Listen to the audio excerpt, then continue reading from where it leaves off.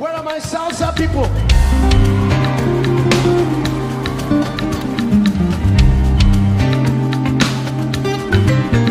Aha.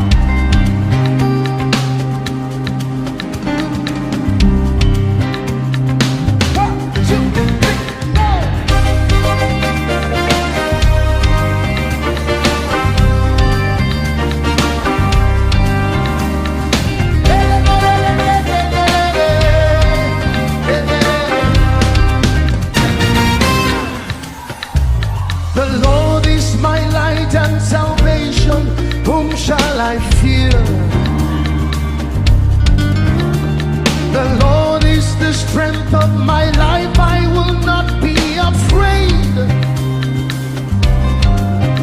When my enemies came against me, they stumbled and fell. Though an host encamp against me, my heart will not fear. The war may rise against me, in you I will put my trust, for you are with me. Hey, Yahweh, Yahweh, Yahweh.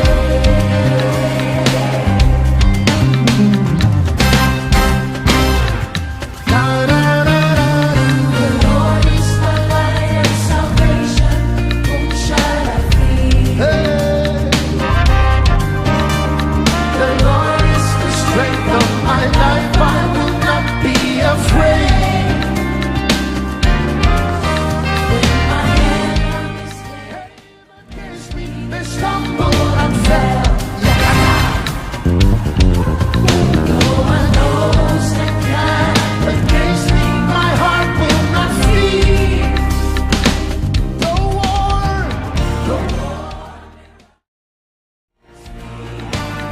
in you I will put my trust. Thank you, thank you. Okay, please, I will still ask that we please fill up the empty seat now. Please. If I have an empty seat in front of you, please fill it up, please. I'm pleading. Thank you so much. Okay. Yes. Okay, it's okay. So, no, it's okay, it's okay. So just please, so that for those who are coming, they won't distract us. It's very important. Thank you so much. All right, I hope we are all expectant and we are in for a good time in God's presence. And briefly, I just want to go through the reasons why we are here. Yes, we are here for a good time in God's presence, and we hope that we'll be able to gather enough knowledge from the experts and professionals that will be here in our midst to dish out from their wealth of experience, great knowledge for us to move on and level up in our careers, irrespective of where we belong to. We have different categories for those of us that have 0 to 5 experience, work experience, or 6 and above, you know. So that is the reason why we're here, because in this dispensation of where we have, there's this word now that says Jackpot movement. Jackpot movement have created a lot of job opportunities in a lot of companies. And it's the time for us to fill up those opportunities and also to hop up our games in our career lives for those who are aspiring for career growth, change of career path, and all those things. So God will help us as we gather those knowledge and also to know the skills you need for you to be able to up your game, your career growth. You know, some of us, a lot of skills now in the world. We are in the era of technology, a lot of things are fast moving. A lot of skills that were in town 5 years ago is obsolete now. So, and we need to up the new ones in our midst today. You know, a lot of things have changed. COVID came around and changed so many things. You know, we started having work from home. You know, a lot of people that could not work from home before started working from home and all those things. So, offices were kind of scanty, you know. So, God will help us as we. Then the issue of LinkedIn optimization. We're going to get a lot of things today. So, they will help us with LinkedIn optimization, how to have a fantastic CV, you know, and how to present yourself when you go for interviews. How do you haze your interview sessions? All those things. We're going to be having breakout sessions for us to be able to have questions and ask questions for them to be able to help us out. Then we are going to also have a panel session for us to be able to address those questions that were asked in those sections. God will help us in Jesus' name. But before then, let me quickly welcome HOM for him to come and tell us. Thank you so much, sir. Good morning, everyone. Good morning, SARS and Mars and everybody. Okay, it looks like we're a little bit cold. Don't be too serious. Relax. Okay. It's a workshop. It's an opportunity to also network. You never know who you're sitting next to. Two, it's also an opportunity to learn. We would be going through a number of sessions. I know Brock Kingsley. My name is Yinka, by the way. That one, HOM, is not my name. All right. So we would be going through different sessions. We'll have a breakout session also. But before we do that, I just have something short to talk to us about. Please, can I have the presentation? Okay. Yeah, so the big question is, I know there's been a lot of buzz, especially towards September, about people relocating, right? Am I correct? And I'm sure there are people here that want to travel, true or false? It's a lie, I'm not telling the truth. Okay? I know there are people here that are planning to relocate, if not this year, yeah, because maybe it's towards December. School is resuming in January, which is probably the easiest way out. Then there's another one in May and February. See, I know I'm very, very up to date. And then there's PR for people that want to run to Canada, or maybe you want to go to Australia, right? It's too far, like 24 hours in the air. Anyway, yeah, so regardless, but this is the reality. Yes, people have left Nigeria. Yes, people are still going to leave Nigeria. It is the truth, except you want to lie to yourselves. You never know, even me, I might leave Nigeria soon. But the fact is that, is everybody gone? No, all right? There are stats that show, there's one which I think is wrong, but there are stats that actually show that around 7 million people have left the country between 2000 and 2022 this year. Maybe this is even high, maybe it's lower, give or take, maybe plus or minus 10% or 20%. If you remove that from 200 million, what do you have? What do you have?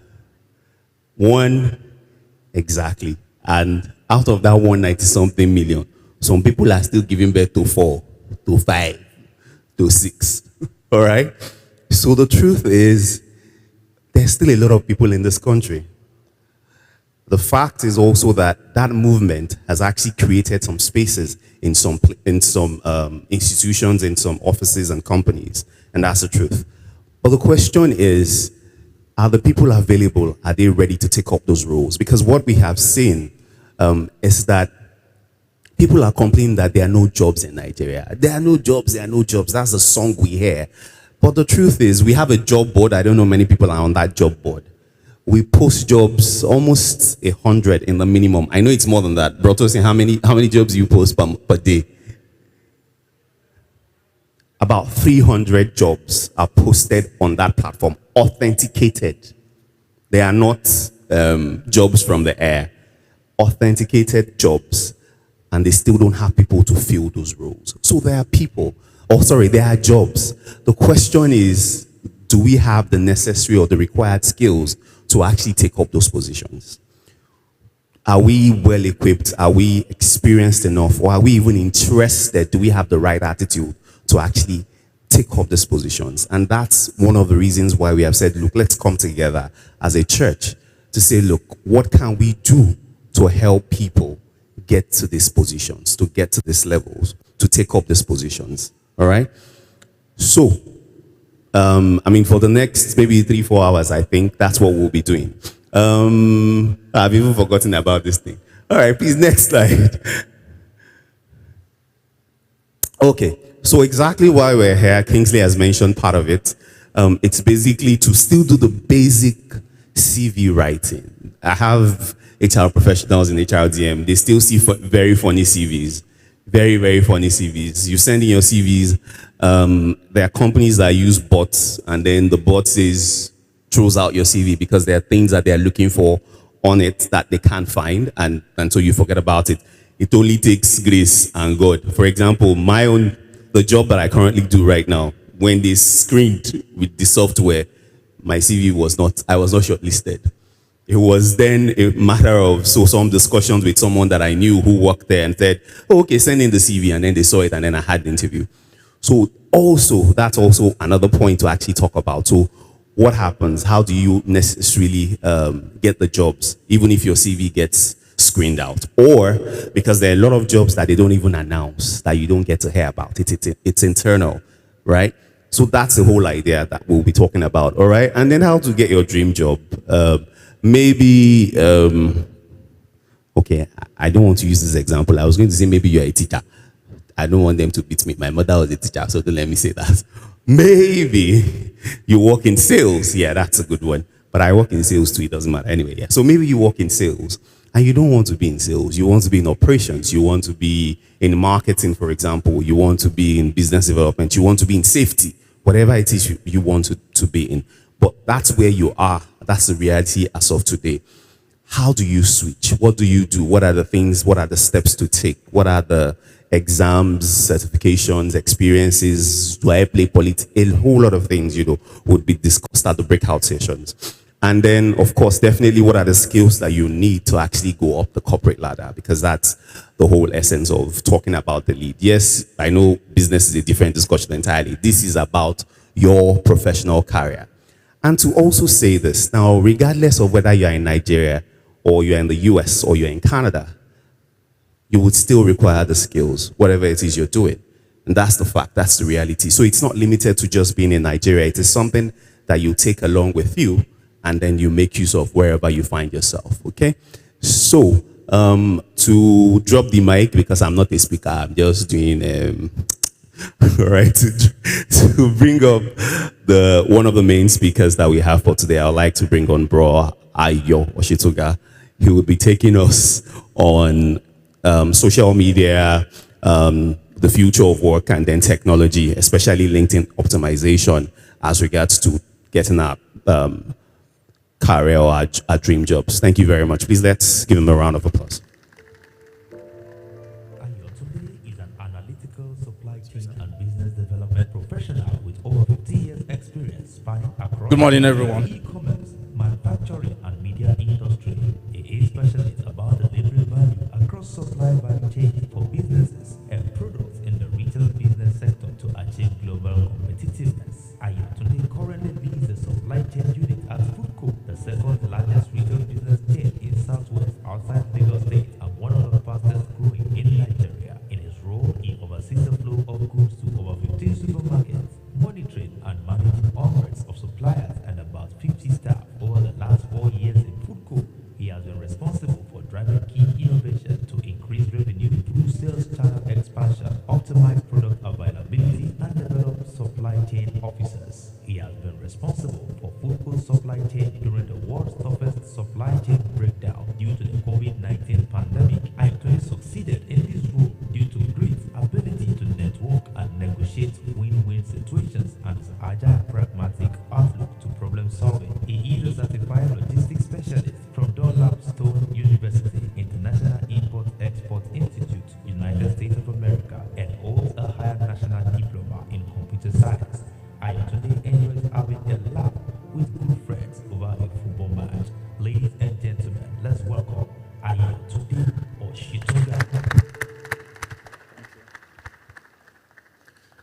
Thank you. First, I would like to thank the amazing HRDM team for giving me the opportunity to do this. It's not taken for granted and well appreciated. I'm glad to be here, to be talking to you. So, good morning once again. All right. I'm going to be talking on the future of work. Like the earlier speakers have said, the landscape in the workspace all over the world has changed over the last couple of years. So over the last, we've always known that there's going to be globalization, and globalization is going to bring all of us closer together to be able to do things across borders in a very collaborative and efficient way. But in the last 2, maybe 3 years, COVID happened. And what COVID did was to accelerate that process. And people were forced to make changes they were not prepared for. So it changed all of our lives. It changed the way we collaborate. It changed the way we relate with each other. It changed the way businesses relate and seize their employees. So, before I proceed, a couple of years ago, we've moved from actually writing letters, like writing letters on papers, attaching our CVs, putting them in envelopes, and dropping them off at businesses. For some of us, there used to be Guardian that has, I can't remember what it was called, maybe a job board, some form of job board at the back of Guardian, that you just randomly pick companies list out openings, and you just pick addresses, you write letters, attach CVs, and you go and drop off. From all of that, we moved on to sending our applications via emails. And today what we're doing is to attract value where there are platforms where people were being searched for. So what I'm saying is, even the way we get the works that are available today has changed over time. And all of this has happened in a very short while. I'm not talking about 50 years. I'm not talking about 100 years ago. I'm talking about in the last maybe 15 years. So maybe 15 years, all of that has happened. What has happened is, instead of the slow and steady change that was expected to lead to globalization, like I said earlier, COVID has accelerated that process and launched us onto new, what I would call trajectory, and we're forced to adapt to survive. As a future employee, one of the key things that we need to do is to also change our mindset. We need to change our mindset. We need to change our behavioral pattern to suit the world that we're moving into. And again, I must say that one of the things that's also changed is the way employers engage with their employees. It has forced employers to move from creating a work environment that they think employees need to work. Now what they are doing is they are creating an environment where employees want to work. I don't know if you understand the difference. So there is a bit of a power shift that has happened from the employer being the boss to the employee having the choice to do the job they want to do exactly where they want to do it. So this morning, like it said, we're going to be looking at the future of work. We'll provide some context into it, and we'll also look at why we need to adapt, why we need to change. We'll look at what are the opportunities that are available, and we then go to looking at what are the tools that are available for us to use and to be able to be available. So like I said, we'll look at why, we'll provide some context, we'll look at trends and what are the skills that are available that we need to use. We'll look at some platforms. We'll also then look at LinkedIn optimization, which seems to be the biggest of them all. Next. Next slide. All right, why are we doing this? Why are we talking about this? The reason we're talking about it is basically to understand how the world of work is viewed today and what it's going to look like in a couple of years. We're going to provide, like I said, some options on how to get these jobs, what platforms is available. We're going to use LinkedIn as a tool to get opportunities, and we need to recognize what are the gaps that are available and how do we key into it. But more importantly, is that everyone should leave here today to be able to go back based on what has been heard, based on what you have listened to today, to go and execute properly in ensuring that you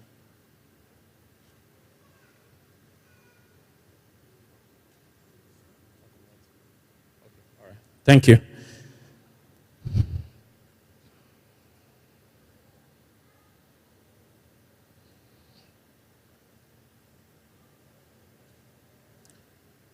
Next slide.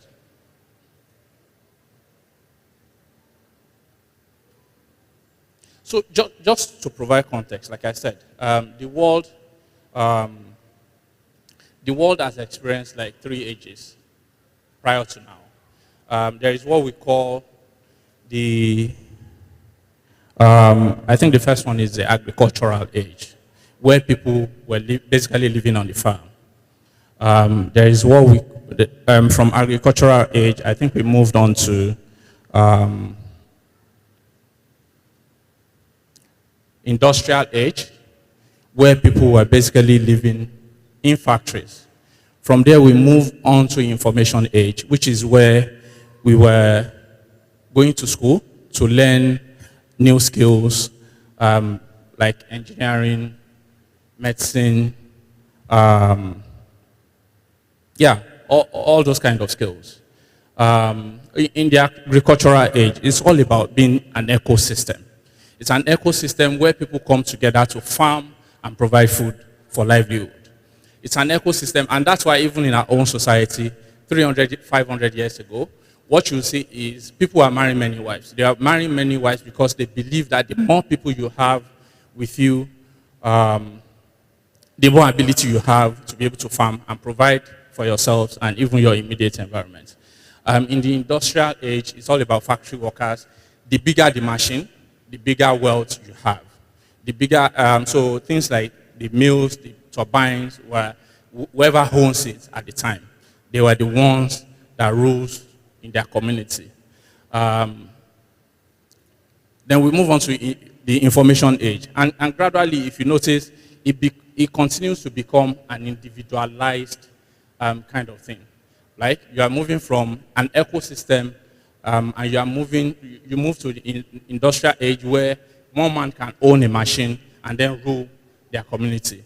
You move to the information age where it's also highly individualized because you are learning the skill all by yourself to provide a service which in turn you exchange for value. Where we're moving to now is what we call the conceptual age. And in the conceptual age, it is the age for the creators and empathizers. Empathizers are people like artists. They are people they are creative people.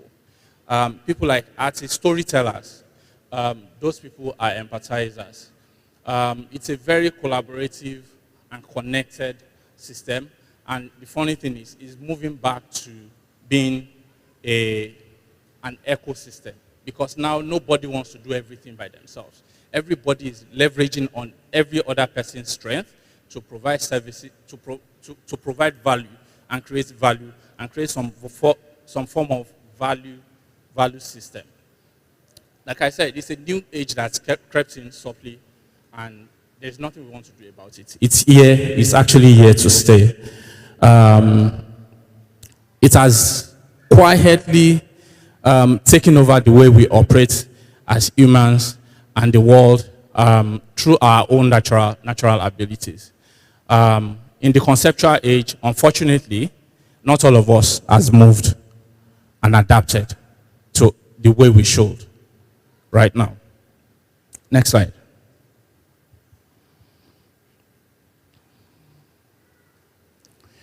What are the trends? That we are seeing? There are basically about 5 of them that we currently have. The first one is that we're having new behaviors that are shaped by social media, Instagram, the things we see online. Because we are a generation, this is a generation where a lot of the things we do are on the internet. So the behaviors you have, the people of the future, employees of the future have, are majorly going to be shaped by what they see, what they interact with online. The other one is technology.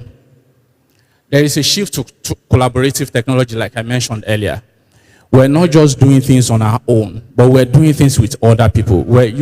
There is the internet of, we talked about internet of things, we talked about big data. So we collaborate with other people, we leverage on other people's strengths and resources to provide value, to generate value, create value, and in turn exchange that value for money. There is mobility. Mobility allows us to, is basically talking about working anywhere. People are moving, like the intro that we had. People are moving from Nigeria today to anywhere all over the world to work, basically. People are living in Nigeria that are working for companies in Australia. There are people staying here that are working for companies in the United States. So people are very mobile. So that's also is one of the things that we've noticed that, as a trend. The Gen Z workforce. The Gen Z workforce comes with a different kind of attitude. It's a different kind of attitude where the most simplest of things you think does not matter, actually does matter to them. I want to take a job and I need to know where I'm going to get my lunch. My lunch, the kind of lunch I want needs to be close to where my workplace is. Those kind of attitude.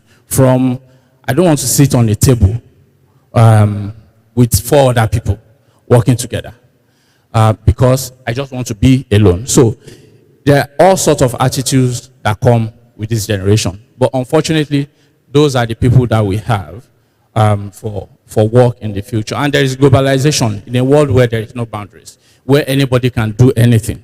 And there is no restriction on who I can employ to do anything for me. All of this is creating a new future of work, a new future for the work environment. And it's talking into who does the work, it's speaking into when and where work is done, and how work is done. I think I need to state at this point also that the ability to exist in the future of work is not inherent in anybody. It is not inherent in anybody. It is something that you have to learn new skills to be able to achieve and get the value that you desire. You need to, there is what we call now, that is very common, which is adaptive learning, right? You can learn skills at your own pace, the way you want it, with nobody stressing you. So the ability to exist in that future is definitely not inherent in anybody, and it's something that we all need to imbibe. Next slide.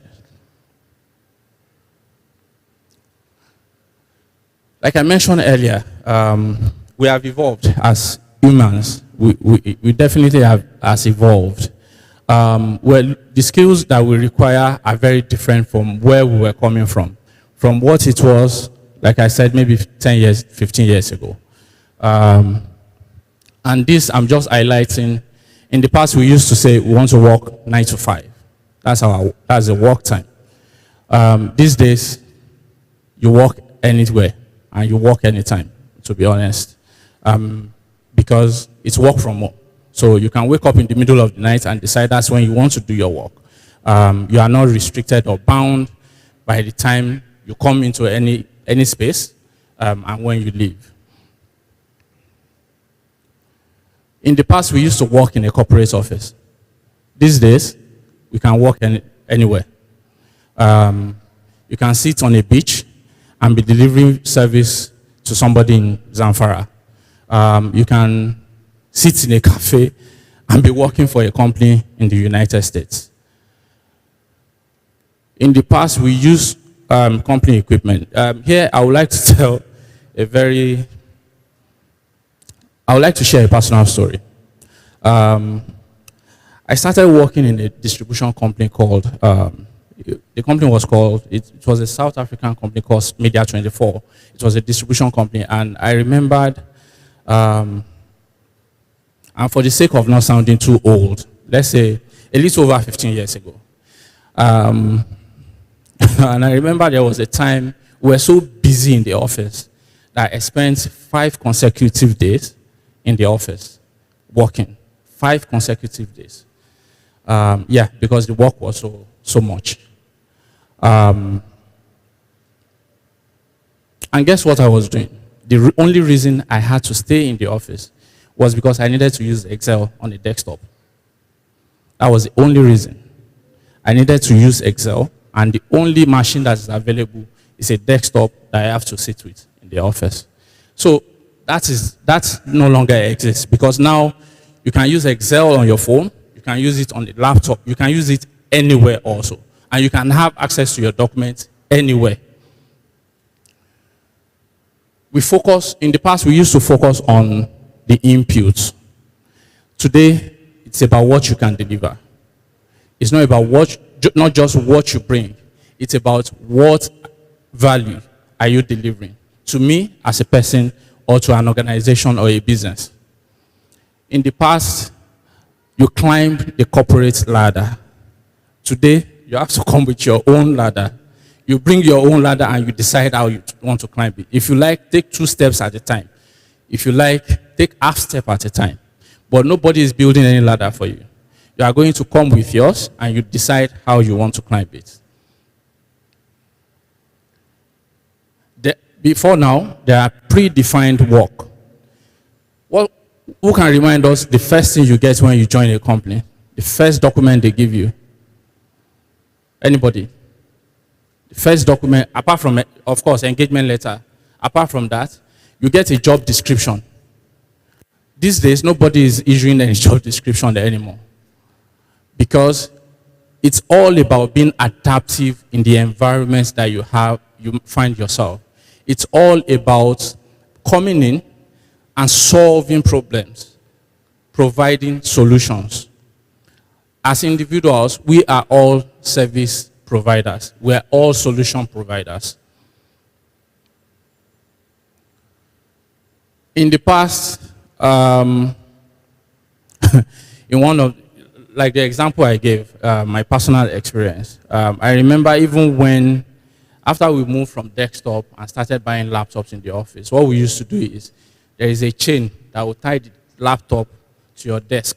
So you can't move it anywhere and you can't copy anything off of it. It doesn't happen like that anymore these days. In the future, the information is available on the cloud. We're saving all our information to the cloud. That's what we do. So information is available to anybody who needs it at any time. In the past, most employees doesn't have a voice. They come in and do what they were told, and they leave, and they move on. Today, you don't just have a voice, you are actually a leader in your own regards. In the past, we rely on emails heavily. Today, we rely a lot on collaboration tools, on collaboration, on being able to work with each other to provide value, deliver service, and deliver value to our businesses. In the past, we focused on knowledge. Today, we focused on adaptive learning, like I had mentioned. In the past, there is corporate learning and teaching. Today, it's all about democratized learning and teaching. Next slide, please. What are the platforms that are available for us in the future and even where we are today? We have a couple of them, and there are hundreds, maybe thousands of them that are available. But today, we look, next slide, please. Today, I've highlighted just a few. On all of these platforms, you have the opportunity to go on there, register yourself, showcase yourself. You see, one thing I tell people is this. On all of this platform, behind every URL that you see, behind every platform, behind every database, there are actually real people that are looking for people like yourselves to exchange value with. You understand what I'm saying? They are actually beyond all of this, beyond all the names, all the websites that you see. There are actually real people behind them. And what they are doing is they are looking for people like yourselves to exchange value with them. You only need to show them that you have the ability and the skills they are looking for.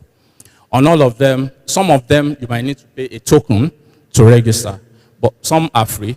And like I said, there are one or two that are local to us that we might be well aware of. I want us to, for all of this platform, the other thing I also want us to see ourselves as is to consider ourselves as commodities. Like we should see ourselves like commodities, and we are showcasing ourselves to people who are going to be interested in us. That's what we need to do. Next slide.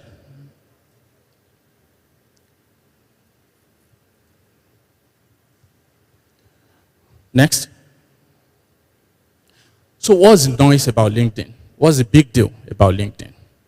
First, I would like to provide some data for us about LinkedIn. Next slide.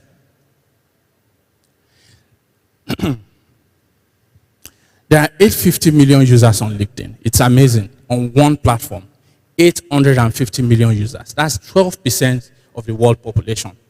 Taking that, assuming the world is about 8 billion people today,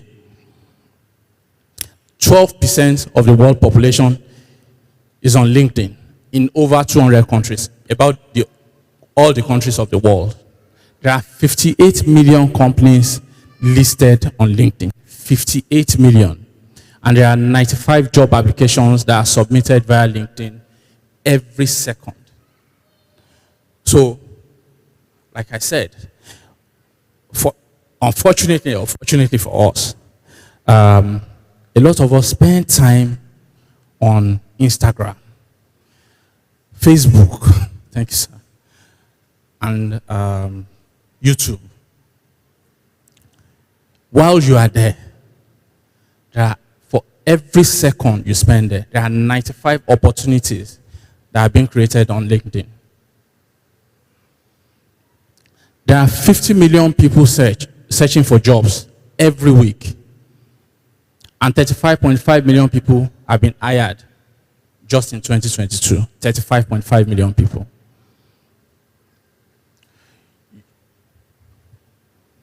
I don't have the data, but I'm certain that on Instagram, on the average, I'm sure users will use more than 10 minutes, if not maybe 30 minutes. But let's say 10 minutes. On LinkedIn, an average user uses 7 minutes. You know why? Because they are not there to play. They are there to look for, they are very specific about what they are looking for. They are looking for skills, they are looking for talents. An average user uses 7 minutes there, which is why it is very important how you position yourself on LinkedIn for you to be found. And on LinkedIn, 6 people are hired via LinkedIn every minute. For every 10 minutes spent on Instagram, that's 60 people that have gotten a job somewhere. Next slide.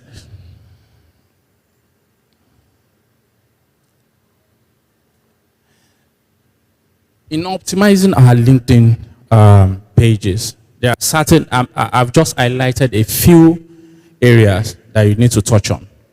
The first thing is your profile picture. Use appropriate profile pictures. Don't use profile pictures you took at your friend's wedding. Don't use the one you took while on holiday on a beach. Use an appropriate professional profile picture. while saving you also need to save those, your pictures with keywords. With keywords that are going to lead employers to you that are looking for you. It is very important because when they type in those keywords, it's looking not just at your profile pictures, everything, your banner pictures also is actually looking at it.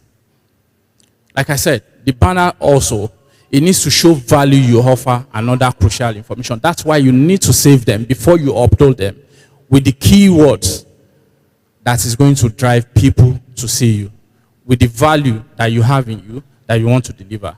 Let people know and be able to search for you through those words. Your headline should not be your job title. Your headline shouldn't be your job title. It should show who you help and how you can help an organization to achieve their goal. That's what your headline should say. Your about should be interesting. It's a longer profile. Let it talk about you. And let it show what opportunities you want to attract to yourself. It should also clearly outline what you do and how you do what you do. Because those are information people want to know. Next slide.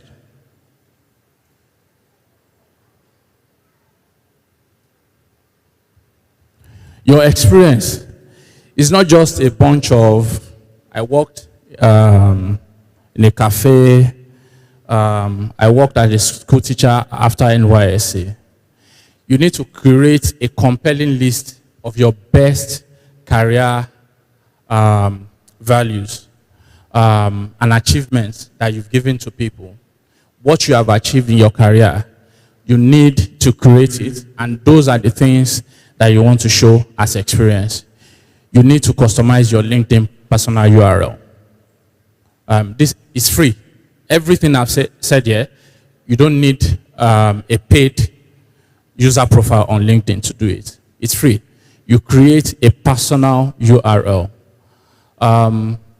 Make sure your skills have the right keywords. Like I said earlier, don't dump a list of irrelevant buzzwords as skills.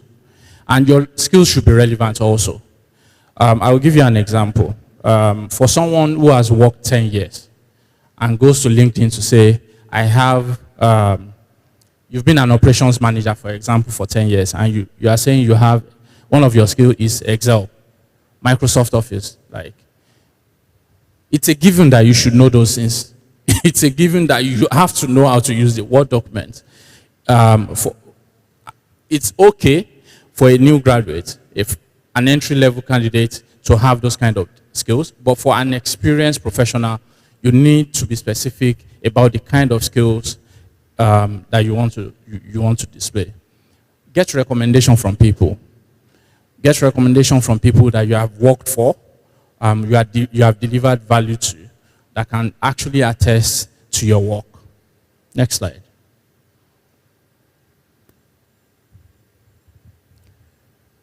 Like I said, that you should consider yourself as a commodity. And the way you display yourself matters a lot. For some of us who are in retail, there is something we call merchandising. And what merchandising is there is a reason we put butter beside bread. And there is a reason after butter, the next thing you see is Milo. Because they are related, right? You also need to organize your LinkedIn as a store.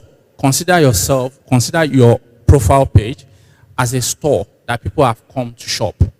Let everything speak to themselves. Next slide. And I've given examples here. Like I said, relevant banner, clear professional picture, clear targeted headline. Your headline should show diverse skills for multidisciplinary people. And your about me should be interesting. It should make for a compelling read.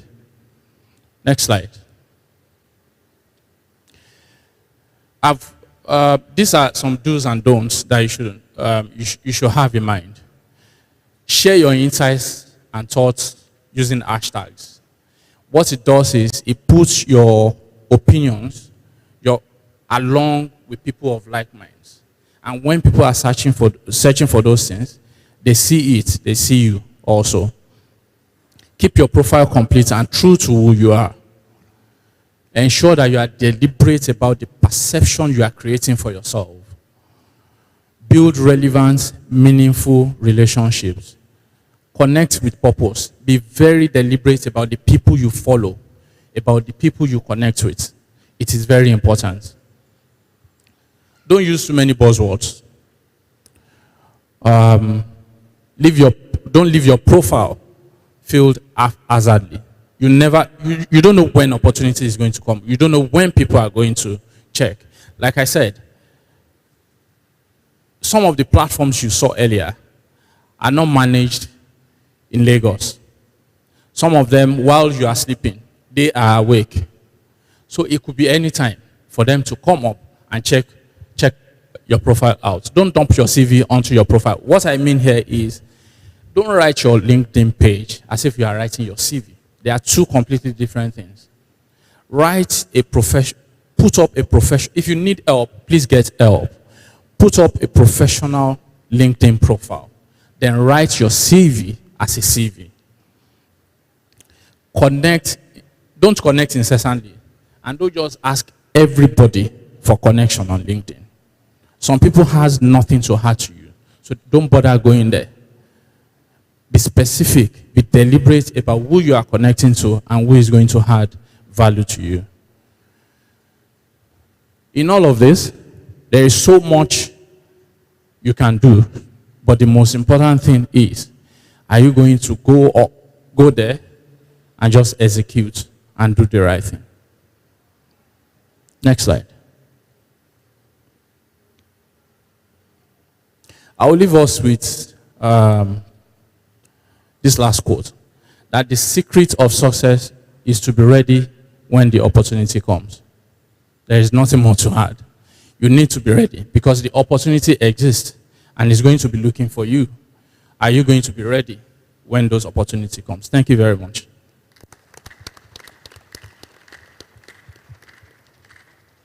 Thank you so much. Please help me appreciate Boayo once again for that beautiful and fantastic presentation. That was awesome. Please have an applause for him once again. While he was having his section, we had the presence of Pastor Femi. Please help me appreciate our pastor, Pastor Femi. Thank you for joining us today. And we also have one of our daddies in our ministry. Well, Muyiwa, please. Thank you, sir, for coming around, sir. God bless you, sir. That was wonderful. But for those who have questions, just quickly ask questions. For his section, if you have questions, please, so that you can give justice to our questions. Please, questions, let's ask questions. Or is it clear? You understood what he said? You understood what he said? You don't have any question? If you have a question, please, and if you don't want to ask them, you can write down on a piece of paper and give it to the person beside you. Okay. Why we are not trying to ask questions? Recently, I had an experience and it got me to remember an experience I had in my early stage of searching for a job. For me, I was intentional about doing the course I studied. We all had different stories and different experiences. But for me, I was very intentional about studying the course I studied. I studied industrial engineering.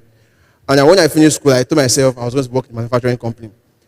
But I had a disadvantage, and because I was over the age of 26 by the time I was over NYSC, so I couldn't enter into a lot of manufacturing companies because of the age bracket. I said, okay, what should I do? I just had to move it to IT.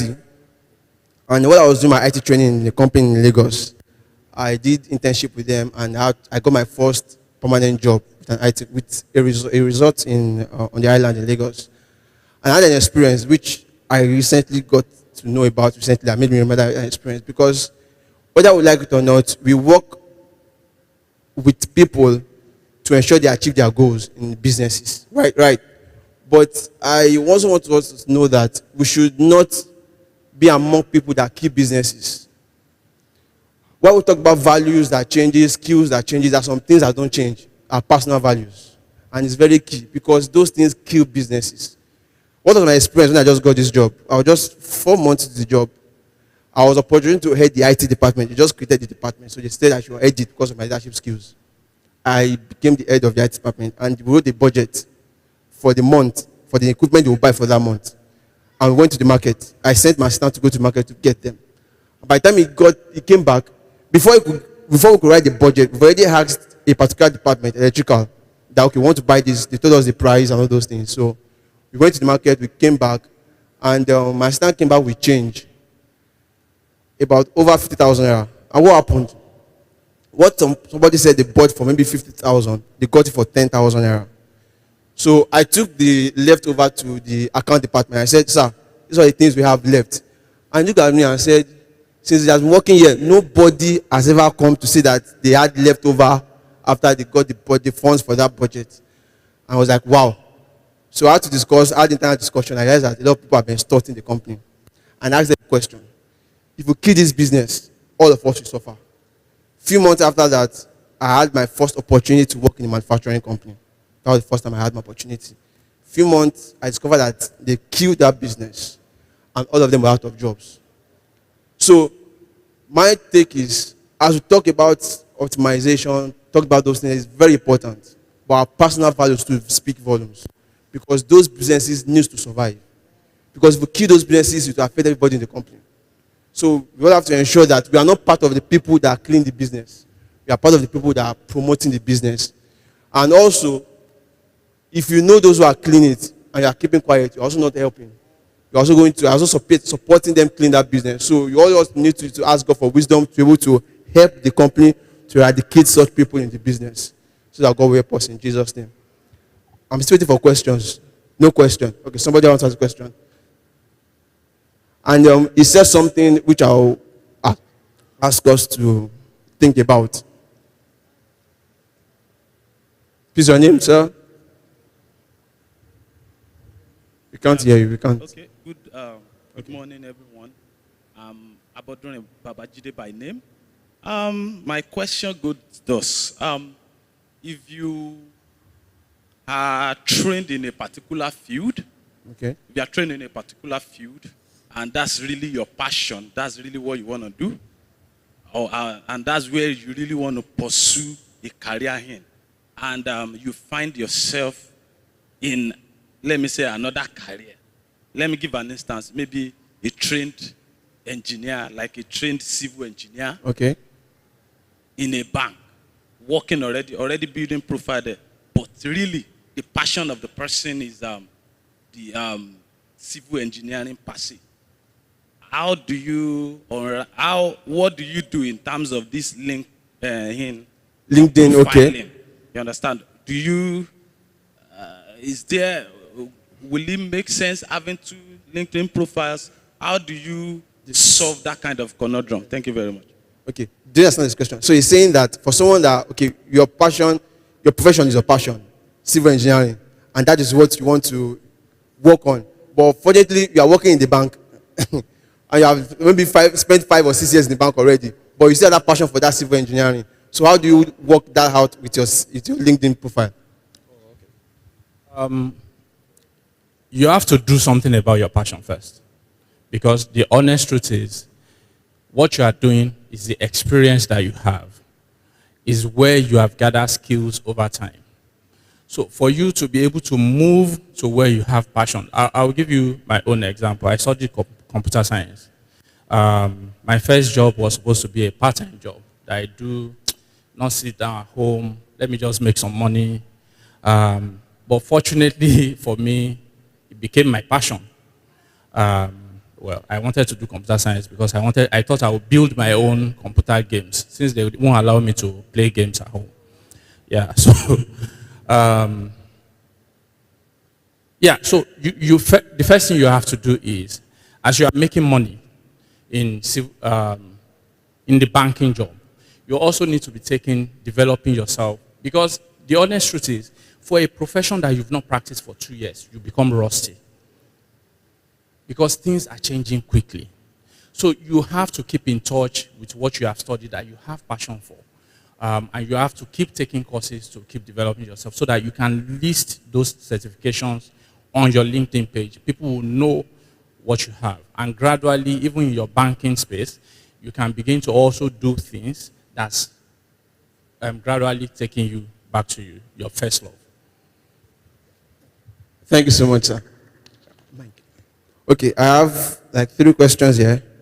For someone who wants to combine business and career profile on LinkedIn that are in different industries, example, a soil scientist and a fashion business, how can we build a profile for both on same business profile? For both or same business profile?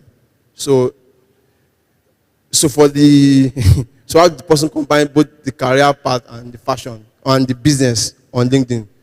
Should everything be on the same LinkedIn profile? You have 2 different LinkedIn profiles. We have to differentiate so that we don't confuse people. We have to differentiate what we want to be known for and what is like our hobby or something that we do to make money. We have to differentiate. If you want to be known as a professional for certain skills, that's what you need to put on LinkedIn. For fashion, Instagram. You can build a profile on Instagram for your fashion business while you build your professional profile on LinkedIn, because that's where people go to search for you for those. Thank you so much for that. Another one says, as a fresh graduate with no experience, what do I put on my LinkedIn profile? Fresh graduate with no experience, what should I put on my LinkedIn profile? Are there things you achieve while you are in school? Put it there. Are there things you are known for when you are in school? Are there things you did while you are a youth corper? Put it on it. Those are the things you should put there. Everybody understands you are a fresh graduate. Nobody expects a fresh graduate to put a same skill as a 10-year professional. It is what you are good at, what you are known for. Those are the things that you need to put there. And don't say you are a fresh graduate and you are not doing anything for yourself. There are certifications as a fresh graduate that you need to do. A lot of them are free today. So you need to go ahead and do those certifications, put them there. And yeah. Okay, thank you. The last one. As a minister, clergy, how do I present and project myself on LinkedIn? Do I post sermons, studies, or what? As a clergy, as a pastor, a minister. So what do I put on my LinkedIn profile? You are a clergy, that's your profession. So can they post sermons, post study, Bible studies, and all those things on LinkedIn? Yeah, so I'm not sure, but I bet there might be people who are looking for clergy on LinkedIn. I don't know. So, like I said, it's all about what are you best at? What are you known for? What skills is inherent in you that you have, right? Those are the things you want to project for people to see. Okay, thank you so much, sir. God bless you. So for LinkedIn, like you said, do all the things you need to do to make your LinkedIn outstanding. You know, recently I read a story of a guy who got a job from Canada right in Badon. So I think it's Badon, Lagos, I'm not sure. The guy posted what he does. I think is a plumber or something.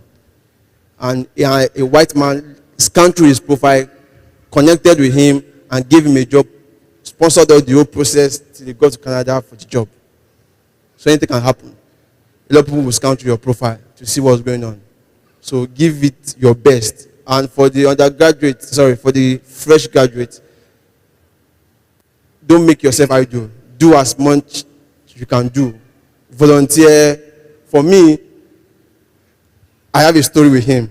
I just saw him since I left University of Badon. I just met him again. You know, for me, I've been into volunteering social space since I was in University of Badon. I founded a group in UI that became a student organization.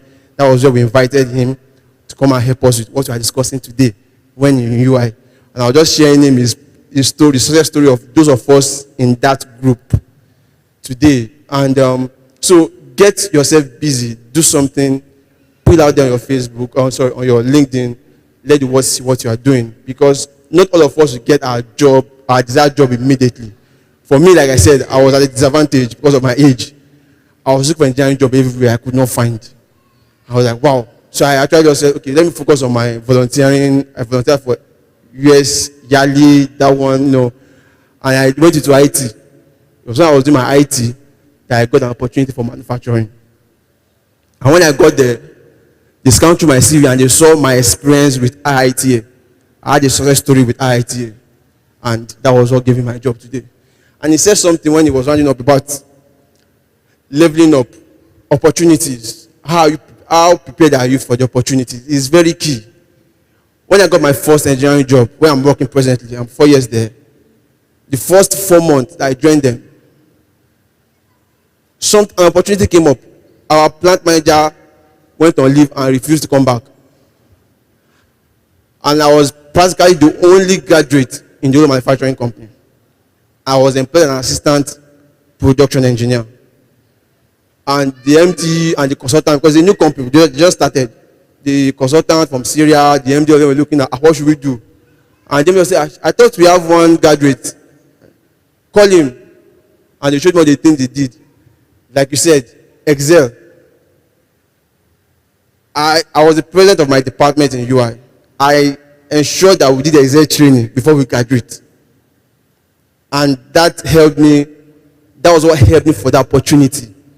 They needed someone that can use Excel to design all the whole reports, formulas and all those things. And they gave it to me. I redesigned everything. The MD saw it and said, wow. And because of that, they had to create a new position for me in the company. And opportunities came, I was prepared for it. So we all need to always prepare for opportunities. Thank God that a company is here. They are holding me a job. I was supposed to do my IT in that company, but ASU strike didn't allow me to do my IT in that company. But ASU, don't worry. All right, thank you, Bro Ayo, for that wonderful presentation. God bless you. I will. So we are very blessed to have this person in our midst. It's not easy to have them in our midst. It's not easy to have them in programs like this. So we are blessed, and we are highly blessed to have her in our midst. So, okay. So I will invite my HOM to come and introduce our next speaker. Thank you so much. Please appreciate my Oga. It's actually calling me HOM again. Okay. Sorry, can we have her profile up?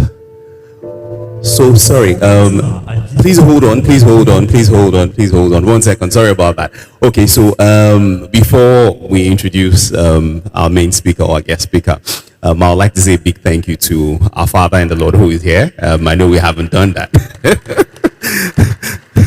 Okay, in the person of Pierre. Please, let's celebrate him. It's not good to. It's not easy to have PF. To have someone who really loves us like he does. So, thank you very much again. All right, so please let's have the profile up. Mokutima Ajileye is the managing director of P&G Nigeria and is responsible for leading the company's business operations in the country. She started a career in manufacturing in the brewing industry, but pivoted to marketing upon joining P&G. She is a highly experienced business leader with over 18 years of accomplishments in building brands, growing businesses, and solving complex business challenges across Africa, Europe, Middle East, and South Asia. Mrs. Ajileye is an astute business strategist. She has an entrepreneurial mindset and is comfortable with ambiguity, which has enabled her to take on startup roles within the company and build the organization from the bottom up. She is extremely passionate about organization capability building and talent management. Prior to her current role, Mrs. Ajileye served as the Senior Director of Commercial and Marketing for P&G Nigeria, where she defined and led the commercial and marketing strategic growth plan for all P&G brands in Nigeria. Before this, she was the Regional Director of Digital Transformation and Disruptive Innovation for P&G's Feminine Care business in Europe. As the Managing Director of P&G Nigeria, Mrs. Ajileye has continued to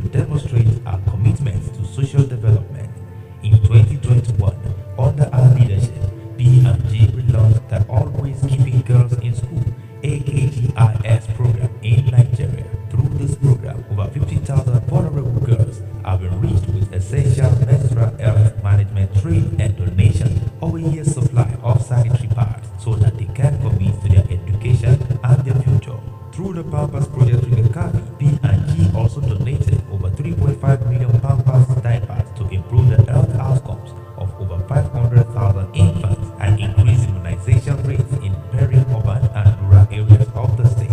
Mrs. Ajilaye sits on the board of the American Business Council and the Nigeria Jubilee Fellows Program (NJFP) and serves as a strategic member of the board of the Manufacturers Association of Nigeria. She has an MBA from the Warwick Business School and is an alumnus of the Federal University of Technology, Owerri. She also holds certifications in digital disruption from IMD Business School, Switzerland, and strategy from INSEAD Business School, France. She is married with 3 children and has lived and worked in Nigeria and Switzerland. She is passionate about education of a girl child and mentoring the next generation. She enjoys exploring new cities and is an avid reader. Ladies and gentlemen, let's make welcome Mukutima Ajilaye.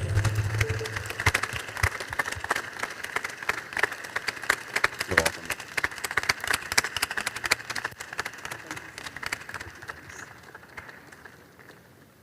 Thank you so much. Please sit down. Good morning, everyone. Thank you so much, Pastor Femi, for inviting me. Thank you, Toby. I'm sure she's running around somewhere. And greetings, everyone. I think this really brings back fond memories for me because 18 years ago, actually, I was in Ibadan. Like I mentioned, I started my career, or the profile mentioned, not me. I started my career in manufacturing. And that's when I actually knew Global Harvest Church. So I used to come here when I was in training school in Nigerian breweries. So I spent about 18 months in Ibadan before I moved to Lagos, etc. So it feels like I'm back home. So I'm really happy to be here. It's a topic I'm very passionate about, talking about career, etc. I have a couple of slides. I just want to wait for it to come up, please. Okay.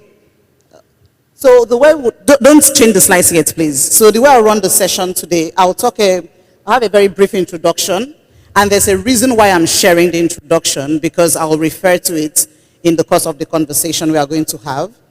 Then I'll talk about why we are here, which is the skills for the future, and then share my story, and in the process, draw on the learnings that I've had over the past 18 years.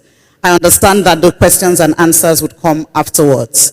So please, I really do want to take questions because I think that's why I engage more with the crowd and also really know what's on your mind. So please write them down so that you don't forget them when it's time to start asking. Okay, I think we can go to the next slide now. And I hope everyone can hear me. Okay. So don't bother with the dates. There's a reason why I'm sharing. But I want to start with the left. I like to call myself an optimist because you would see why it's super important when you are going after a career to actually always have a vision and believe that things are possible. I have 3 children. They are up there. That's an old picture. They are much older now. And my husband is here. He came with me. Thank you so much. And by the way, his name is Femi as well. Okay, as you can tell, I'm not Yoruba. I'm from Akwa Ibom, but I'm married to an Ekiti man. And we met in Ibadan, so it's great. Okay. So I love reading, exploring new cities. I have a lot of books in my library. By the way, most of them are fiction, so I don't only read business books. I started in food science and technology, so very far from business management. And there's a reason why I'm sharing that, because there's a story there behind pivoting. And this is my favorite quote, by the way, which is, whenever you wake up is your morning. It's extremely important because it's never too late. So there's nobody here that should say, okay, so much time has passed, there's nothing I can do about it anymore. Absolutely not. There's always time, as long as you still have breath. And this is why I shared this up here. Okay, so I started in manufacturing. I went through the ranks, and that's why I was sharing this. I did different facets of marketing, and then moved into from marketing, core marketing, into what I call commercial, which really has to do more with managing the profit and loss of a business. And then I moved into my role. And I will talk about how I went through these different things. Please, the next slide.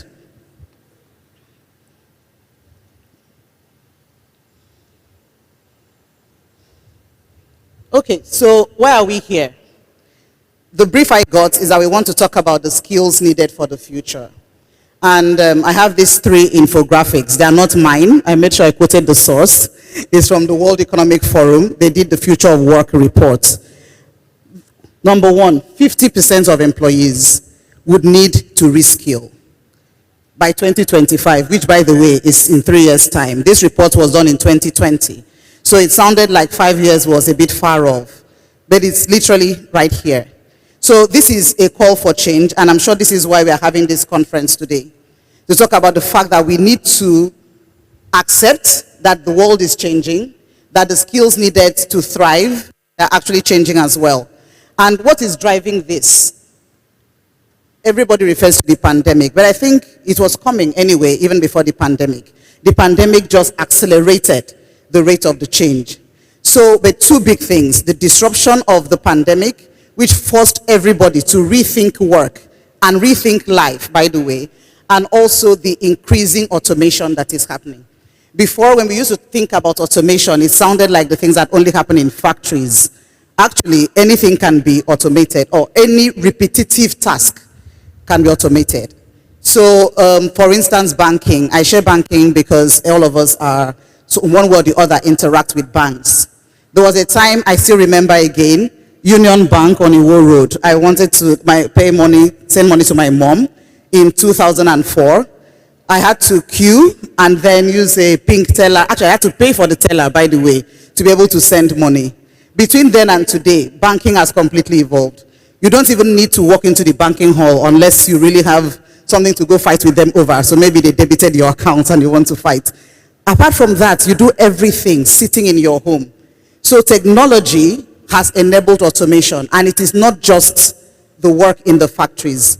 Any task that is repetitive, any task that you can have a defined set of inputs to have a defined set of outputs can be automated. And we just have to bear that in mind. Administrative work, scheduling, just think about it. Anything that can be repeated, it actually can be automated. Next slide, please. No, sorry, please go back to that one on automation. I wanted to make a point there. So again, this is the trend or the projection that in 3 years' time, it will be almost a 50-50 split. Now, this is, of course, a worldwide average. Nigeria might not be at 50-50. Some people might even be ahead of the 50-50, who knows, maybe like Japan. But the truth is, it's coming. And the good thing that I wanted to notice is that there's still the human. So as much as we keep talking about automation, there are certain things that a machine can never do. No matter how much we have supercomputers, they cannot, anything that has to do with human interaction, a computer cannot do it. Things around collaboration, leadership, problem solving, innovation, a computer can do that. Someone actually still needs to innovate the next level of computer, by the way. So I think one is realizing that we would always need humans is the reason why we are here today. So as much as we are sounding the alarm that automation is coming, we need to reskill, we would never have a world where you do not need humans to work. Okay, next slide, please. So this is my last slide from the World Economic Forum. Then I'll go into the more critical things, but this was very important to lay the stage. Now, I'm sure that when we think about, because we've talked about technology and automation, when we think about the skills of the future, the first thing that probably would come to our minds is things that are technology-driven or technology-based. People talk about big data, AI, all sorts. They are there, but actually, in the top 10 skills, if you notice, the ones that have to do with technology are just 2. The skills that are actually needed going forward are very human skills. But then there are skills that today we see a big gap in the society, and not just in Nigeria, but more in Nigeria because of the way our school system is structured. So things like critical thinking, which I will talk about a bit, complex problem solving, how do you influence people, how do you fight for resources, resilience, being able to handle stress. It's funny, but these are the skills that will be needed. And this is because the world, the uncertainty in the world is not going to get any better. That's the truth. The volatility, the uncertainty is only going to keep getting worse. So what employers are looking for is beyond the technical skills. That's the point I want to make with this slide. So there are two types of skills here. One is cross-cutting skills, which is irrespective of industry, irrespective of role, irrespective of country or geography, they are skills that are transferable. And those are the ones that are actually 8 out of the 10 on this slide. Then, of course, you now have the specialized ones. So I'm not saying don't learn about digital marketing or all those very nice things. You can if you want to. So it's still going to be relevant. But guess what? So let's use an example of digital marketing where everybody wants to learn. At the end, the skill or the specialization in digital marketing is a means to an end.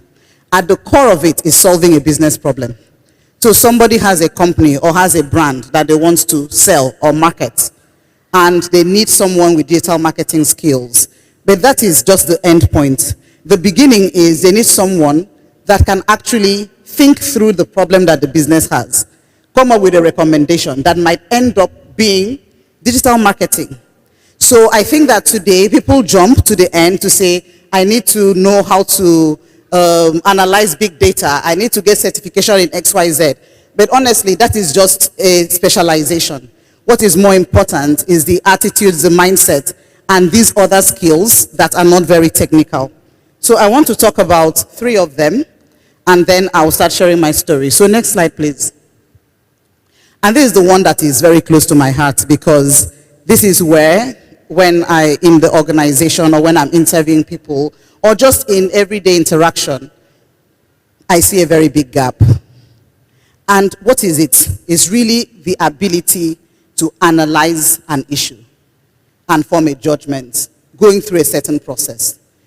And I was just pondering on it, that why is it that it's difficult for people to build this skill now? I think on the flip side, that is also the danger of social media and the way information is just circulated. People today just click send. People don't take the time to verify if that message even makes sense. Like, first, common sense. Does it make sense? 2, is it even possible? 3, who is the source? So this habit of just forwarding has stopped people from pausing and asking the questions. So that's just one aspect of it. So today, we talk to people and you see the decision-making process of people. There's a big gap between what they say is the objective and the decision that they are taking. And it's so hard to connect the dots about how they are thinking about it. And this is very critical in the place of work, because this is the only way that you can think through to solve a problem, think through to innovate, think through to find different options. So there are stages to it. One is, of course, having a clear objective. That one is never the challenge. People know what they want to get or what they want to do. But then, gathering the reliable data. Again, there's so much data in the world. And then you can analyze data and it can tell you what you want to hear versus what is actually what you should draw out from that data. So you always need to question the sources. Is this data reliable? Can the source be trusted? And then the big part is questioning. And this is why I said that our education system doesn't support it. At least when I was in school, maybe hopefully it's better now. Where literally the lecturer expects you to regurgitate what he taught, full stop. Don't add, don't subtract. Actually, if you add, you are going to get marked down because, why, this is not what I said in class. Unfortunately, this doesn't help in the world that we are in today. So I see that at least in the primary schools it's changing, maybe secondary, where children are questioning a lot more now. Again, access to information probably is helping that. So the ability to question, you might think is very straightforward, but it's funny that people don't question things. They don't question why something is happening the way that it should. And it's also cultural, because we are raised not to question authority. So because of that, that part of our brains that should question things, we don't develop them.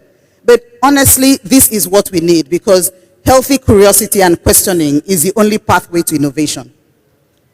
And then the fourth part is really when you now have your possible solutions, you need to check both the short-term and the long-term implications of the decisions you are taking. And this links to my second favorite topic of JAPA, where everybody wants to run away, which honestly, it's okay, we are too many in this country, so if you find a way to go, great, go for it. However, as you're taking that decision, I think that people are very short-term about it. I just want to get out of Nigeria because, oh, there's devaluation, or security issues, economic crisis. I'm not sure people check that actually your destination, for the most part, the UK, is in a very bad state today. Most of Europe, by the way. So I think the points I'm making here is not about don't japa, is whatever decision you want to take, look at the short term and the long term implications of that decision. Then explore all sides before you draw a conclusion. I want to spend time on this because this fits into life decisions. It fits into how you think about work. And this is what, for instance, when we interview to join P&G, this is what we probe on. We want to understand how you think about things. It's not just what you did, because at the end, honestly, it doesn't mean that you would 100% succeed just because you went through these steps. So at the end, that project or thing might fail, but failure sometimes is out of your hands because there are so many other extenuating circumstances. But what is important is to see how you think through events to then arrive at a conclusion. Please, next one. So the second thing on that slide that I had shared was about leadership and influence. And I like this particular way that leadership was broken down because it's from IMD. There was a course I did. I was about leading in a digital world. So this is leadership that is contextualized in a world where things are rapidly changing. So they said, what are the things that you need or the skills that you need to build to lead for the future? It's funny, it started with being humble. The fact that accepting that you don't have all the answers. The pace of change is so accelerated that what you thought you knew yesterday, give it, 3 months, things change and you need to relearn. So even people that are very active on social media platforms, they would notice. So when you think that, oh, I know how this app works, I'll know the algorithm for Instagram. In 3 months' time, they change something in the back end, and you're wondering, okay, I put up a post, why is it not getting to my audience? So they're always changing things, and new apps are always coming out. I'm just using digital space as an example. So understanding that you don't have all the answers, being humble enough to accept feedback. Again, this is something that I see. For some reason, people don't want to hear the real truth anymore. They just want you to, just sugarcoat it for them and let them go. And then there's this whole, do me, I'm being my true self. This is who I am. You take it like that or not. And we have down-twisted authenticity to mean something that it is not. People don't want to hear when they are giving feedback. So I think that's the first one. The second one is being adaptable. And this having a mindset to say that, okay, if new facts emerge, if new data points come out, if there's new information, I can change my mind. So now we are not saying that anything that happens, you just keep switching with the wind. But being able to say, okay, in the face of this new thing that I've heard today, I can change what it is that I believed about myself or my job or my skills yesterday. So adapting is extremely important. Being visionary. I know I talked about short versus long term, so I'm bringing it back, is sometimes things are so uncertain. So how you want to get there might not be very clear, or you might keep changing and adjusting it. But you need to have a goal. You need to be very clear on the objective. Again, this is both work and life. You need to have clarity on what it is that you want to go. And then especially if you want to take people with you. There's no way that you can engage people, whether it is at work or in business, and you are not able to cast a clear vision of where you want to go. And then the last one is being hyper engaged. Be aware of the trends. Be aware of the things that are happening around you. Again, I'm bringing back curiosity and asking questions. Being willing to listen and communicating with your internal and external stakeholders. Actually, understanding who your stakeholders are is also a very big part, especially in the workplace. Your direct manager is not your only stakeholder. There are so many stakeholders. It might actually be a peer in another department or division, but has a big input into your work. So that part is extremely important as well. Then the last one I want to talk about from that those top skills. Next slide, please. Is on resilience and stress tolerance. And again, this is where we are beginning to see a not so good trend is worse, honestly, outside of Nigeria, worse in the Western world, where we are really having a lot of people break down mentally, and the whole focus now on mental health.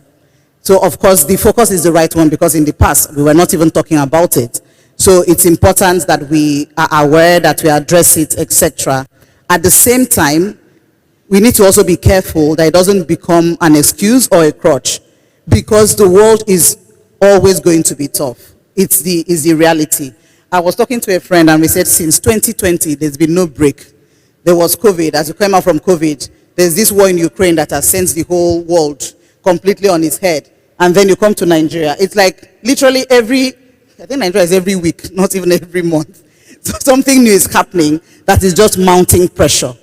So how do we adapt and manage? One is, again, having the mindset of adaptability and accepting that this change has come and embracing it versus continuing to resist. Then, but the second one I want to talk about is what I termed having a healthy relationship with control. And this is acknowledging that some things truly are outside of your hands.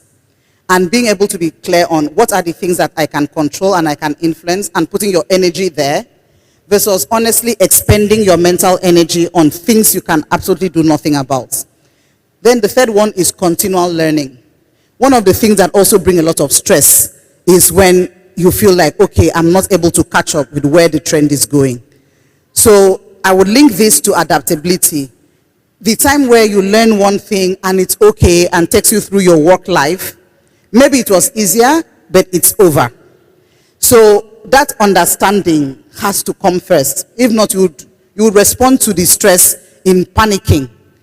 Accept that it's okay, I would keep learning. Like committing to lifelong learning now, it's not a nice to have. It's like there's no other way of surviving. So, and these are the things that once you have that mindset of I will continue to learn, then you will now be open to the learning.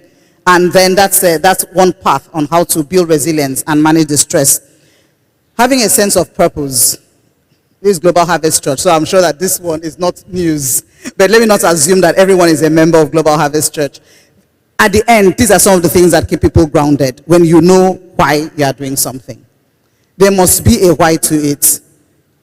And whether it's in business or at work, why do you want to get to XYZ position?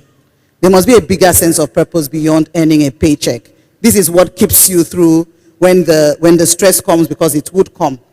And then knowing how to leverage support, how to ask for help, and how to harness appropriate resources. So I've talked about these three things. I'm looking at the time because I want to share more personal stories.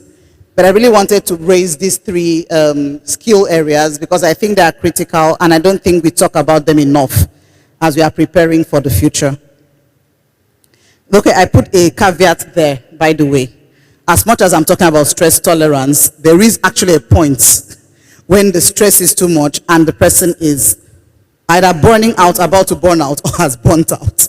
And it's important to know yourself and know your triggers and the early warning signs. And there are a couple of them, and most of them are physiological. So whether it's having incessant back pains, sleepless nights, suddenly you can't sleep anymore, or you are not as patient as you used to be, you are running on a short fuse, or relying more on comforting habits like overeating or eating too much sugar. You need to be able to say, okay, when I start doing this, I am really on the edge.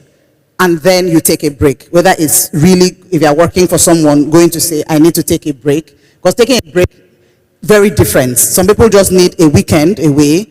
Some need an extended period of time. So, but knowing when this stress is getting too much, take the time out. Because when you take the time out, you can then more accurately ask yourself, what exactly is causing this stress? It cannot just be everything happening. There will be one or two personal triggers. And when you understand it, then you can then start fixing. So I wanted to just put that point up there. That please, truly, when stress is so much, it is no longer normal, it's not healthy, and it's actually a killer. Okay. So we can go to the next slide now. So I would start to tell my story and then draw some lessons from it. So this is the first one that I call the audacity of trying. Slide 10. Okay, great. So I got this quote from, now I can't remember who I got it from, but it's not my quote, by the way. which is I can accept failure. Everyone fails at something, but I can't accept not trying. So why did I bring this quote up? I started so let me start from actually when I was back in secondary school. I think I'd always known that I was more inclined towards social sciences. I didn't know it was called social sciences, but I didn't like maths. I didn't like science. But guess what? I was in a science college. It was 100% science. There was even no other thing. So I was in a normal secondary school where you can have other subjects. I was in a science college with very predefined things to study. Maths, further maths, English, biology, physics, chemistry, economics. So you take either economics or agric, I think.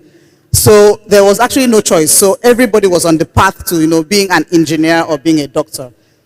So how did I end up in the science college? Because everybody feels that, if you are doing well in school, that is where you should go. So I was there. And then because I do not like failing, I actually did so well. But I hated it. I think this is very interesting.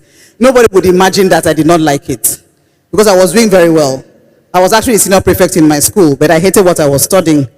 So when I finished school, of course I ended up in a technology school as well. Federal University of Technology, no worry, because I cannot go to any other school anyways, only science that I've always done.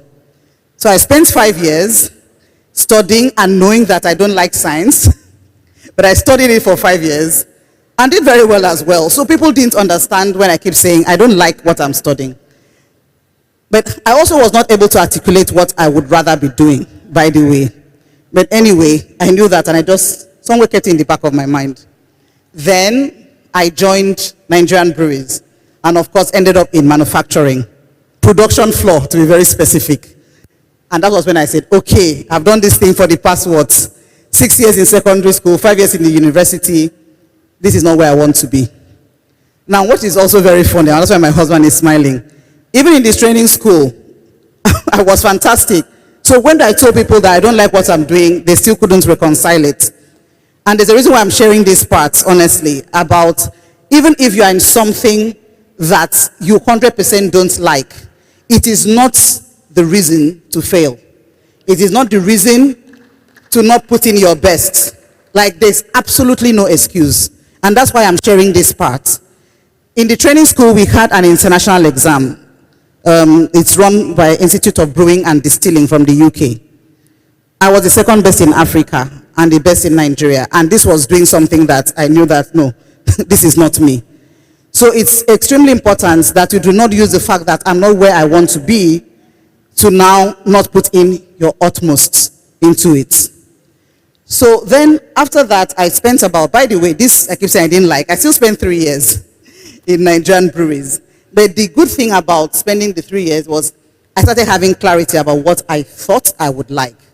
So in the course of my job, thank you so much. In the course of my job, I had a lot of interaction with people from the commercial functions, sales and marketing. And I had conversations with them. And I said, okay, this sounds like what I would want to do. Meanwhile, I'd never done marketing in my life, so it's not like I had any experience. So I started asking that, okay, I want to move to marketing. The company wasn't very open to the idea. One, I was only 3 years in the company. So what they said was, okay, do 5 years, and then we would see if you truly want to move. Maybe it's just, initial reaction. And you're doing so well. This is the plan we have for you. In fact, we want to promote you. Actually, they gave me a promotion letter when I resigned. Yes. So why do you want to go, etc.? But I actually just knew that, no, I want to go and try. And that's what I'm talking about, trying. I didn't even know marketing. I wasn't sure I was going to succeed. But I said, if I don't go out and try, I will keep having this dissatisfaction. And there's only so much time that I can spend in something that I'm not completely passionate about. So fortunately for me, P&G was recruiting around that time. By the way, they didn't say they were recruiting for marketing or just general management training or whatever they called. I said, okay, I'm going to go and try here. Because if you open any business book then, you keep seeing references to P&G when it had to do with brand management and marketing. So I went for the interview. By the way, I said, so when I went, they asked me, okay, which function? I said, I want to be in human resources. I called the first thing that was top of my head. And then the person that was interviewing me said, no, I think you should be in marketing or sales. And I now said, okay, but I don't know a lot about this. Why? So she did something that now I know doesn't happen, and I'm not sure we've ever done it again. She actually paused the interview, went out of the room and called someone that was in marketing. He was an assistant brand manager, brought him in and told him, okay, to talk about his day at work. So he came, he sold it very well, by the way. He talked about how he feels like he's the general manager of his business. He's doing this, he's doing that, he takes the decisions. So when he was done, I said, okay, yes, this is the one I want to do. It was very funny. And then she said, okay, I think that you would fit. So that's how I got into marketing. And that's what I'm saying. Starting things means you take a bet on yourself. Sometimes you take a bet on yourself. Some people might not. That's what you have to accept. I think, again, in Nigeria, part of the unintended consequences of the fact that we are very communal is that we depend so much on other people. But to survive in this new world that we are going to, you need to have the courage to say, I'm going to bet on myself and try. But then go into the trying based on what I talked about, the critical thinking, weighing the different options, and accepting that if I go and it doesn't succeed is not a reflection on me as a person. It's okay, I've learned, and then move on to the next thing. So and then the way to keep trying is you act, you learn, you build it, you repeat until you get it right. So that was how I started marketing. I went to a bookshop, I bought a book and started reading it. I'm not sure if the book was very helpful, but I wanted to just feel like, okay, I cannot resume on day one. I don't even know what they are saying when they say consumer insights. At least let me make sense of the conversation. And that's why I'm someone that is very particular about learning. So there was my own self-starting. Let me at least read something. And then, of course, when I joined, the company was they are very committed to capability building. So I got all the training I needed. But I had to take that first step. So that's why I wanted to share that part about the audacity of trying. Please, second slide. The second thing I want to talk about is that every experience is valuable. You know, I spent the first 15 minutes talking about how I did not like the work I was doing, how I did not like science, etc. But guess what? The 3 years I spent in Nigerian breweries, I don't know how to say it, was one of the things that gave me the extremely fast start at P&G. Because being in production meant that from day one, I was in charge of people because I had operators and technicians on the shop floor that, by the way, had been in the company. Some of them, 30 years before me. There was one man that, actually, I couldn't even call him by name. So we used to call him Baba Meta because he had triplets to show you how much older he was. But then you resume, after the first 6 months in training school, we are sent to the shop floor to go and manage a shift. So from day one, you have responsibility for people. And you need to talk to people, get them to buy into a vision and to deliver the results. And then linked to that, also have the courage to discipline them when you need to. So even though there's a big gap in age and a big gap in experience. So, and then speed in decision making. When you are running a night shift on the shop floor, there's no manager. You are the only manager on duty if you are in brewing or you're in packaging. So you need to trust your guts and make the call. Sometimes you make the wrong call, and then in the morning when your boss comes, like, your day is completely messed up. But you have learned, and then next time you don't make that wrong call. But then you start to trust yourself and trust your decision making. And then you really hone self-discipline. You cannot work in manufacturing and you're not a disciplined person. Because everything is process-driven, everything is timed. In the brewing process, you miss a timing, honestly, what you have in what we call the mash copper, it solidifies. And you lose an entire paper. You cannot afford to lose an entire batch because you lose your career along with it. So you have to be extremely disciplined. And there was something I didn't share. 18 months into working in Nigerian breweries, I was asked to do a project because then we wanted to get the company ISO certified. It's funny, but I was asked to do the project for the entire company. Till now, I don't know why I did it. Like, it doesn't even make sense because I was less than 2 years in the company. But I led that project, and in the process, I really learned how to influence people that, honestly, they don't have any stake in what I'm doing. Because they were not on the project team. There was nothing for them if it succeeded or failed. But I had to learn to go and negotiate to get their time to support what it is that I was doing. And that's why I'm saying personal equity matters. Because if I look back, why was I chosen to do that job?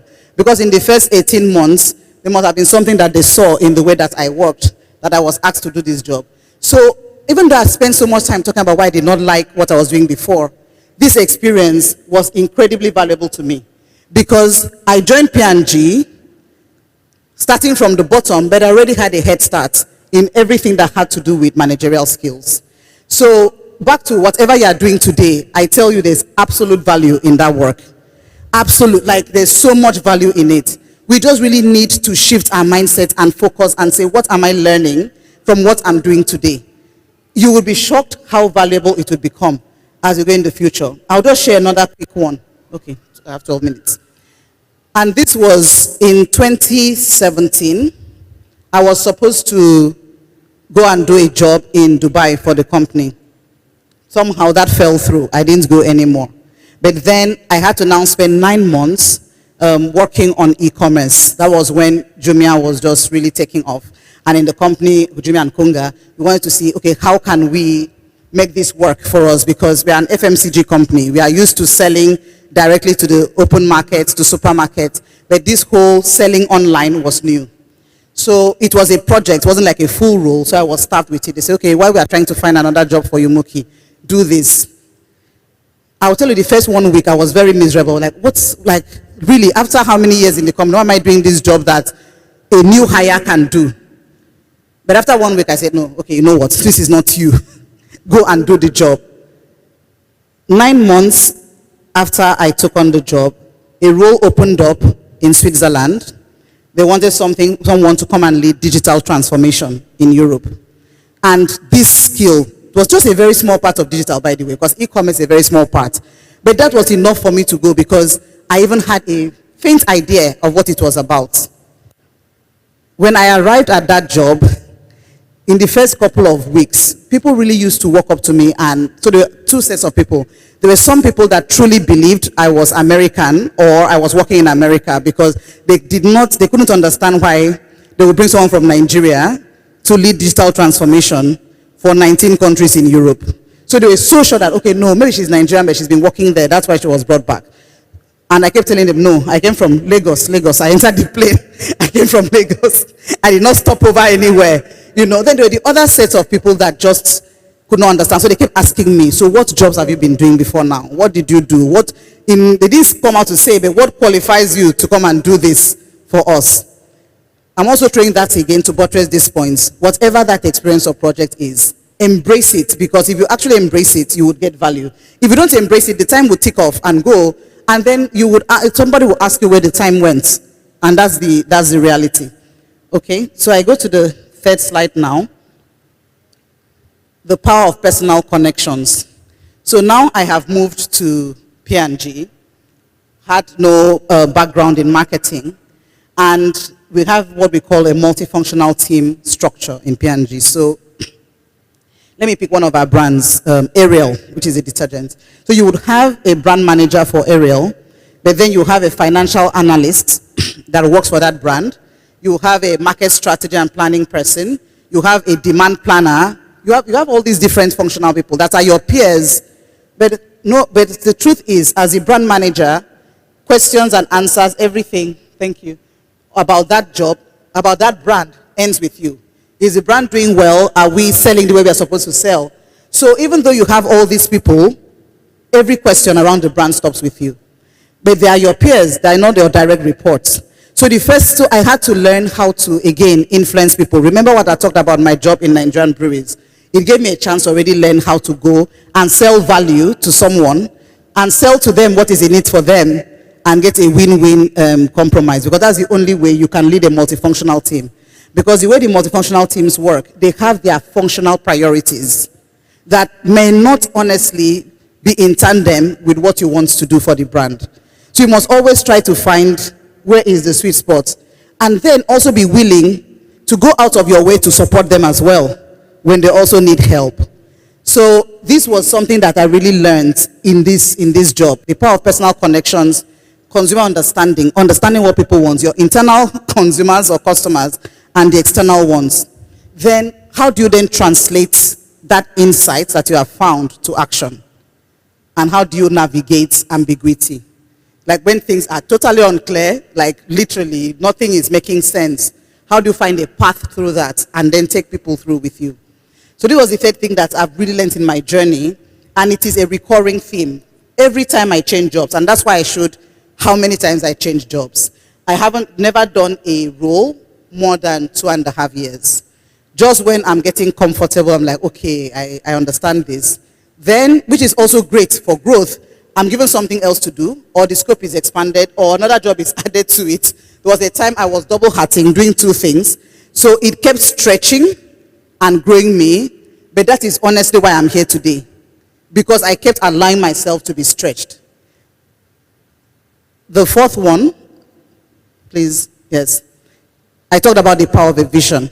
And when you are managing a multifunctional team or managing an organization, especially across borders, this is very important, because in the course of my career, I think from like 5 years in, I started having teams that are remote. So you have people working in Manila. To start with, you have a 12-hour time difference. You have people working in Dubai, and they all have input into your job.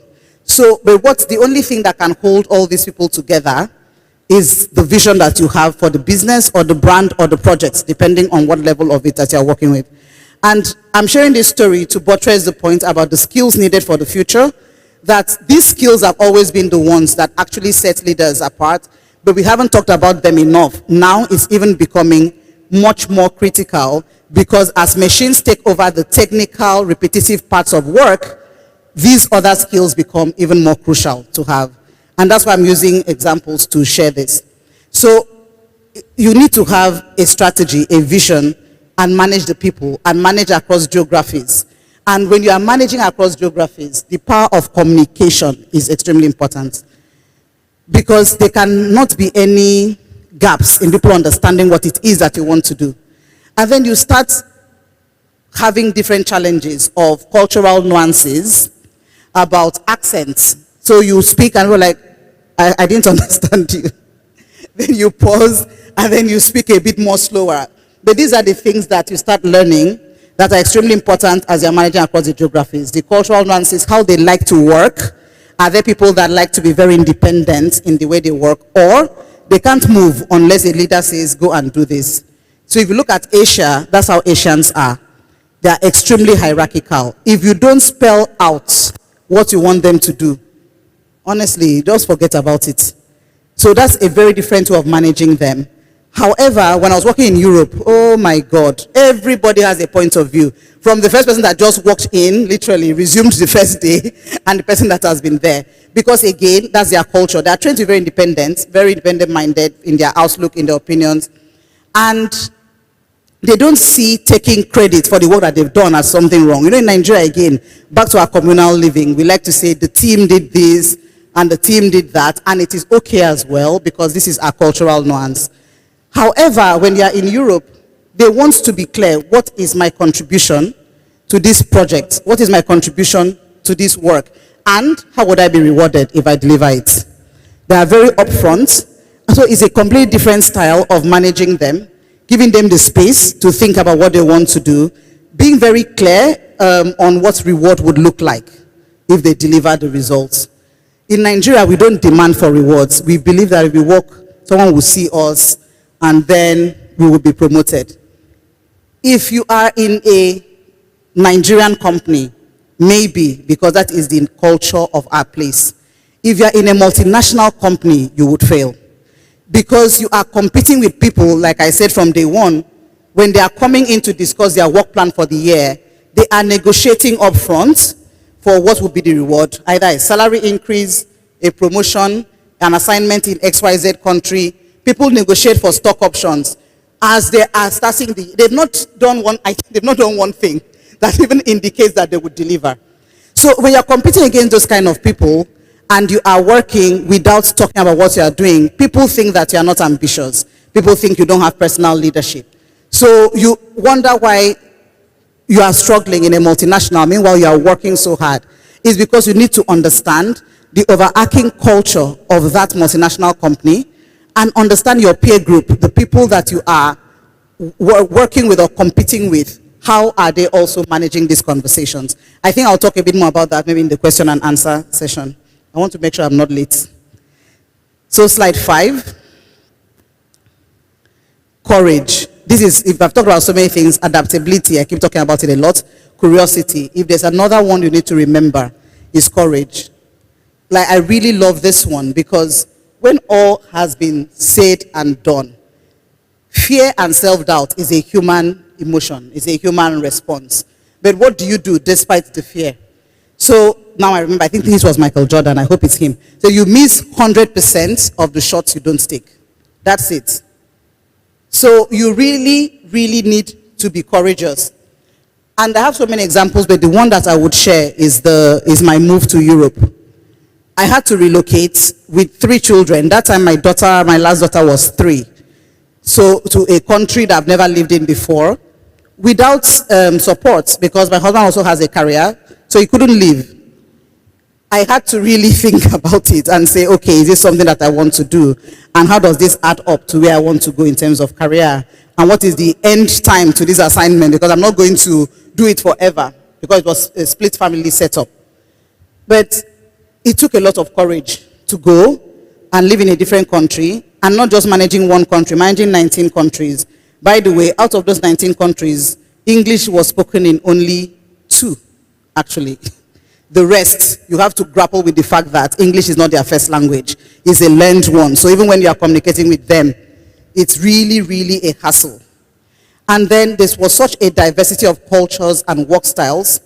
And when I was leading this digital transformation, even among the leadership team of the business, they were split around whether is this something we should put our monies in. So as much as we are talking about digital, trust me, it's still not everybody that thinks that that's where you should invest today. So when I started in that job, the first thing I did was to have one-to-one conversations with every member of the executive team. There are about 12 of them. Because I wanted to understand the ones that don't believe in this project, what is their concern? What are the issues? And even the ones that believe in it, what can I do to keep them as my allies? And in the process, I realized that there was a very big capability gap and understanding of what it really was to start with. Even the vice president that was the sponsor of this project was not also very clear. Digital transformation is such a vague word, to be very honest. What does it mean for my business? So the first thing I did, I had to then, by myself, sign up for a course in INSEAD that was on leading digital transformation. I paid for the course myself. I didn't wait for the company to pay. Again, back to continuous learning. And it was the best thing that I did for myself in that role. It was a 12-week course. They broke it down, and then they started with the first thing you need to do is get your leadership team to understand and to buy into the project. If not, you won't get the resources that you need. So that's where I had to start from, understanding the gaps among my leadership team. Organizing a training was like a reverse mentoring session for them to even understand it. And then when they got it, they gave me the funding I needed because, one, I had to do a skill gap analysis for the rest of the organization. I had to get them to do very first round of very basic training to even understand what it was. And then I had to go ask for resources on the team. When I started the job, we were 1.5, meaning myself, I was the full person, and then they gave me 50% of somebody else's time to work. But by the time we're done in 3 years, that team had grown to 7 full-time employees. And then, even till today, it's still a very viable team. And all the funding that I needed. So, these are the things that I learned from this role. Managing a multicultural team, driving organizational transformation. And there's no end to learning. You never say, I have learned, and you know what, I'm done. And in the course of the 3 years, I think I spent so much time learning different things because digital is such a space that the more you look, the less you see. You have to just keep poking at it.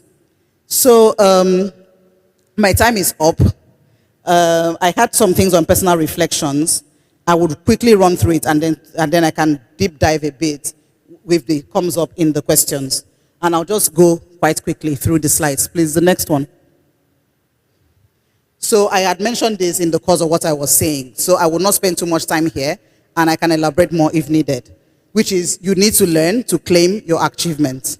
It doesn't mean that you are self-serving or you're obnoxious. No. If you are working, especially in a multinational company or in a very big company with 1,000 or more workforce, there's no way you're doing your work quietly and you think that somehow someone else would notice you. You need to speak up about your contribution, about the value that you bring to the table, and about what you would like to do next. So I'll talk a bit more about this later. The next one, please, which is about leveraging connections. I talked about power of connections earlier, but leveraging, and this is another thing that I'm saying we don't do very well here, is you know all these people, you have relationships somewhat with them, but what do you do? How do you convert that relationship to something that adds value to you? It needs to be intentional. It needs to be a win-win. What is in it for you and for them? And of course, it needs to be rewarding at the end of it, especially in the workplace.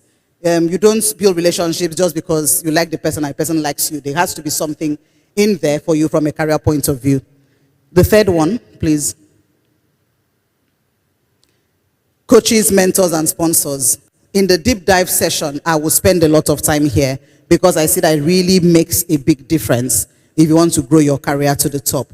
So I talked about how to enlist allies from day one, understanding if someone is against your project, why, and trying to find a way to address their needs.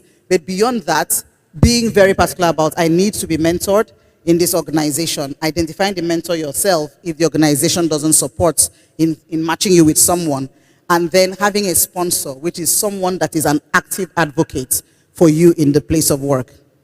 Okay, next slide. Next slide, please. Okay, leading with courage. I know I talked about courage a lot, but I think what I want to raise here is raise your hand for the difficult assignments. Don't shy away from it when those projects come and say, please, I don't have time for these people. They're not even paying me well. They're stressing me already. I have too much stress in this country. I'm not going to do it. That's not the way to get to the top. That's not the way to stretch and to grow and to learn, by the way. So courage is a big part of growing in an organization. Volunteer for those things. So last slide. So really, just to sum up everything I've said, there's no perfect role, there's no perfect assignment. Sometimes you get what you do not want, but every single experience is valuable. A career is truly not a sprint, it's a marathon. There would be stages, there will be seasons. There will be time where you're accelerating. There will be time where it looks as if you are slowing down, but that is actually when you learn a lot more. When you fail and you learn, and then you pick yourself up. Get a mentor and a career sponsor very early in your career. Someone that you can go and ask the tough questions. A safe place as a sounding board, that's for a mentor.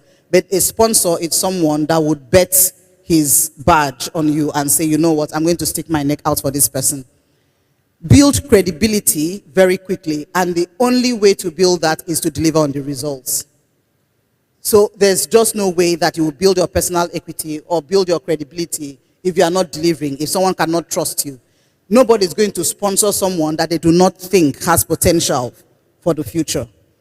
And accept that sometimes you would get a very tough assignment, a very difficult boss, by the way, but it is also part of life and part of working in an organization. Okay, those were my last words. So thank you very much, everyone.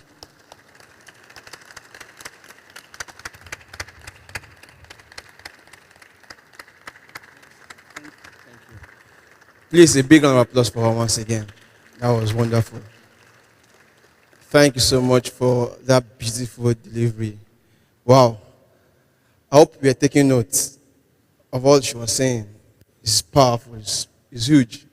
Thank God Pastor Femi is even here. Well, for me, I'm a product of the lead. I attended my first lead when I was still undergraduate at University of Ibadan. And please take actions as regards the things you are noting down. It's not just about just writing them down. Take a step further by taking actions. A lot of us will write a lot of things. After today, some of us will not even go back to them again. So please take actions on the things you are writing down. And please also, your questions. Please and please have questions. Very important. But for me, I have a lot of questions. I'm going through a lot personally from all the things she said. So, your questions, please write them down. Keep it. We are going to have Q&A, question and answer section. So you'll be able to ask your questions and they will give answers to them. Also, we'll be having a breakout session for those who have 0 to 5 years experience. We are going to be a place. Then the second category is for those who have 6 years and above experience. We'll also be in a group. So before that, I want us to have a few minutes, maybe 15 minutes, to liven up, network, ask questions, meet someone. You can never can tell the person beside you can link you to the job you are looking for. So it's very important that you network, meet one or two persons, ask for their name, what they do. For 15 minutes, liven up, and we'll go into the breakout session, which is for those who have 0 to 5 work experience and 6 and above years work experience. We'll be having a place for them. But before that, I want the media to please give us the introduction of our other speakers that will be attending to us in our breakout sessions. Quickly. All right.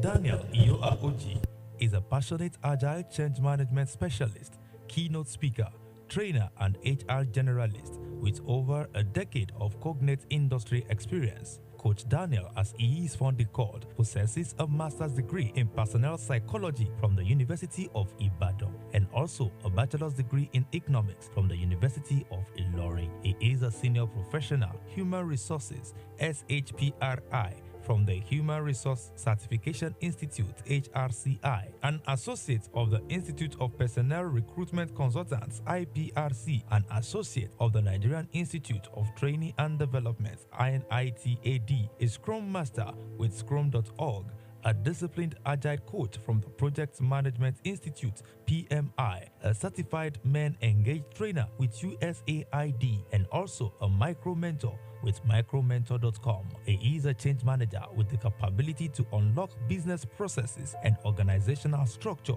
for increased business efficiency, service delivery, and profitability. Consulting with management, it will help design and execute strategies that can be implemented fast and with minimum staff resistance. Coach Daniel is known for his warmth, humor, witty, and yet thought-provoking engagement sessions. His audience enjoys his practical analogies and heartwarming stories.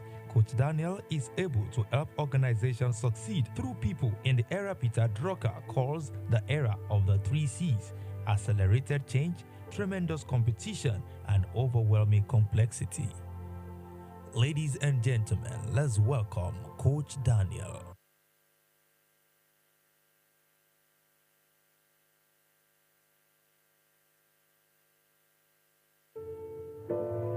Olamide Adesokan, PHRI, HRBPC, MNP, ACIPM, Senior HR Manager, VFS Global. Olumide Adesokan is a seasoned human resource management practitioner, business process improvement specialist, and change management advocate with over 15 years experience spanning across engineering, oil and gas servicing, financial services, and manufacturing industry. She is a graduate of mass communication from Moshood Abiola Polytechnic, Abeokuta, advanced human resource management from University of Lagos, and managerial psychology from the University of Ibadan. She is an associate member of the Chartered Institute of Personnel Management, CIPM, of Nigeria, holds PHRI, HRBPC certification with the Human Resource Certification Institute, HCRI, United States of America. Ladies and gentlemen, let's welcome Olamide Adesokan.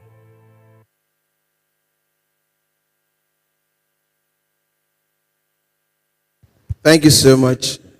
Sister Ramide is part of us. She's in our ministry. And Dr. Daniel is someone I've met long ago when I was in University of Ibadan. So thank you for coming around, sir. God bless you, sir. And thank you, Mom. Okay, for those of us who have 0 to 5 year work experience, please, I want you to come to my left hand side, which is your right hand side. And for those who have 6 and above, to come to my right hand side, which is your left hand side. Quickly, so that we can go to our respective places for the breakout sessions. Thank you. Please, quickly. Thank you, thank you, thank you.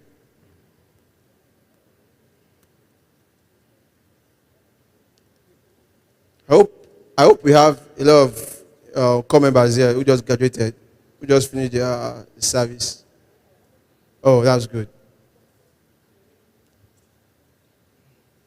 Okay. Wow. So we have more from this end. Okay. 0 to 5, then 6 and above.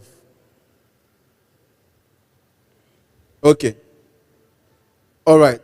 For those of us on this lane, please, Brian. Please go with Brian. See him. Please, can you just go with him? It will direct you to the place we'll be using for your group. Okay. For those of us, just wait. We'll start soon.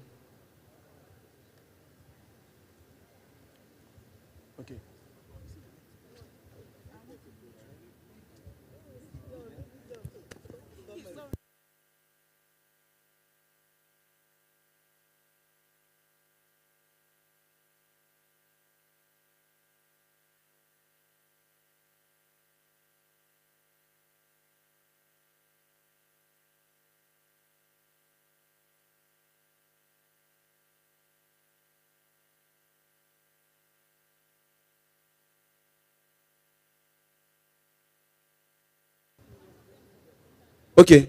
Okay. Please from this row, please. Anybody behind this, please come to this side. Sorry, Pastor.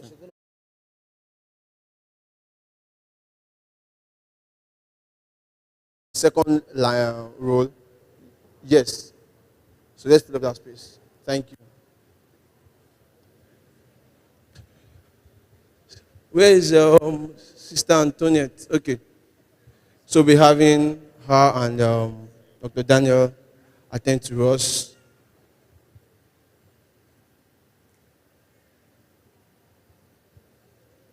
Okay, thank you so much.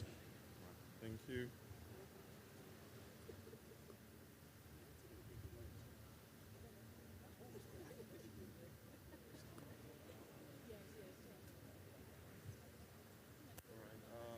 Hello, everybody. Can everybody hear me? Can you all hear me? Is my voice loud enough? Because I just want to use this so that way I won't disturb. Yeah? Is my voice loud enough? Yes. Good. So I will try. So welcome everybody. My name is Daniel. My name. I wouldn't want to call you with my last name, but it's a very good name actually. But just like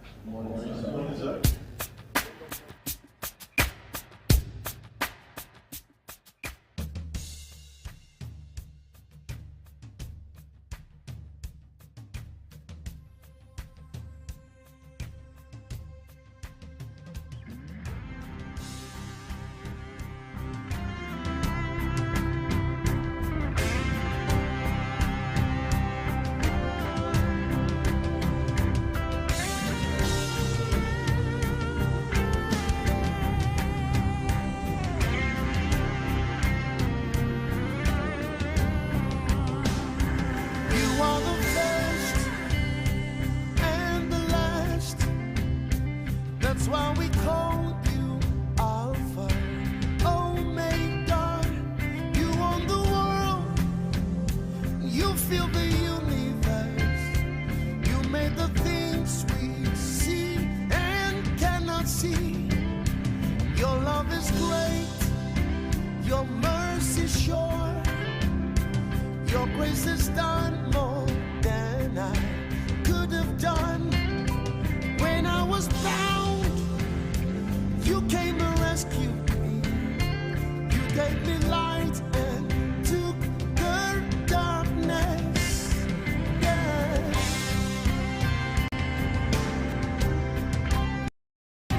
Da-da-da-da-da-da-da-da.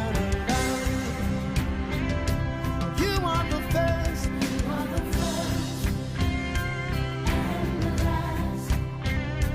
That's why we call you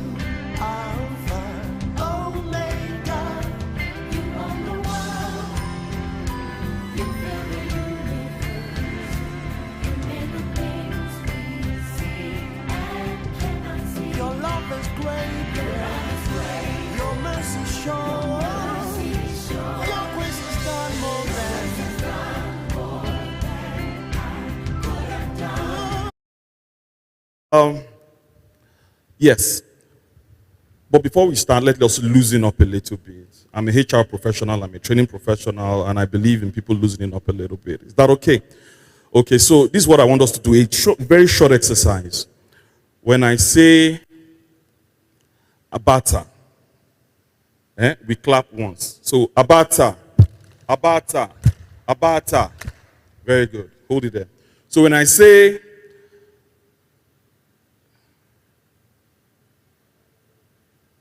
abeko, you clap 4 times. You get it? All right, so let's start from abata. Abata, abata, abeko, pa, pa, pa, pa, abeko, pa, pa, pa, pa. Now, steady there. When I now say abereko, you give me 11 claps. This is how it works. Pa, pa, pa, pa, pa, pa, pa, pa, pa, pa, pa. You got it? 1, 2, 3, 4, 5. 1, 2, 3, 4, 5, 1. That's 11, okay? So, abata. We're starting from abata. Abata, abata, abeko, pam, pam, pam, pam. Abeko, pam, pam. Abereko. That's it. Got it? Got it? Good. All right, have we loosened up a little? Okay, so we start again. Aha. First of all, what is the most important first step you need to take in your career? The most important first step you need to take in your career. What is it? Anybody? The most important, very first step that you need to take in your career. And remember, career is a journey. All right? So, having made that statement, what's the best first step? Yes, please. Your name and the answer. My name is Chuku Michael.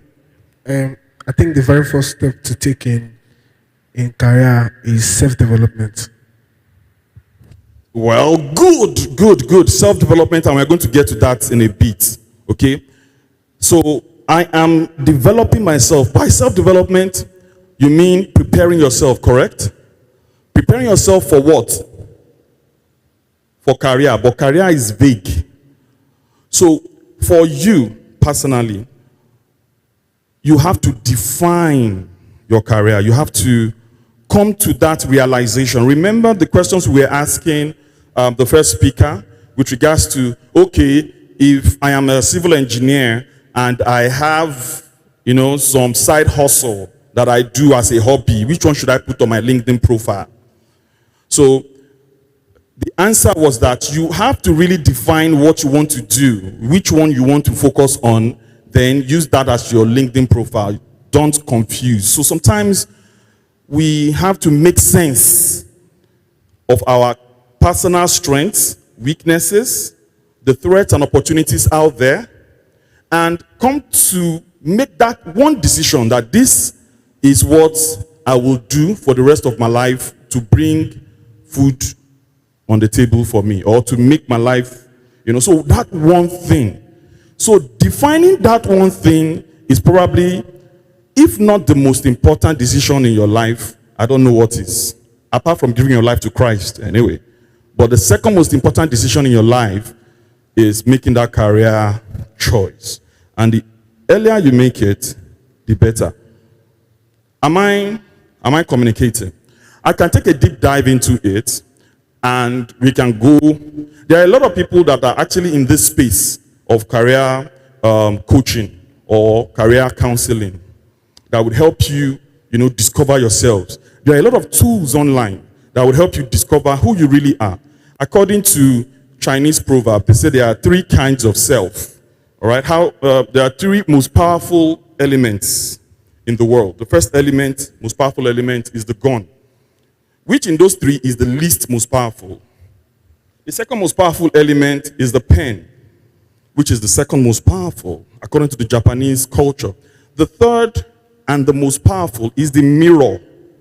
And he said, why is it the mirror? He said, because when you look into the mirror, who do you see?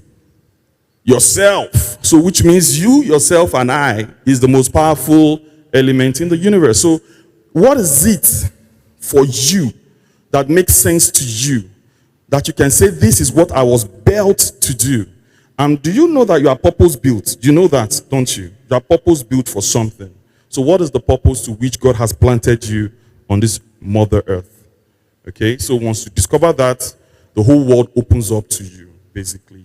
And essentially, all right, everything becomes easy for you to become and accomplish.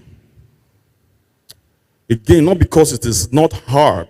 The easiness is not because it's hard, because it is easy for you to overcome the difficulties. It will be easy for you to take it in because this is what you know that you are built to do. Is that okay? Sometimes the doubts will come. Am I sure this is it? But of course, I just want to start on a very motivational note. I sound like a motivational speaker, don't I? Right now. All right? Okay, so it's good to start like that. We have to understand what we are built to do. Secondly, once you know what you want to do, the career, so it may, generally speaking, it may take two legs, okay? So it may be paid employment. Secondly, it may be, sorry, I don't have slides because it's just 15 minutes. Even putting up the slides again with it's another 5 minutes, but don't worry, all right? You guys will follow.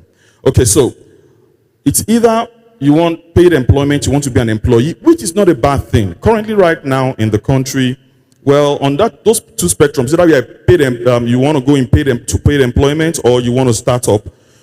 I would say that yes, we have more SMEs, you know, and entrepreneurs in the Nigerian labor market than paid employers or people in paid employment currently right now.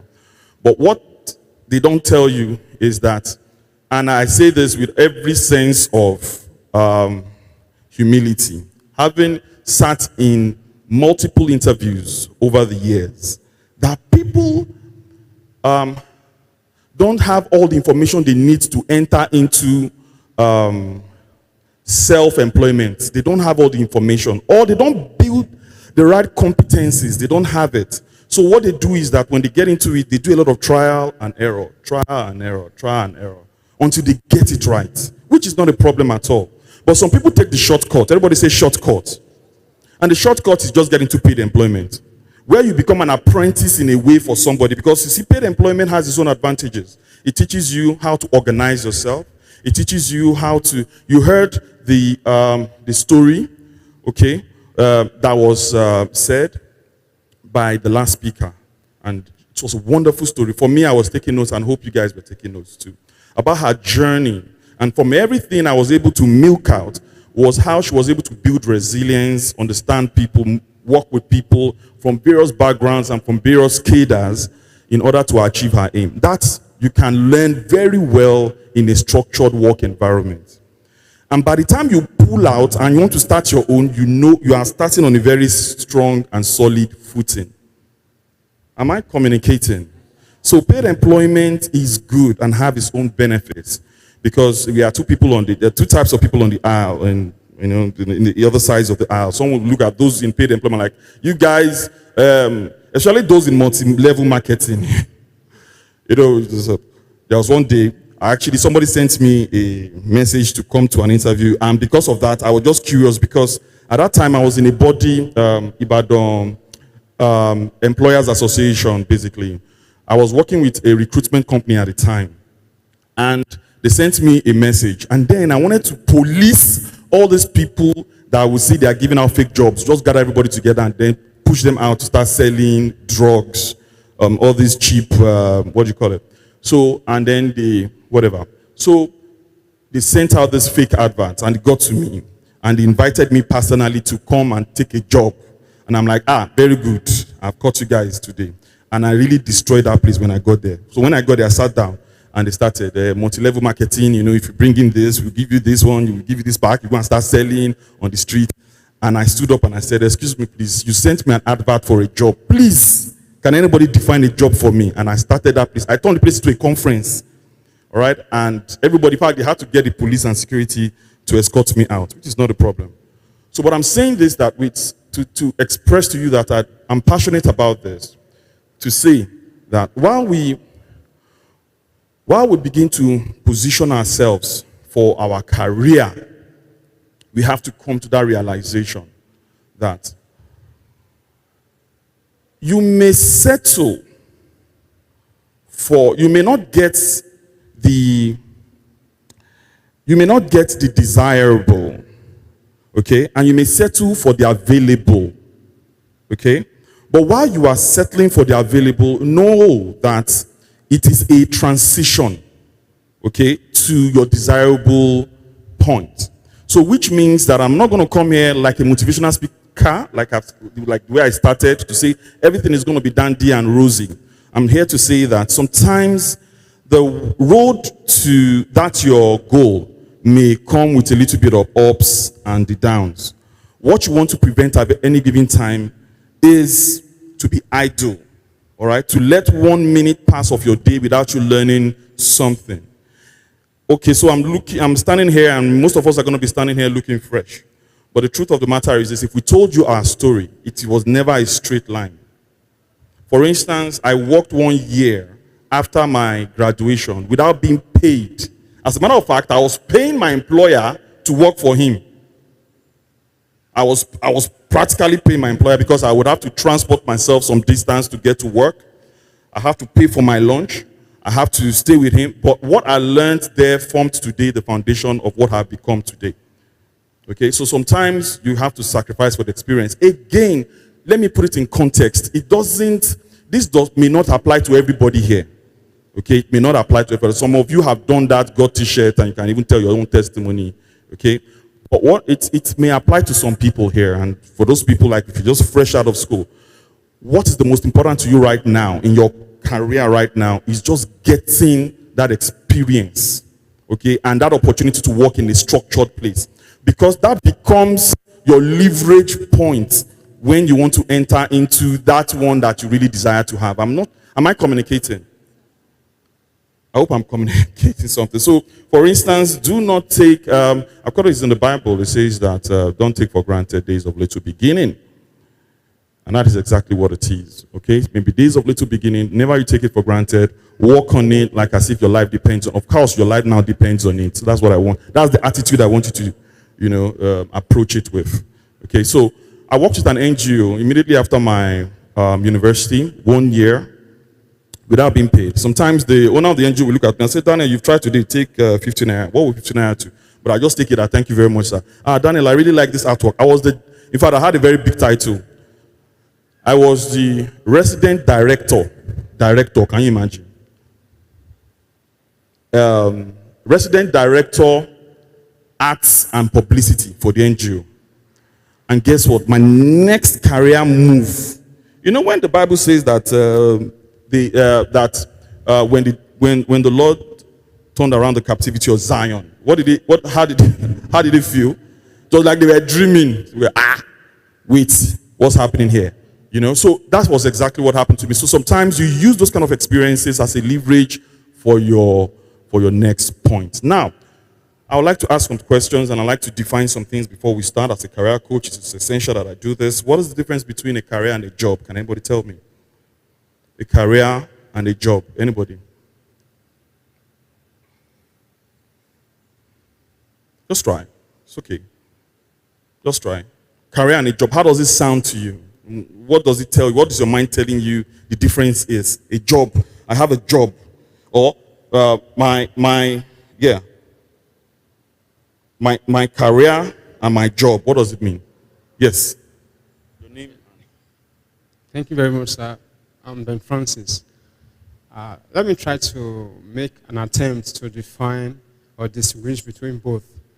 I want to say that a job, it's something that you found yourself doing in order to earn a living from.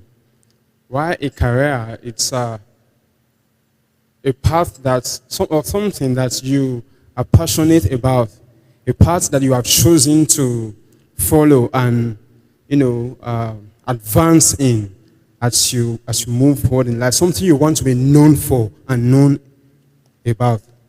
Very well, a round of applause for, what's your name again? Francis. Beautiful. A career is what you want to be known for.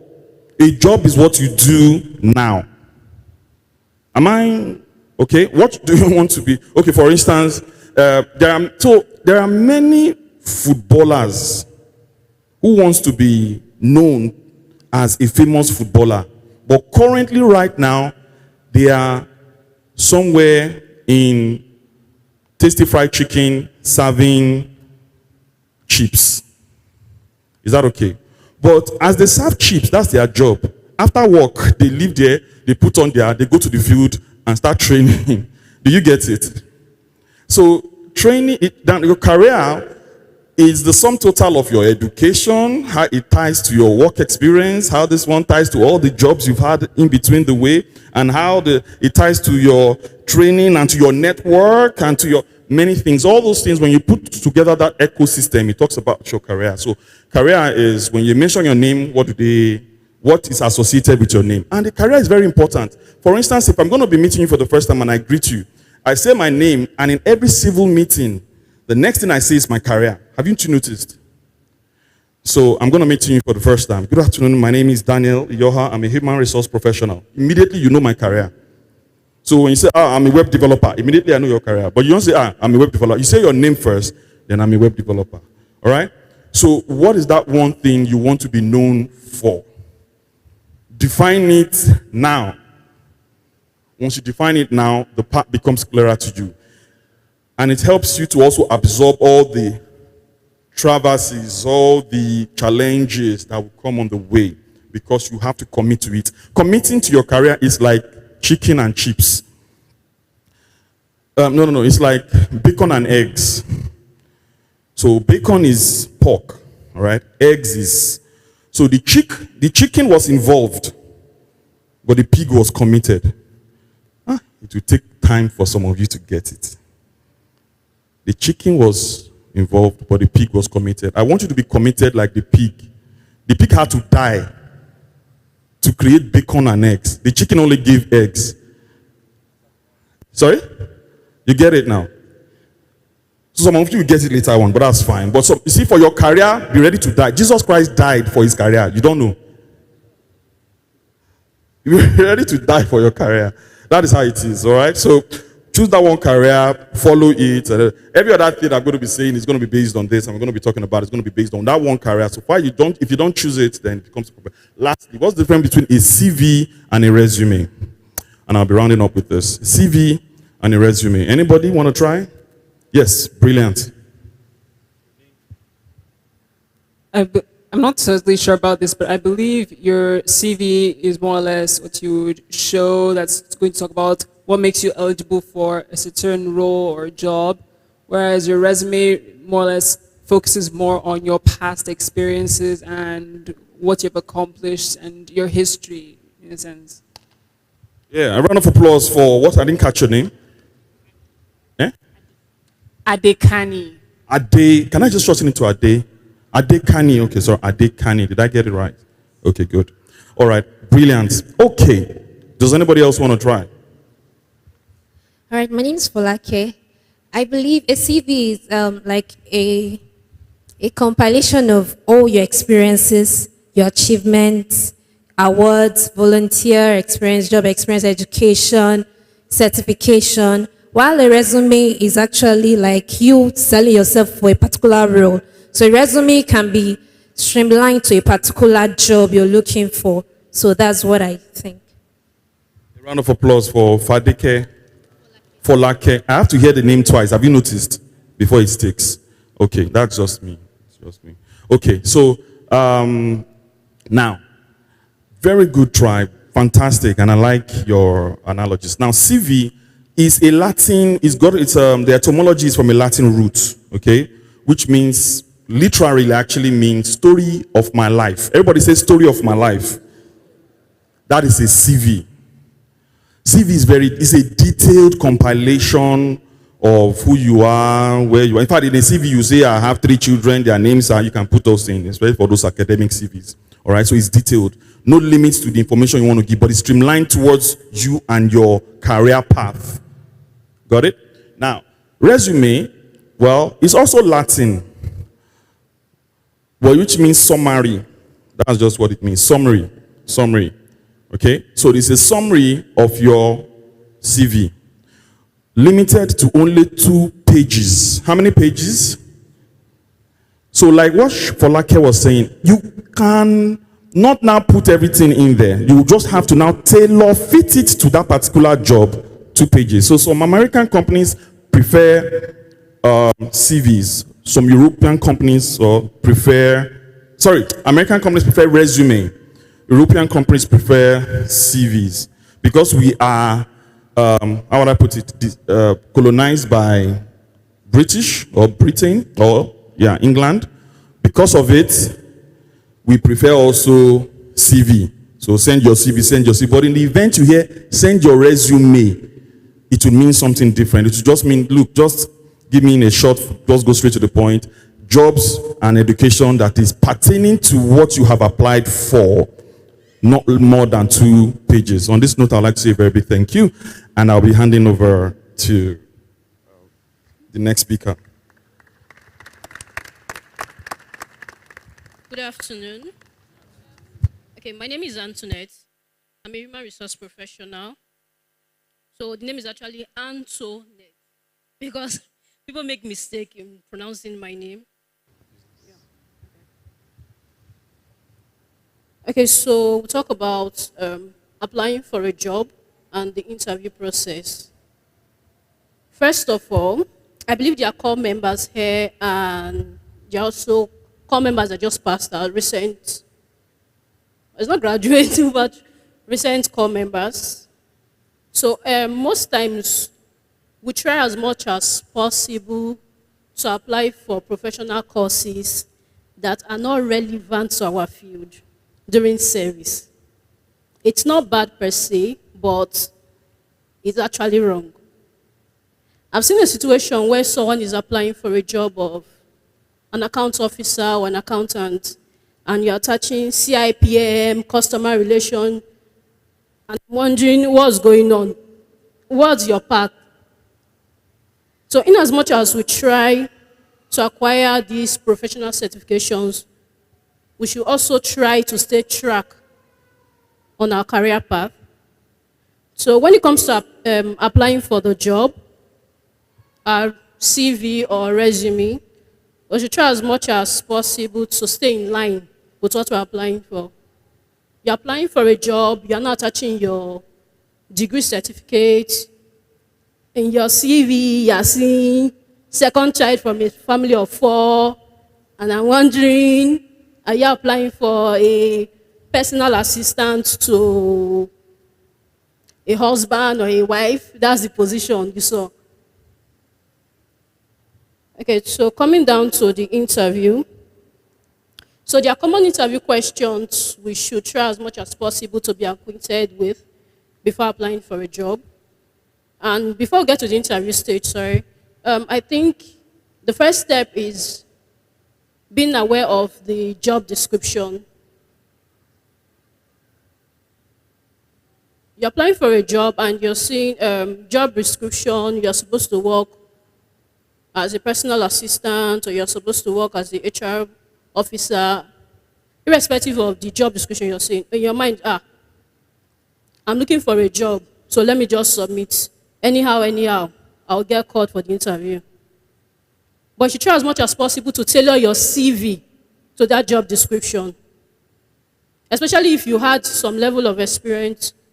Okay, not really experience, but you were a core member, or while you're an undergraduate, you do private lesson and all of that. It's a level of experience. In your CV, you can put private tutor and the name of the school. Maybe the pupils you teach were from a primary school or a nursery school. You can put private tutor, you put the name of the school. It's not bad. The subject you taught, it's there. The skills you acquired, it's also relevant in your CV. Not because you're just a graduate then, you see, during NYC, I taught in a school, so it's not relevant. In your CV, you put NYC, just the name of the school, that is it. When you apply for a job, they take note of your experience as well, not just where you taught or where you've worked. The skills you acquired, the job description, and all of that. So for the job description, each job should have its specific CV. You don't have a standard one CV. Any advert you see, let us flow. Any advert you see, let's flow. No. If the job description, if the job is for a personal assistant, and you want to work as a personal assistant, you should tailor your CV to that job description and skills needed. If it's for an executive assistant, you should tailor your CV to that role as well. If it's for a secretary, tailor your CV to that. You don't just keep using one CV, let's roll. As far as, okay, I have something related, let us roll. The skills needed as well. If you check every job advert, there are skills listed. So if you check the advert and you are seeing the top 3 skills like multitasking, effective communication, your skills on your CV, the first 3 skills on your CV should at least be from the job advert you got. I'm not saying you should go and pack skills and put on your CV when you know it doesn't apply to you. I've handled interview where I saw candidates not being able to speak English. It's as bad as it sounds. I know there's a lot of arguments on Instagram and Twitter. English not being our native language, English not being our first language. But it's as bad as it sounds. English is Nigerian's official language, and you can't escape from it. So you can't come to an interview and you're doing cut and join. You've already disqualified yourself by yourself. So before I get into the interview proper, dress code for interview. As a lady, sandals is not allowed. What I'm wearing may look fancy, but you don't wear it into an interview. From the door, you're out.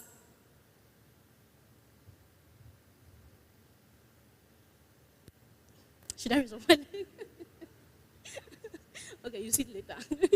Okay, from the door, you're already out of the interview. So even if you're going for an interview as a sales manager, a sales executive, whatever name it is called, and you say, it's sales or it's graphics, you now wear polo and go. You're out. It's that simple. Nobody is expecting you to wear tie or suit up, but at least you should be properly dressed. I've handled an interview that the guy was exceptional during the interview. Speaking, the dressing. What spoiled him was his shoe. He wore a sandal to interview.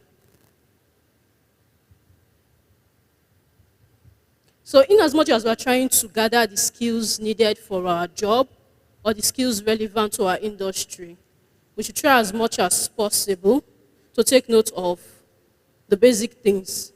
They may seem not relevant, but they're absolutely relevant. So coming down to the interview process, so common interview questions we usually get to ask during interview.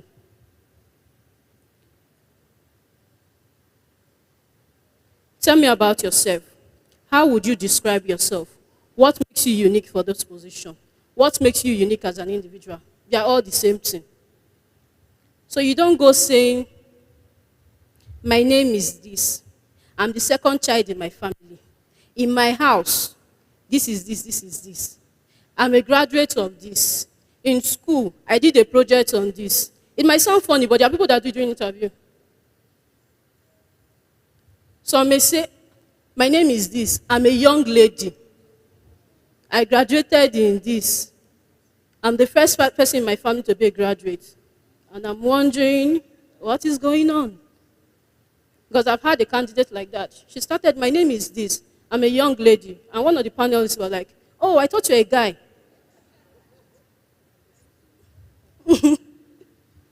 So when you say, tell me about yourself, you should be specific. Just go straight to the point. For instance, if you're applying for a position of a personal assistant, so it should be, you already know your name, so basically you don't have to say your name. Your CV is in front of them. They went through your profile before they called you.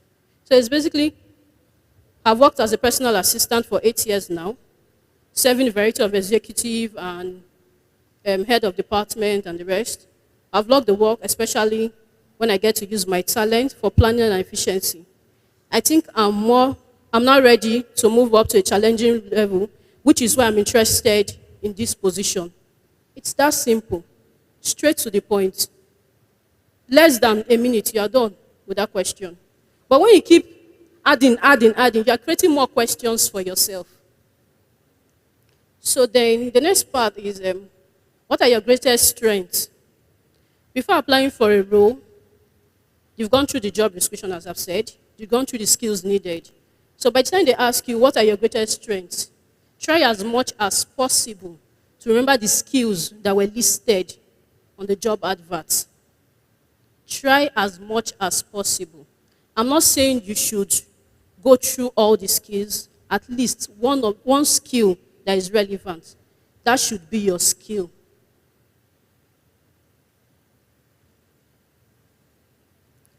In the same line, what is your weakness? Try as much as possible as well not to list one of the skills as your weakness, because you are cutting yourself short.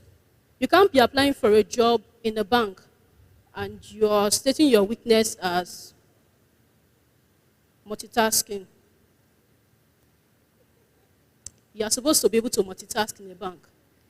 I'm using this as an example because it happened to me. Yes.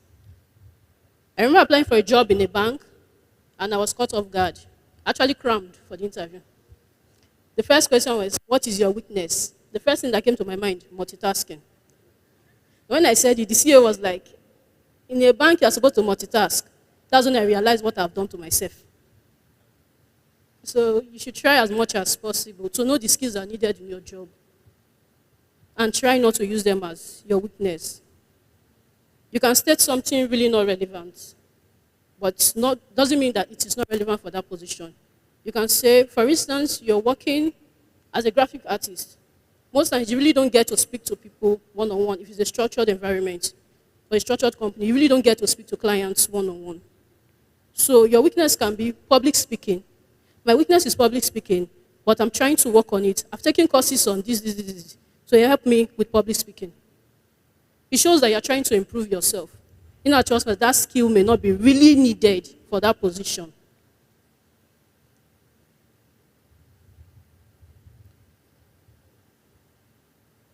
Another question, why are you leaving your current job? A lot of persons try to badmouth their previous boss or their previous organizations. Why are you leaving your current job? My company does not pay me well. My boss is very wicked and very mean. There is no break. I work 24 hours. There are people that work in Chinese companies and they actually don't have break. I've interviewed a candidate like that. He's a driver and he works with a Chinese firm. Chinese firm, they really don't care if you sleep or you eat. So you're working back to back. For an interview, you don't badmouth your previous employer because it's like, oh, you're really not ready to work. So you're already out of the whole picture. So what are your goals for the future? Or what are your goals for the role? These questions are really relevant because most times, depending on who the interviewer is or are, in most scenarios, there are usually more than one. It depends on the questions you are asked. You might be asked, tell me about yourself, or what are your strengths? That's just it. But in a situation where there are more than 5 panel members or interviewers, you are asked questions back to back. Where I work, the first question is usually tell me about yourself. So if you are not prepared, if you answer the question well, every other panel members will know what to ask. But by the time you tell me about yourself, you're moping, you're saying something wrong. Every other person will tell you, no question. Your mind, you've done so well. Nobody have question. No, you've not done well. They really don't think you can handle the questions, so they don't bother asking you.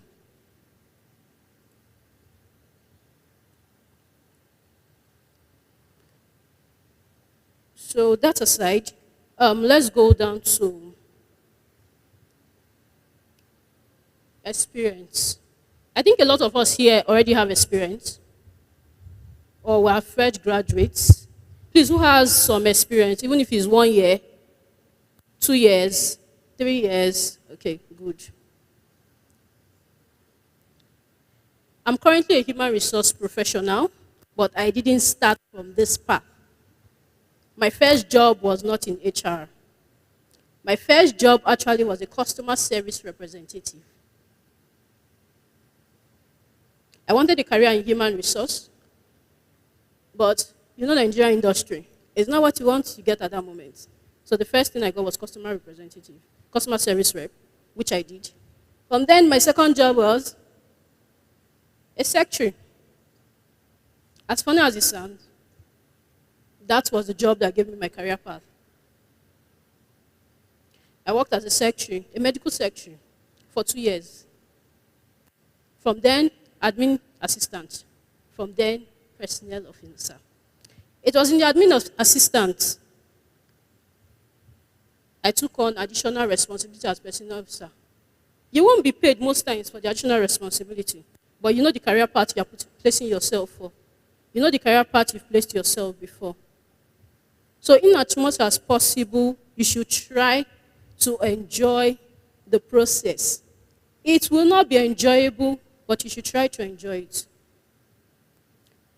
Those parts gives you skills that you need for the next step. Those jobs help you leverage on better opportunities. You're trying to become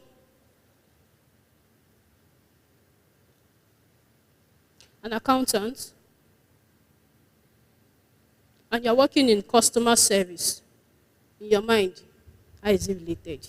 Here's the account I want. Is it not to answer anybody anyhow?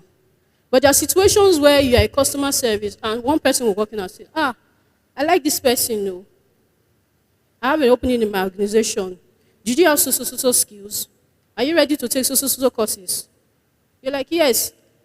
I'm actually a graduate of accounting. You're like, yeah. Please send me your CV. The last organization I worked, that was how a front desk officer got a job as an accountant.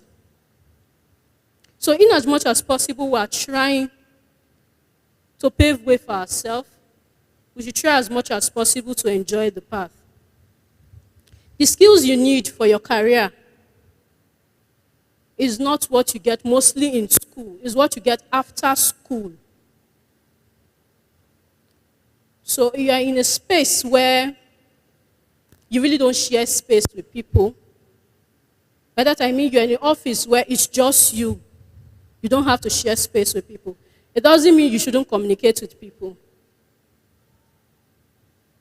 By doing so, by avoiding communication with people, you're actually cutting yourself short of effective communication.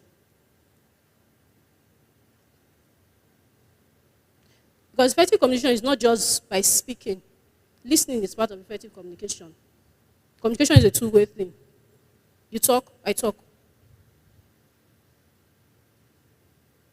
I really don't know if there's any question before I continue. Any questions? Skills, interview process, job application.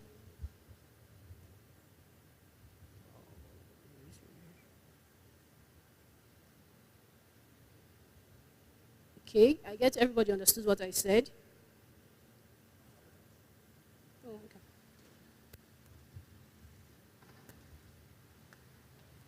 Good afternoon. My name is Elizabeth.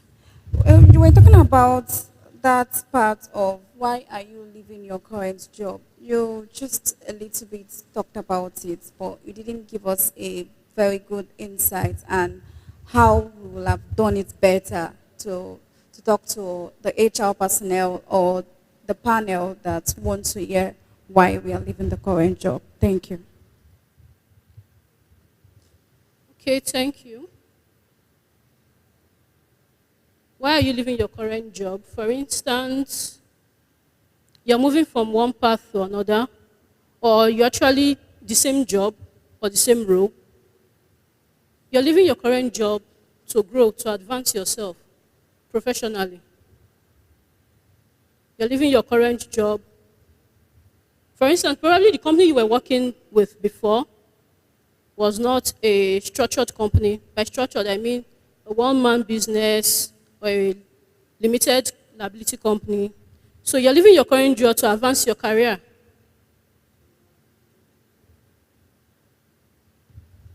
question. Sorry?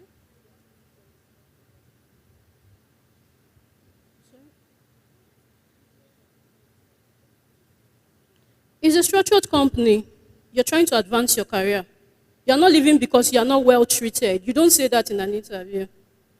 You can't say I'm leaving because they don't treat me well, they don't pay me good salary. I've answered your question. All right.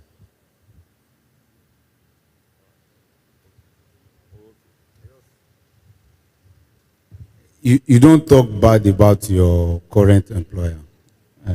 In fact, you should, irrespective of what you think about them in an interview, you have to paint them well.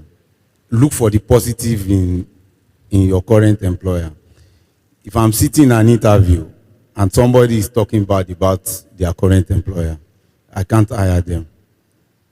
It's because you understand what I'm saying. It means the person is only thinking negative. No matter what, how bad the employer is, there must be something. They give you a platform to apply for the current job you are applying for, to start with. All right, questions? Like what he said, they don't speak negative about. I have just two quick examples now. When I was in my IT, my direct organ was a white man. Nobody liked him in the company because like he said, every bad person has a good side. So you focus on the good side of the person and leave the bad side. Let the person work on it. Because I was speaking his language and I was responding to his good side, I worked more effectively with him, better than the people that were staffs in that place, in the IT. There was a particular plant. And when I finished my IT, ASU strike came up and I was supposed to sit at home. While some people, they increased their IT months. For him, he had to write a recommendation that the IT should staff me, for me to become a staff immediately. I had to do 3 months staff before I return back to school. So you don't just look at the fact that this person is bad. What is the good side of that person? And if I can tell that your former employee can have a link to where you are going to. I've seen somebody that was in the panel interview session. The company the person was talking about that is bad, that person actually worked there before and is actually interviewing that person. So what if you have been able to speak something good and no? So let us look at the good side, not the bad side. Okay. Good afternoon. My name is Omar Yemi. So I have a question regarding dress code. So I've seen someone saying regarding dress code that there's something called smart casual. So an independent kind of organization you are going for an interview, probably a manufacturing company, commands and like. So I don't know what is the best dress code for all this type of job interviews. Okay. So, do you want to take that? The dress code? Okay. Oh, okay. So let me tell you, okay, his question was, what's the best dress code, or what dress code are we going to recommend now, okay, for him? Okay.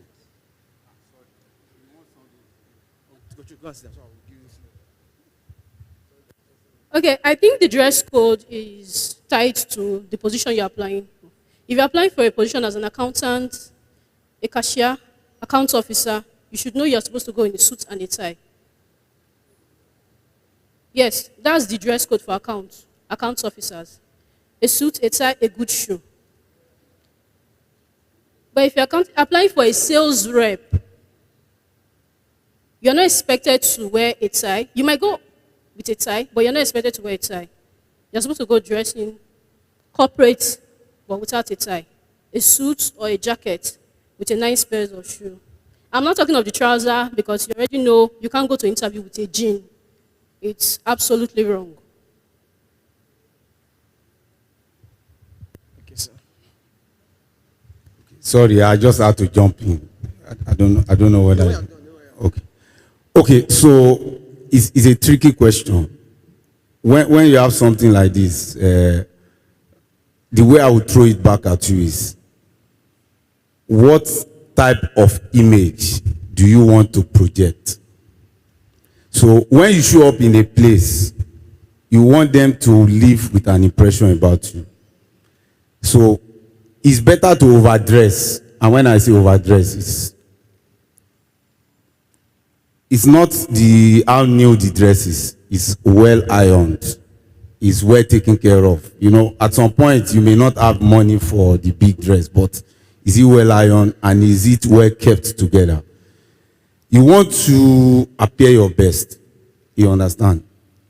It's better to be at the risk of overdressing, even if it's in an engineering company, because I work in manufacturing, and that's why specifically he mentioned something in manufacturing. And I'll give an example. So, 2004, I went for an interview with a colleague. I wore suit normally. The guy came with, he wore a short with a trouser. I was so concerned as a fellow person. I called him to a room, that guy, why did you come like this to this interview? In fact, his credential, I put it in a newspaper. I put my own in, you know, all those office file, proper. Okay, but he got the job. Both of us entered, and it was Nigerian Breweries. But he didn't finish with us. And I will explain to you. The guy is very smart. But even during the interview, they wrote it down that is a watch out. He doesn't appear from an impression that is a disciplined person. So, but he did so well in the interview. There was a lot of debates among the panel that we cannot just use dress code to say.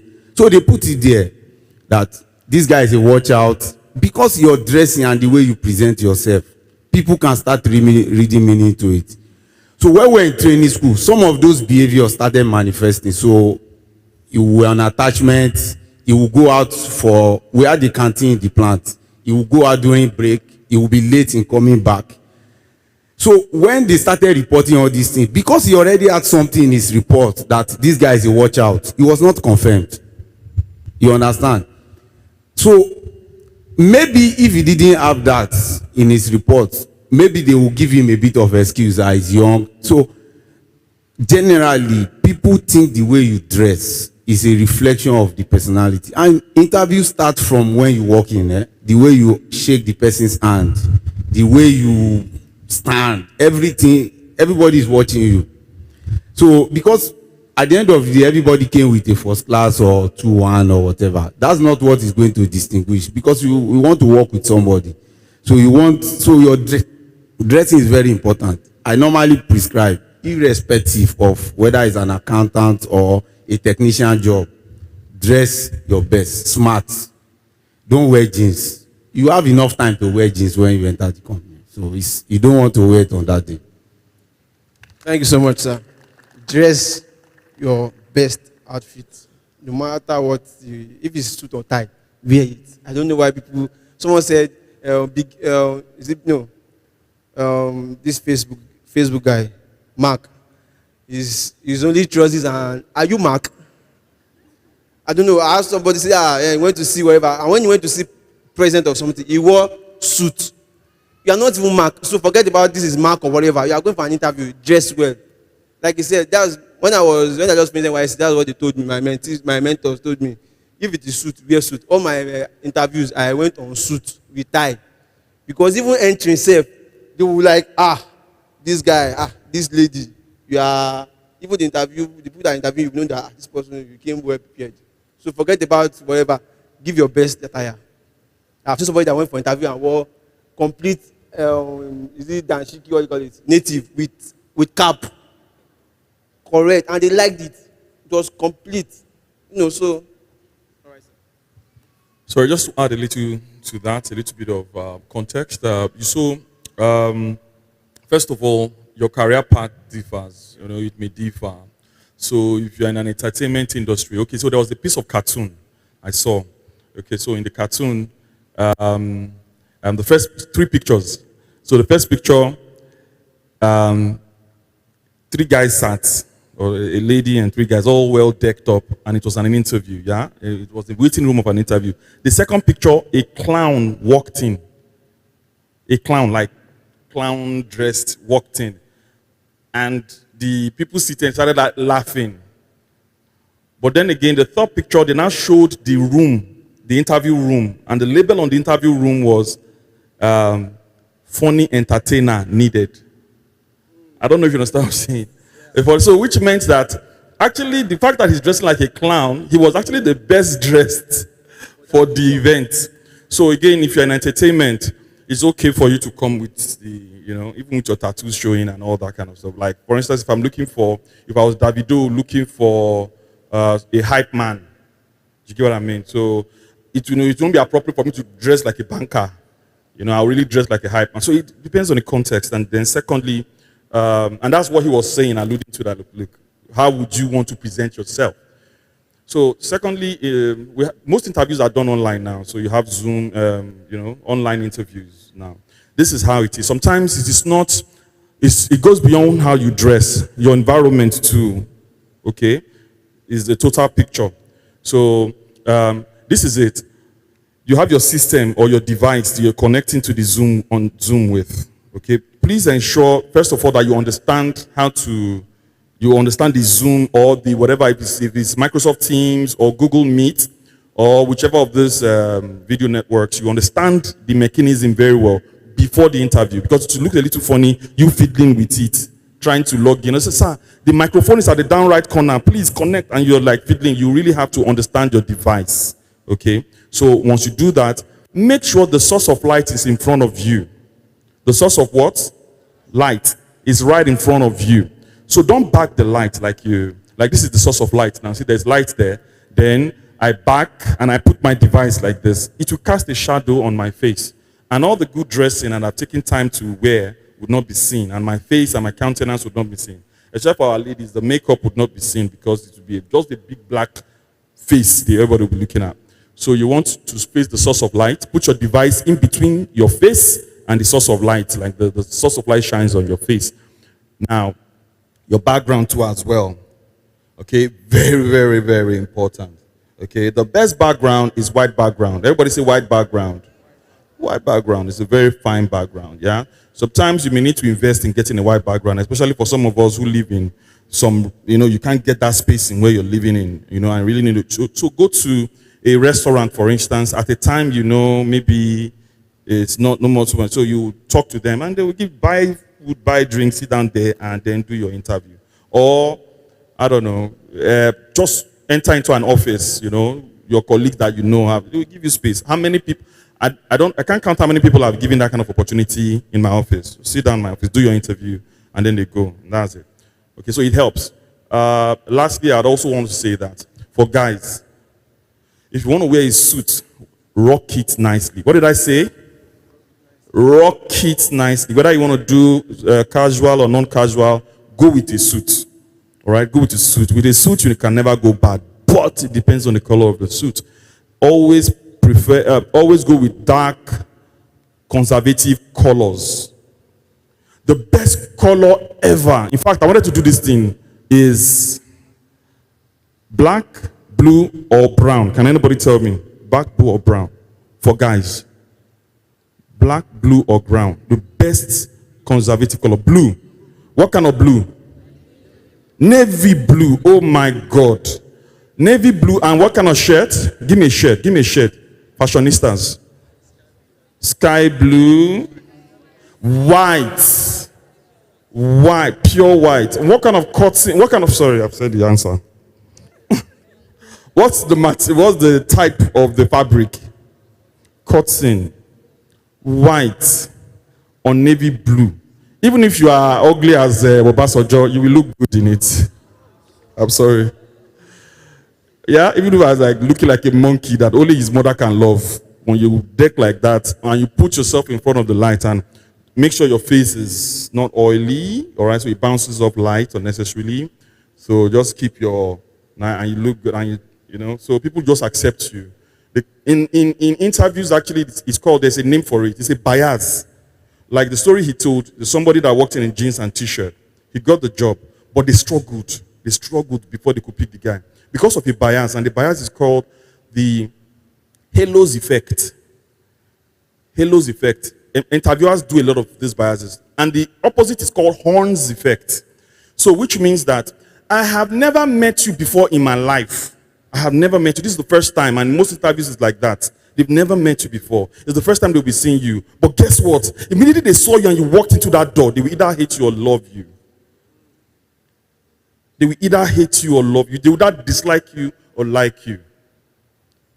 So what is that, Tom? What is that thing, that extra oomph that gives you that, So it depends. A lot of psychologists can put a point to it.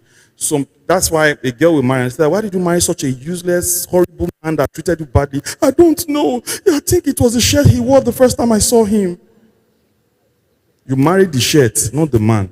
So sometimes you walk in and people just like your persona, not really about you. And they just like you. They've already given you pass mark in their mind. So the interview is left for you to fail. All right? So you walk in with a good, okay, I was talking about the handshake. Everything is part of it. Good afternoon. How are you doing? My name is Daniel. Good afternoon. How are you doing? My name is Daniel. It's a pleasure to be here. And you sit down. And immediately you're like, oh my God. You see? So that is the halos effect. Halos effect. And again, don't focus too much on the dressing. Sometimes it's the countenance, the dressing on your face, and the grooming. Don't let your beer scatter like my own. I can do this because I'm not looking for a job. All right? But if I was looking for a job, if this was an interview, I'll probably trim a little better, have my hair cut. There's this gel I normally use on my head that makes my hair go, I'll probably put that thing on there, probably do my beard a little better and make it look all come together. And I come packaged, you get. And you look at me like, Papa. All right. So, again, it's your smile, all right? Everybody say smile. Yeah, so when you smile, it's part of your dressing. When you smile, it makes you look good. It totally completes your dressing. Thank you very much.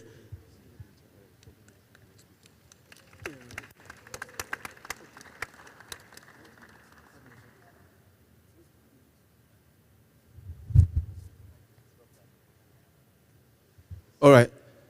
Quickly, let Mr. Femi speak with us. You want to ask a question? Okay, maybe we'll take it during the panel session. So write all your questions. We'll take them during the panel session. Thank you. Okay. Good afternoon. I particularly stayed back in this group because I know it's the most difficult group. You are just starting out. I just want to encourage you. Nothing looks as if they work for you. There's no job. The country is upside down. But the truth is that what will get you through this is the belief that you have in yourself.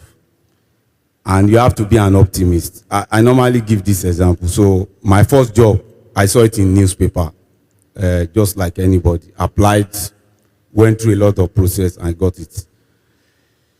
But it did not start from that time.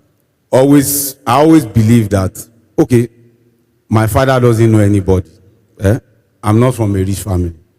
So if it's going to happen, really, I have to believe that the process will happen for me because there's nobody that will put in the word. When you have that kind of mentality, what it then drives you to do is, what do you need to do to get it? I'm saying it because I sit on panel where we recruit management training. I work for Coke. And the truth is that you didn't need to know anybody. But a lot of people, because of the country we are, believe that you need to know somebody in a multinational before you enter. It's not.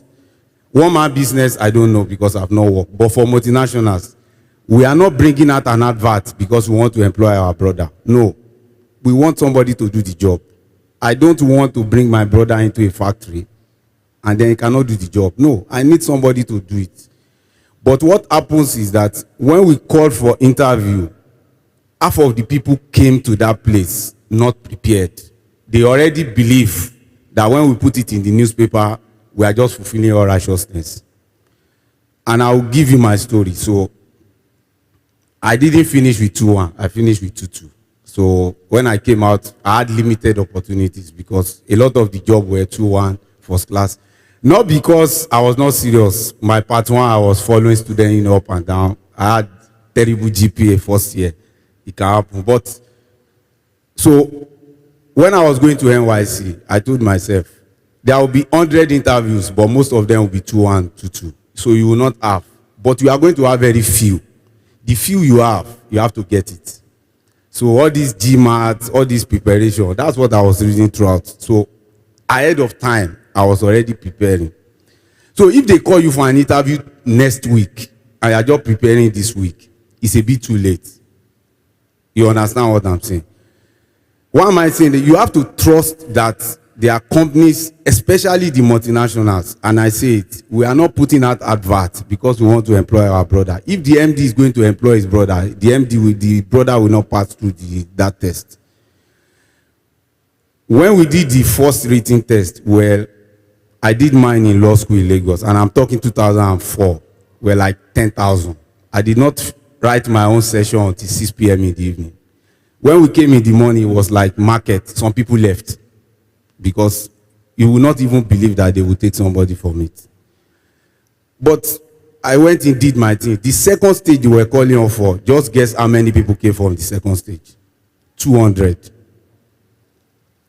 So most people just came. I told you a lot of people left. Of course, when it became 200, because it was a technical something, okay, it was getting close. Okay, what I preempted what they would ask. It was for physics chem. I went back to read my secondary school physics, chemistry, biology. I was lucky. The second stage after that were 37. You understand? So they ended up taking 14 of us. 14 of us. But from about 10,000, it was 14. It was not the battle of who was the smartest. A lot of people that I knew came out with first class, did not get through the process. It was just about who believed that the process can work. Because really, if you don't know anybody, what other option do you have? That you have to trust at least the process. So, at the end of the day, what is important is prepare. And in the interview, you don't need to have been working. The only thing I showed to them during the interview, I was teaching tutorials when I was in university. And then when I finished, I was teaching people lesson class. And that was what the interview, the guy was trying to find out what are the challenges in getting people to do extra classes. I just showed him that in Nigeria, everybody want to cheat. They want to do special center. That was the problem I was facing. And you know, what I was telling him, he could relate with it. And he just, when you are doing something, the authenticity can also come through. And that was all. That was all. So, companies are looking for people. I can tell you as I am, we are looking for automation engineers. We are looking, people. There are a lot of graduates in Nigeria, but not so many graduates can get a job. So, there are jobs. If you want to join the KPMGs of this world, PwC, Mobile, you have to do something different. You have to believe that this one management trainee job, 20,000 of you will start out. Maybe they will take only 10. It takes a bit of grit and optimism and believe in the process to be among the 10. So that's what I just want to. It's tough, but you have to put your head, you have to work with a bit of swagger in this country. Nothing says you should do that. But if you have a degree and you know something, you have to believe that ultimately it will work for you. That's just my calling. Thank you. Thank you so much, sir. God bless you for that. So for me, it's not just about the certificate. There is hierarchy for certificate. There's also hierarchy for your personal self into the labor market. So some persons in the certificate, they are first class, but in their personal certificate to the labor market, they are in third class. So some, they have it both first class in certificate and personally first class. So ask yourself, where do you belong, and work on what you want to be. Thank you so much. As I welcome Bomiwa to come and give us another session. Thank you so much, sir.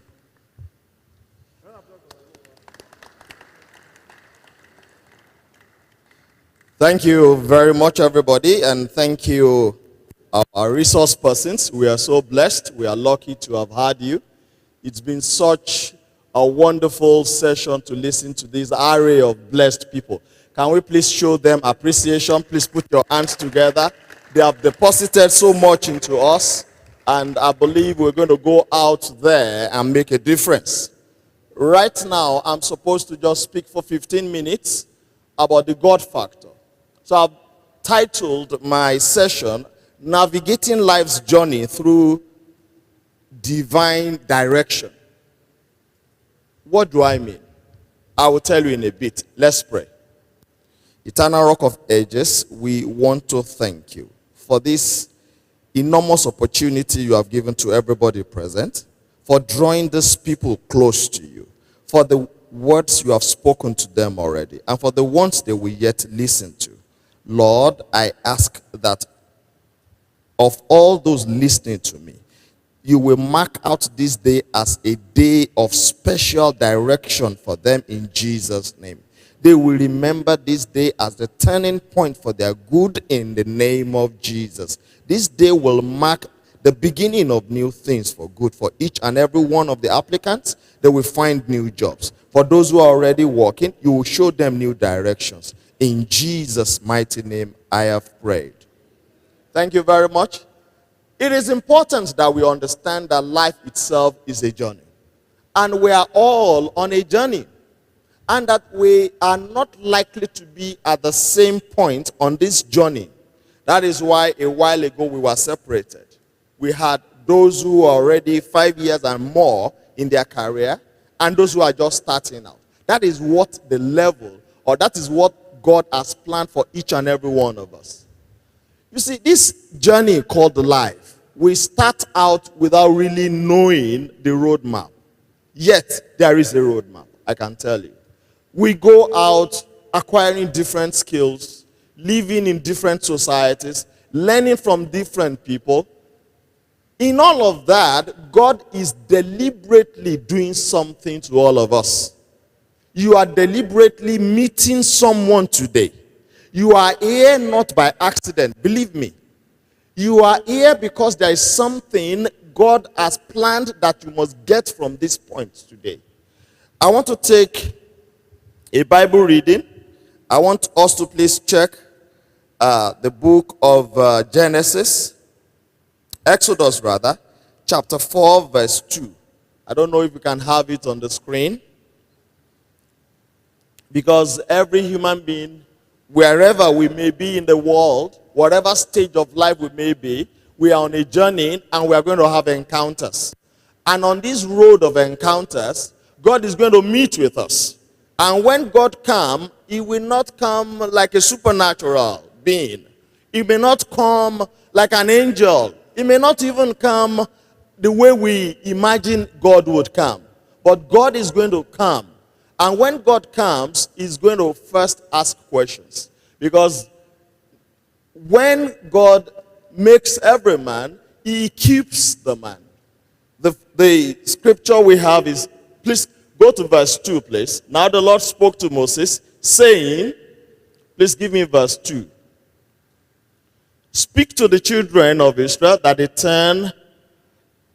Okay? Yes, that was where God began to speak to Moses. And Moses encountered the Lord in the bush. And up till this time, Moses, we all know from our lessons in the Bible, had lived first in the palace of the biggest kingdom of his time, in the Egyptian palace. What was he doing there? He was learning something. God was training him in leadership in the biggest school of his time. You could actually say that up until that moment, Moses already had a diploma or a degree in leadership, because he had seen leadership at the best point in life. You don't live in a palace and remain the same. When you live in a palace, when you associate with kings, with princes and princesses, something rubs off on you. You begin to imagine yourself leading. That was what God did when he took Moses to go and live in the palace. So after he fled from the palace and he became a shepherd, he might have forgotten all the skills he acquired in the palace. But there was a moment of encounter. He met God. And at that moment, he was holding just one thing in his hand. And it was a staff with which he herded the sheep and the cattle. And God asked him, what do you have in your hand? Imagine his answer. He said it was nothing but a rod. Because to him, he was at that point in his life a farmer. The rod was just useful in controlling animals. But God needed to change his orientation at that point to show him that what he had in his hand was more than a rod. I want to put the same question to everyone seated under this auditorium. What do you have in your hand? To the fresh graduates, to those who are just doing their youth corps, what do you have in your hand right now? To those who are already in one career or another, what do you have in your hand? I got asked the same question about 27 or 28 years ago. I was a graduate. I finished my youth corps in 1993. Unfortunately, 1993 was a tumultuous year in the history of Nigeria. The late MKO Abiola had won election. It was the famous June 12 election. He was to be declared president. He wasn't declared president. What was that? Well, how was that of concern to a job seeker? It became a worry because it threw Nigeria into chaos. I mean, people were running from one part of the country to another. War was imminent. I was in Lagos, a young man, bristling with energy and vigor, looking for work. I was everywhere. I wanted to be a policeman. I went to Camp Salem House looking for my uncle who could facilitate an ASP course for me. It wasn't happening. Somebody promised me a job in a bank.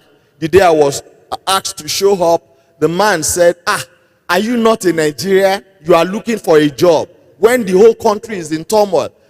Nobody is employing anybody at this time. I was downcast. Then, things were so difficult. 1993 became very, very excruciating for me.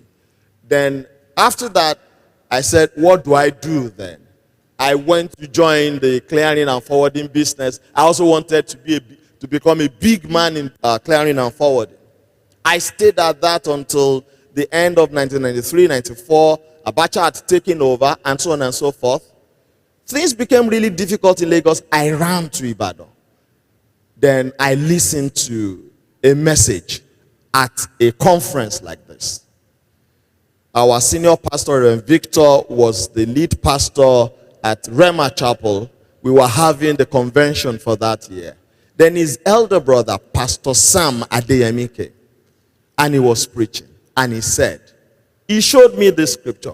What do you have in your hand? I mean, for somebody who had looked for a job who was almost nothing, that question was obvious. My answer was obvious. My answer was at first, nothing. I mean, and if I ask many of you, we say you have nothing in your hand. But it went further to say to everybody there that God has equipped each and every one of us with all that is necessary to make us fulfill our purpose in life already. When he said that, I looked back. What do I have to make me fulfill my purpose that God has given me? I have been praying for a job. God has not answered that prayer. What then has God given me? Then he began to say, what skills had Moses acquired before getting to that point? He had acquired leadership skills. He had acquired farming skills. He had learned to lead people, to be a judge. Remember, he was a judge. He saw an Egyptian maltreating an Israeli, and he became a judge at that point. Then I asked myself the same question. Then the answers came to me. I had two things. I had studied English language at the Obafemi Awolowo University. I knew I had two things I could do competently. I could speak, I could write. The answers came to me. I could speak, I could write. Those were not so much marketable skills. Who would need a speaker and a writer? Then on further introspection and prayers, began to come to me. Speaking skills could be used in diverse areas. You could speak, be an MC. You could speak, become a preacher. You could speak, become a lecturer. You could speak in so many places. What about writing? I looked around me. What could I do? I could write. I said, okay, I'm going to write a book. Remember, I was an hungry job seeker.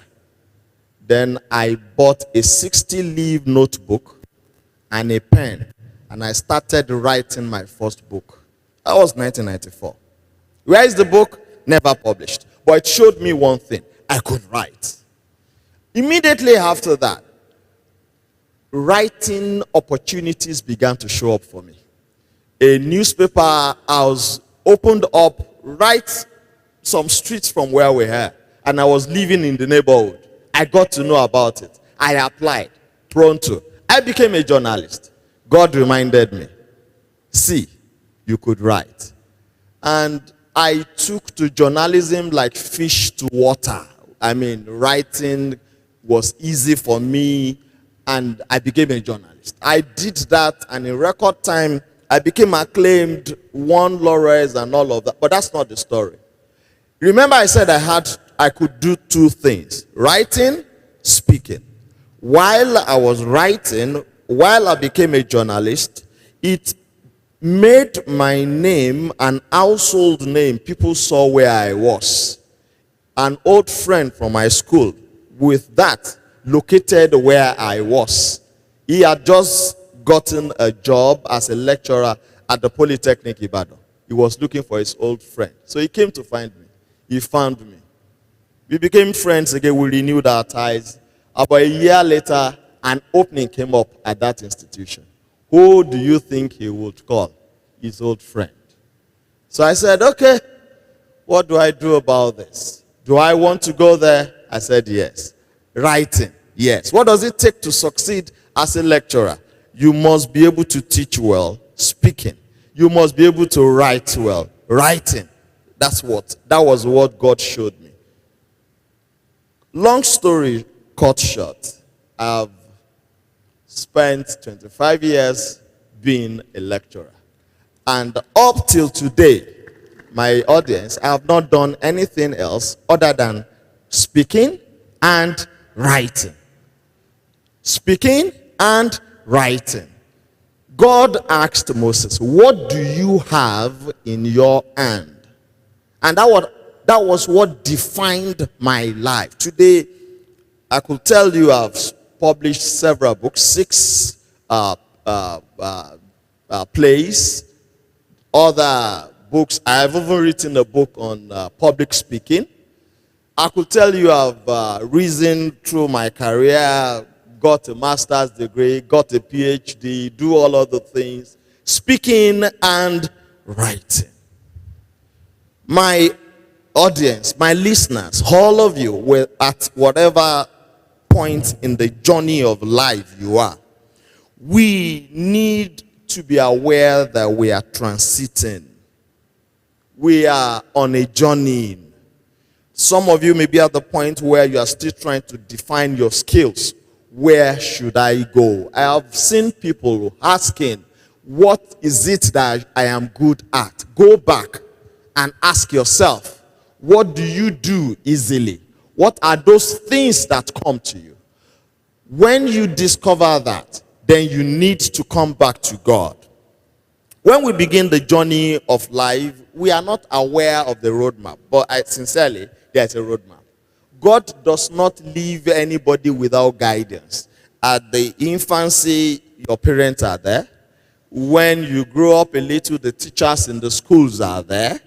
After that, in your adult, maybe teenage to early 20s, your lecturers, everybody, and the churches you attend are there. But through life, God is the only constant factor that will always be present. We always come to crossroads in life. Crossroads are like what the Yoruba people call Orita Meta. I don't know if there are non-Yoruba speaking people, I would like to translate. It's the confluence, the junction where you must take decisions.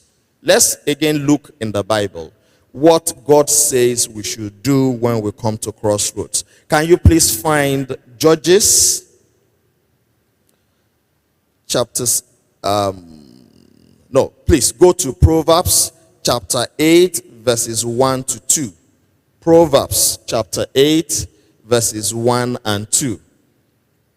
Quickly, my time is almost up. It talks about, it says, does wisdom not cry out and understanding lift up our voice? This is talking to us. At the crossroads of our life, we need wisdom. And when we get wisdom, we need understanding. Many people run races that they have no business running. They look at what their friends are doing and they get on their friends' races. Don't do that, please. You see your friend is on a fast lane. He's in oil and gas. He's into electronics. Is into IT. And you say, yes, because my friend is succeeding in IT, I should also go to IT. I'm saying no. I'm saying apply wisdom. Wait a moment and listen to God. What is God saying to you? This journey of life is personal. We may have several people as company, your friends, even your family members. They all fall by the wayside along that journey. If you ask yourself, where are the favorite friends you had when you were in secondary school? Do you still see them? The only place you see them is probably on Facebook. But your own journey is now personal to you. So take wisdom. Get understanding. God is interested in the decisions we take when we get to the crossroads of life.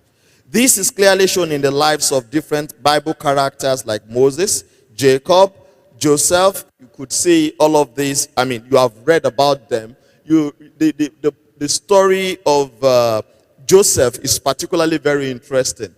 God showed him he was going to be the head, the leader. All other people will bow to him. Yet they sold him into slavery. And the Bible even say that while he was in slavery in Potiphar's house, it is written that God was with him. How can God be with someone who was sold into slavery? Ask yourself. Is that the sign that God is with you? So whatever stage of life you are, believe and know that God is always with you. God was with Joseph. The experiences he had all through coalesced together to make him the prime minister of the most formidable kingdom of his days. His capacity to dream and interpret the dream, that was what was in his hand, and it had always been there even before he went through those experiences. What will make you succeed is already deposited inside you. It is already within you. All you need is to connect with God. When you connect with God, ask God, what is my purpose in life? Why am I on this journey? That's why I said, you can't run another person's race. What is my own purpose? My purpose in life is to influence people positively. And to the glory of God, I've done that. I have influenced over 20,000 graduates. I have networked with them. I do all of that. I devote myself to influencing people to succeed in life. What's your own purpose? Find your purpose. Purposes must be known to navigate the journey successfully. What are the characteristics of purpose? Just in case you are asking, what is this man saying? Your purpose must be something enduring, not something that is short-lived, not this fad. Today it is Japa. Japa is not really new. In our own days, there was also Japa. And some people Japa, and those of us who did not Japa, we are not worse off than they are. So please, remember, get your purpose before you act. Your purpose must be beyond you or the satisfaction of your dreams alone.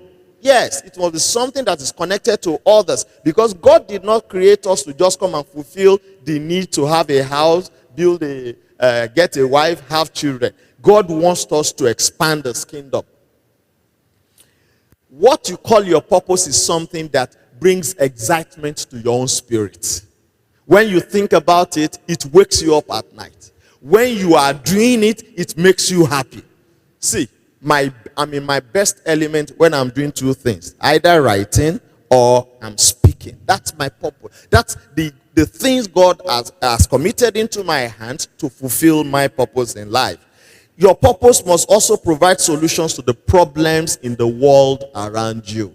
Find a problem. You see, results, rewards, money chase problem solvers. If you are solving a problem, people will be chasing you. If you are not yet solving a problem, you'll be chasing money. But when you start solving people's problems, people will be the one chasing you. Look at the auto mechanic world.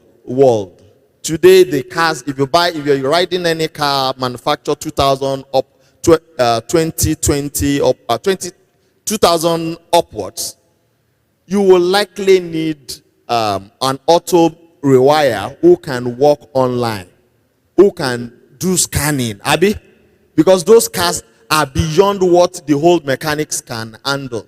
Wherever you are located, people will find you there. So become a problem solver, and whatever it is, it must be related to God. We also need to be constantly aware of our progression, so that we don't, at every point, where am I on this journey? What is the stage, so that I can reconnect to God? So that, the beautiful thing about God is He doesn't give up on anybody. You can reconnect to Him at any point. Even if you have strayed away for so many years, God is always waiting for you. He is ready to reconnect with you. But it's more beautiful when you reconnect to God early. When God is the one directing you. He says there will be a word in your ears, and He will show you the path that you will go. If you get that early, you are blessed. Your life will be smooth. You will avoid all the trouble spots in life. And your life will not be used as a lesson for others to learn from. And people will just wonder, what is working for you? What is working for you is God. What is working for you is the favor of God. Be conscious of your talents and the skills you have acquired on the journey. Nothing you have acquired before now is useless. Nothing you will acquire before now is going to be useless. So please take everything, all the things you have learned today, keep them. The day they will come in useful, you will not be prepared for them. Do you understand? They will just pop up and you will look like a magician. Beware of the opportunities God has arranged for your skill set. That's the beautiful thing about God. There are always opportunities for your skill set, always going around you. Remember, I told you, when I discovered my skills, speaking, writing, opportunities in those areas began to pop up. The same thing with you. Once you discover what God has given to you, opportunities in those skill areas will begin to pop up. And the sky, they say, is the limit. Take an action, because nothing gets done until you move. That's the beautiful thing about God. God will not act where you are supposed to act. You have to act. When you act, remember to stay in tune with the roadmap so you don't get lost again. And in acting, remember, you need to go. At the beginning I said life itself is a journey. If life is a journey, who can show us the roadmap? It's only God. The one who knew us before we were born. That was what He told Jeremiah. I knew you when you were in your mother's womb. So God knew you before you were born. And Jesus is the only way. That's why He said in John 14 verse 6, He says, I am the way, the truth, and the life. I am the way, the truth, and the life. Do you want to go to the right direction? Do you want to flow in the right path to succeed in life? Do you want to walk with the truth? Do you want to be alive and not lose your life? Because when you give your life to Jesus Christ, you're actually conserving your life. You are saving your life. So right now, I would like everybody to please close his or her eyes. Let us bow and ruminate over these in a few seconds and think about it. The greatest decision you can take in life is to reconnect with the author and finisher of your race. The one who knew you before you were even formed in your mother's womb. The one who has prepared every part of your journey. The one who knows the end even from the beginning. If you are saying at this moment, I want to give my life to Jesus Christ, can you please raise up your hand so that we can pray with you? If you want to give your life to Jesus Christ, or you are saying, I know Jesus already, I only need to reconnect with Jesus Christ, please raise up your hand and let us pray together. I'm waiting. This is an important opportunity. Everything we have learned today may not make meaning until we reconnect with the one who fashioned our lives, the one who was there from the beginning, the one who will be there at the end of our lives. Thank you, Lord Jesus. We want to thank you for the opportunity you have given to everyone under the sound of my voice today. We want to thank you for the grace you have given to every of the speakers today. We thank you because all those who have listened to this message will not be lost to you. They will find their ways in life. You will show them the path of life. Life will not be difficult for them. You will be present in everything they do. In the name of Jesus. Thank you, Lord Jesus. In Jesus' mighty name, I have prayed.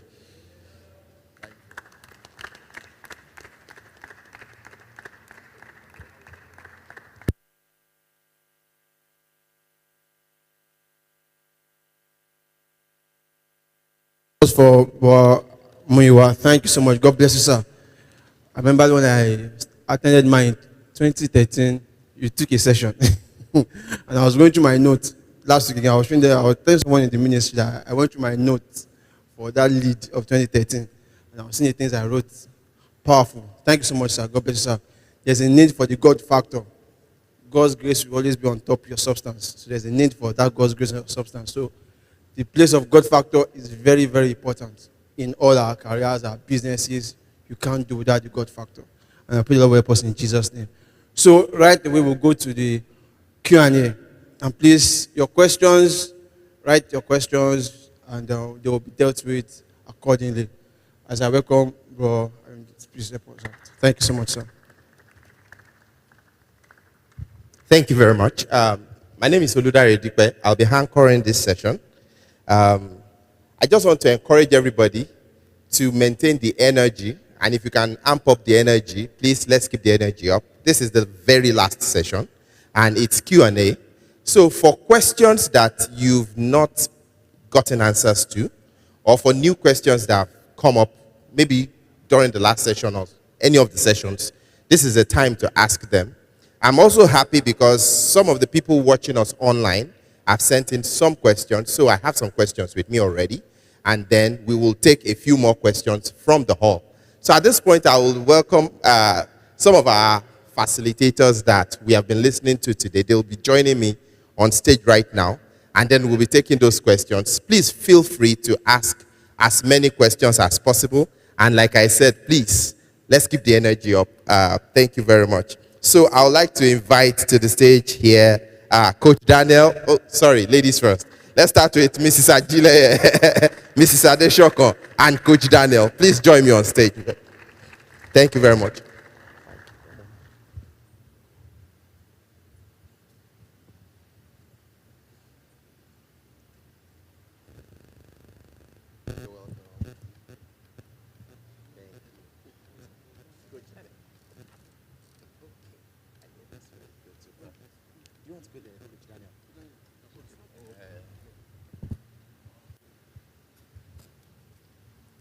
Thank you very much. So I have a number of questions here, so we'll do rapid fire. Some questions are actually directed to individuals on the stage right now, and then there are some other questions that are more general. So for the general questions, I might just pick any one of us to answer at random. And if I think it's an issue that we need to flog, then I might allow probably all three of us to say something about it. And then for those that are directed to a person in particular, I'll just shoot it to you.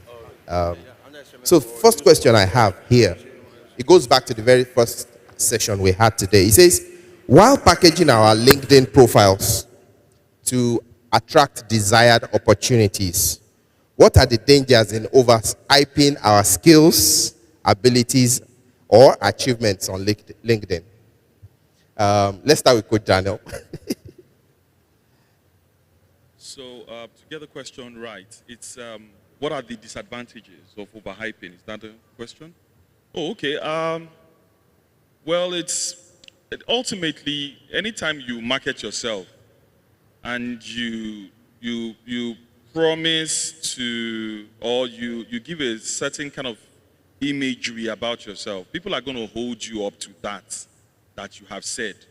And it will be sort of like a reputational damage for you, just like any product. You put the product out there, say this product is going to do X, Y, Z, and people just find out that it didn't really meet up to that standard. What happened to that product? Would you ever recommend it for any other person? No. So what you're doing is eroding your personal credibility. And word goes out very fast. And if it does, it's really very bad. Then again, your own, it also erodes your own confidence. Okay, so we try as much as possible not to overhype yourself. And how you do this is actually get a third person's opinion, to help you balance out. And then again, never you promise, over-promise and under-deliver. That in itself is a no-no. In an interview, especially in a panel, when it is discovered and they sort of like discover, even a hint of it in itself is enough to just discredit that individual. And you wouldn't want that on your conscience, you wouldn't want that on your personality. It erodes your future prospects, and it's not good for your career at all. Just keep it real. Thank you very much. The second question here says, how do we balance diplomacy and assertiveness in communication, especially in the context of today's workplace? So we see a lot of assertiveness training. People are saying, speak your mind, be yourself, and all that. And how do we balance that with diplomacy? As much as I want to speak my mind, do I just walk up to the CEO and then speak my mind the way it is exactly in my mind? How do we balance that in the workplace? Please, let's start with you, and then we'll come to her. Okay, thank you very much. I used to pride myself on being a blunt person. Unfortunately, I found myself in HR. So it was a wrong mix of water and oil. I had to quickly learn, because at a point, even you don't only look at what you're saying, you must be conversant about the non-verbal communication in today's workplace. So you have to be careful about how you're saying, I'm sorry, or you say, oh, I'm truly sorry, or you say sorry. I've said sorry in 3 different ways. So you have to understand that as long as you're in Nigeria, you are first a cultural being, whether or not. I know that multinationals encourage the first name basis in the workplace, and sometimes they enforce it. But if you have a boss that you have noticed, which is what we spoke about there, about first understanding who your stakeholders are, what makes them tick, I would encourage that if you're a Gen Z, maybe within the 20s, and you have a colleague in the 50s, I especially encourage graduates or freshers to use their initials. So we're on first name basis in my company, right, even to the CEO. But I would rather call him ZK. All right. Other people would say, oh, dear Zubin, And my boss, who I know is just a couple of years older than me, she's a typical Yoruba woman. I understand a place and the cultural meaning that comes from that development. So I would rather call her by her initials, all right, even though we're on first name basis. Whatever works for you. But this attitude of, this is me, you had better take it the way it is, and we have to collapse this ego that we are currently experiencing, even in our generation and in the workplace. Respect is reciprocal. Either you call someone by name or not, you've got to have respect for that individual. Thank you. Thank you very much. I'll still like to talk a little bit about this. I've had the opportunity over the years to work in different cultures, so of organizations. The first place I worked was, everybody's first name. So Tony Elumelu walks around and it's Tony, hi. And then I moved from there to another place where everybody has to be Mr. or Mrs. And then I moved from there, and one of the last places I worked, we had pool table, snooker table in the middle of the office. We had table tennis, we had game stations. And you could actually walk at 10 a.m. and see people playing FIFA in the office. Because it was basically about what you output. Nobody cares what you were doing and how you were doing it. How do we, because this communication thing is very critical and it's causing a lot of problems in the workplace today. How do we move from, culture to culture to culture? Do I keep bending to fit all the cultures I pass through? Or do I just stay and say, man, this is who I am, this is how I communicate, and I try to, how does this work? I think okay, I was hearing an echo. I wanted to be sure that it's clear.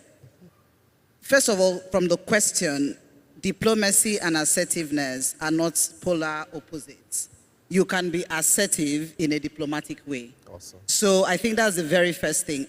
Being assertive doesn't mean you are rude or you are shouting at someone or you are disrespectful. Assertiveness is being able to articulate your thoughts and lay it on the table. And you can say that in the most gentle, kind, diplomatic, or in a very rude way. You can use any way to say it. So I think that's the very first point. And then, as with every human relationship, not just in the workplace, emotional intelligence is extremely important. What does it mean? It is the ability to read a room, the ability to read the emotions of the people, how what you do affects others and what others do affect you. That is what emotional intelligence is about. So and it's part of maturity. For instance, that is why if a child comes in here, maybe under 5, and start throwing tantrums and asks for maybe biscuits, nobody is going to go and beat that child. Everybody understands that it's a child. If a teenager does it, then there is a problem. So it's the same thing about maturity. People expect that when you're in the workplace, there's a certain level of maturity needed to be able to read the room, to be able to understand how to say some things and what not to say. And then if you have a slip, to learn from it, so that next time you can then correct it. So truly, with your point about take me the way I am, honestly, it does not work anywhere. Because not even in your family do you want people to take you the way you are, even in the family circle. There's also a way you talk to your parents. It's very different from how you talk to your siblings. So at the end of the day, we cannot divorce the workplace from the society, from who we are as a people. Even in the Western world, where they are trained and taught to be assertive, to speak up for themselves, there are also very clear boundaries with respect. They understand what respect is. Actually, they have more boundaries than we do. So being a Gen Z or being exposed internationally is not the excuse to be rude or not know how to speak to people. Then linking that to your point about do we keep bending, like I had said initially, one of the skills that we need to survive now is adaptability. Different workplaces have different work cultures, and that is just the way it is. So being able to adapt, to change, to fit in is a skill that we need to build. And what I always tell people is when you are working for a company, sometimes it's easy to remove yourself and say, this is who I am. The question I will ask is, if you are running your business and you need to go and make a sale to someone in Japan and build a business relationship, you will adapt to the culture there. If you need to go to Germany to strike another deal, you will adapt. So when you are running your business, you would do it. Why is the workplace different? Awesome. So this is really how you need to think about it. Even in Nigeria, like you were saying, if you are in Yoruba land and you know how you greet people in Yoruba land, then you'd want to go and maybe talk to an elderly woman or a man and you go and shake their hands. You already know that half of what you wanted to ask about is already gone. It's about cultural nuances. It's respected everywhere. So you also need to know how to navigate this place. It's irrespective of, I've gone to school, I'm educated, so I can do whatever I like. It doesn't work that way. Leading across cultures is actually a skill, and it's a course that they teach in business schools. Awesome. Thank you very much. So I'm really excited about the composition of our panel vis-a-vis the next question. So it says, with so much opportunities available for women in today's workplace, how can our sisters capitalize and exploit this new wave of promoting, inclusion, gender empowerment and all that? How can, because again, a lot of businesses are trying to have more women on the board and they can't just find them. So how do we get ourselves ready such that we can ride this wave and exploit it as ladies in the house? Okay, I'll keep it short so I can give other people the chance to add to it. I think the first thing that I always say, and I'm saying it to everyone that runs a business, driving diversity and getting women into the workforce or into the board, it is not to tick a diversity box. It is not a nice to have. It is a business imperative. It has been proven that women, when you have the 50-50 split, whether in your workforce or on the seat where you are making decisions, it improves your bottom line. Why does it improve the bottom line? Because men and women think differently. They look at things differently. So the diversity drives your bottom line. So if anyone still thinks that it's just a new wave, it is not just a new wave. It is what should have been happening from the beginning. And gender equality, it is something that all of us should believe in because honestly, it delivers your bottom line. I want to make that first point clear. So now to your point about how do women get themselves ready. I think it's a very, honestly, huge topic. I'm not sure we can even barely scratch the surface today. But I think that number one has to do with the mindset of even the women. Because the society, and not just Nigeria, honestly, it's global. So women have been socialized to think differently about the kind of jobs that they can do. So because of that, you don't have a lot of women even in these workplaces or even aspiring for these positions because this has been generations and generations of playing with their psychology. Yes. So the first is really a mindset shift that needs to happen from even the ground up. I think that's the first thing. The second one is organizations need to be ready to put their money where their mouth is and make it easier for women to thrive.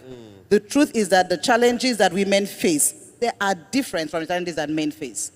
Because they would, if they want to build a family, they would take a break for 3 months or 4 months or 6 months to go have the baby. That is the truth. And companies need to cater for that break. They need to be intentional in recruiting. At the point of recruitment, you need at a minimum have the 50-50. Because if you don't even have them at entry level, then there's no discussion about promotion. And I dare say some companies that are behind in gender equality should actually skew the split at recruitment towards 60-40 or 70-30, especially in manufacturing, because you don't see women there. And then you need to make the environment conducive for women. Something as simple as having a restroom. In the first place that I was working, there was no restroom for women in the administrative block. I had to go all the time to the clinic to be able to use the restroom. Something as simple as that. So there's a lot of work that needs to be done, whether it's in the recruitment, in retention, in understanding at what point do they drop out of the workforce, and what kind of policies, so I will allow to add, what kind of policies do we need to make that would enable us to retain the women, and how do we invest in their development? There are more mentors available to men than women, because it's obvious, there are more men at the top. And a lot of men don't want to mentor women. They feel they don't understand women. But there's nothing like we don't understand women. Women have only one objective in the workplace, to succeed. If you can mentor a man, you can mentor a woman. And women also need to be open to being mentored by men as well. So companies need to recruit, retain, and develop women. And there's a lot of work that needs to happen. Let me allow to go on. Yes. Okay, thank you. I want to address from the perspective of the employees themselves. Now, a lot of time, women shortchange themselves when it comes to climbing the career ladders, all right? At the point and with the kind of environment we are, you already know that we live in a patriarchal society, whether we like it or not. It means that a lot of these policies favor our men. And it's not even because someone has decided to put our back against the wall, even in the Bible, you will see a lot of things being addressed to the men. So it's a matter of culture. So how do you now break this boundary? You already should have the mindset that you have a lot of work to do in balancing out.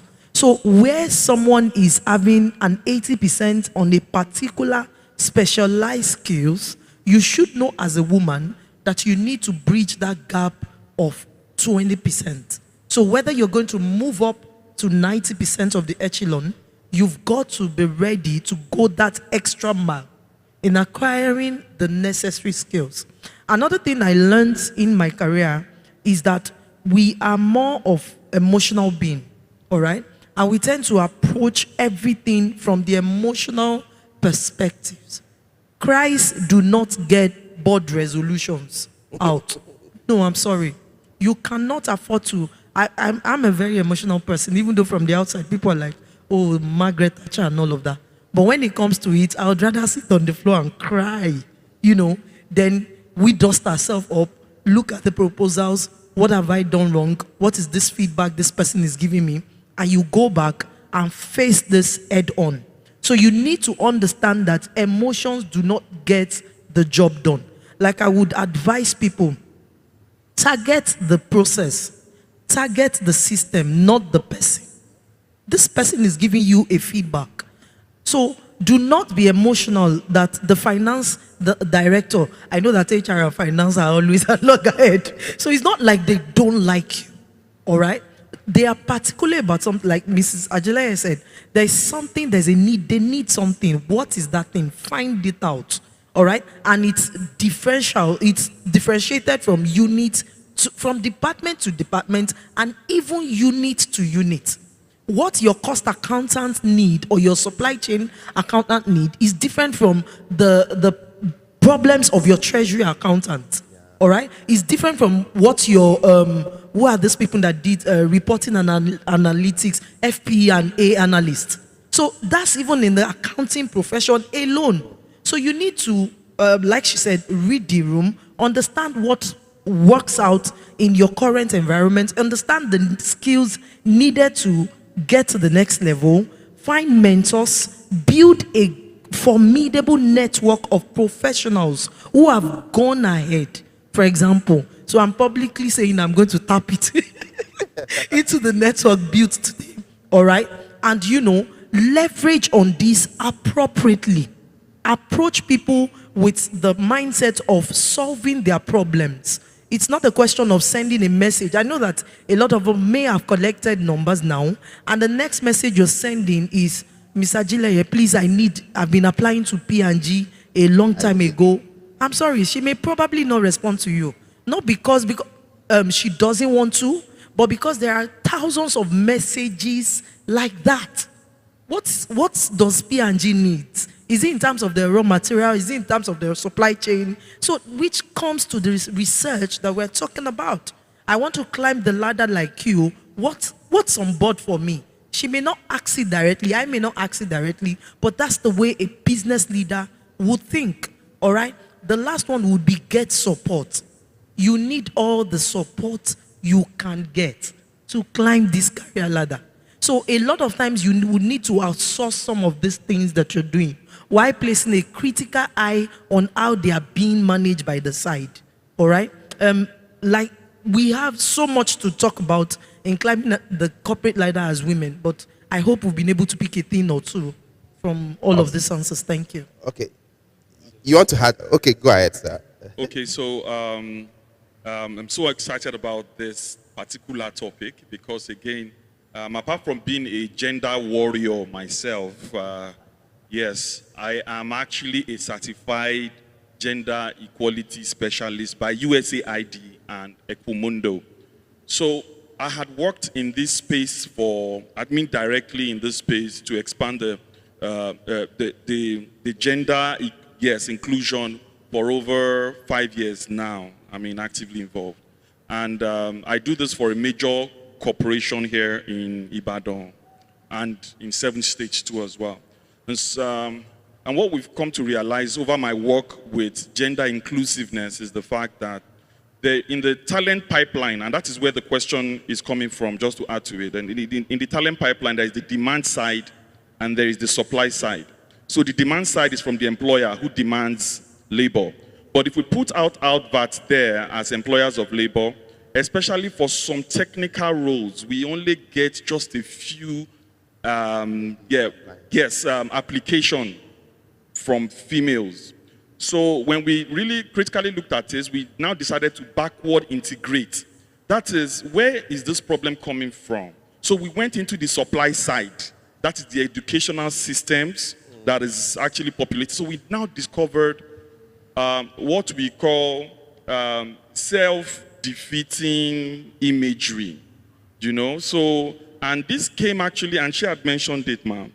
This came from a background of social wiring and conditioning.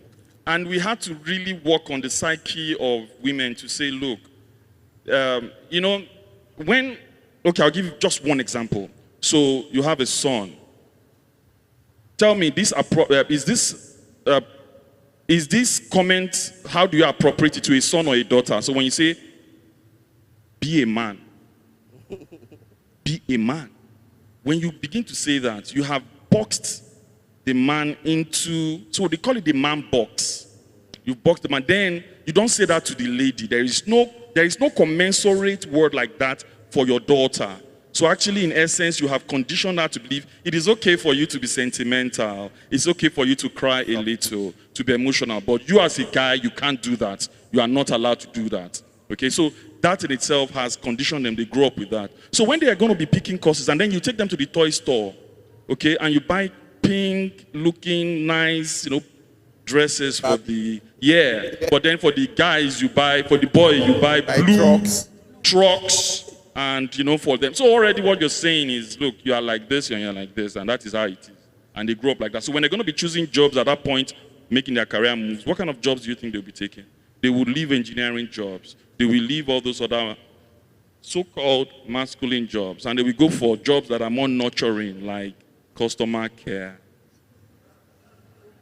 Like, I won't even mention it, but what this, you see. So that is where the problem is. So it is the gender disparity is on both aisles. Even men that want to be a customer care person can't get the jobs, again, because the panelists have discriminated against him based on his gender. You are a man, you cannot possibly be caring enough to take care of customers, so you can't be a customer care person. We need that feminine voice, that motherly voice, that again is where the disparity comes. So we try to do this, and I think that's where it is. So right now, this is a challenge for every woman listening to us here now, that perhaps you start looking at what it is that you really want to do. Go for it regardless. Regardless. Awesome. And I'd like to add to that. It's also a challenge to parents here to also, as we raise our daughters, let's be intentional, so that when they see two people wearing white overalls in the hospital, you don't just automatically say the woman in white overall is a nurse and the man in white overall is a doctor. It could be anybody. Thank you so much. So we'll start with you with the next set of questions. I have two questions I'm going to read together because I think there's a sort of relationship between the two questions. So the first one says, what do I do if I'm not satisfied with my current job or I've lost total interest in it? In fact, this person put in brackets a federal government job. He's totally lost interest. There's no job satisfaction. What does he do? What are the options? So that's number one. And then related to that is, how do I pick myself up from a career fail? Maybe I started a career 2 years into it, 3 years into it, 5 years into it, 10 years. I got sacked, I got fired. Sometimes because I did not do what I should do. And sometimes it just happens. Maybe there was a huge downsizing. Even in downsizing, I tell people, some people escaped it, so you still did not do something. So if I fail in career, does that make me a failure in life? How do I pick myself up? How do I reboot that career and move forward and still get to the height of my career? So we'll start with Coach Daniel, and then. Okay, so firstly, for the guy in the federal government job, or for other people listening now that wants to change career, I changed career. I did really very nicely, you know, so you can do it too. And what you do is, if you're currently feeling disgruntled with your job, it's possible that sometimes you feel disgruntled. So what you want to do is have a fresh perspective of job search. You see, job search is a full-time job. You have to understand that job search in itself is this is a trick. It's a game of numbers, okay? And it will require some investment. So if I want to change career, for instance, maybe it differs if you want to change career at early career, mid-career, or late career. It differs. And the dynamics are totally different. So you have to understand that. So at early career, you want to change career, maybe you're 3 years into the job, you want to change your career. It's really very easy. So make sure that you have a lot of data. Your social media make sure you handle it well, and ensure that your image that you put out there on social media is really talking to the career you want to move into. So, and then your personal image and what you post in there. I know a man, this one really happened, wanted to apply for one of the big banks, so he was in the interview, and the HR just did a little bit of search on the guy and noted where he mentioned, and it was actually viral, it went viral, noted where he mentioned and showed it to him, where he mentioned, this bank is the most useless bank in the world. You know, in a post that he had done some years back, and that was just the end for him, and it was a dream job for him. So, this is it. So be careful with your social media handling, and then you make sure that, and this is a game of numbers, like I said, so you apply, on the average, you'll be applying to 20 jobs. For every 20 jobs you apply to, you probably get one invitation to an interview. All right, so that's 20 to 1. For every 10 interviews you attend, you'll probably be given an offer, 1.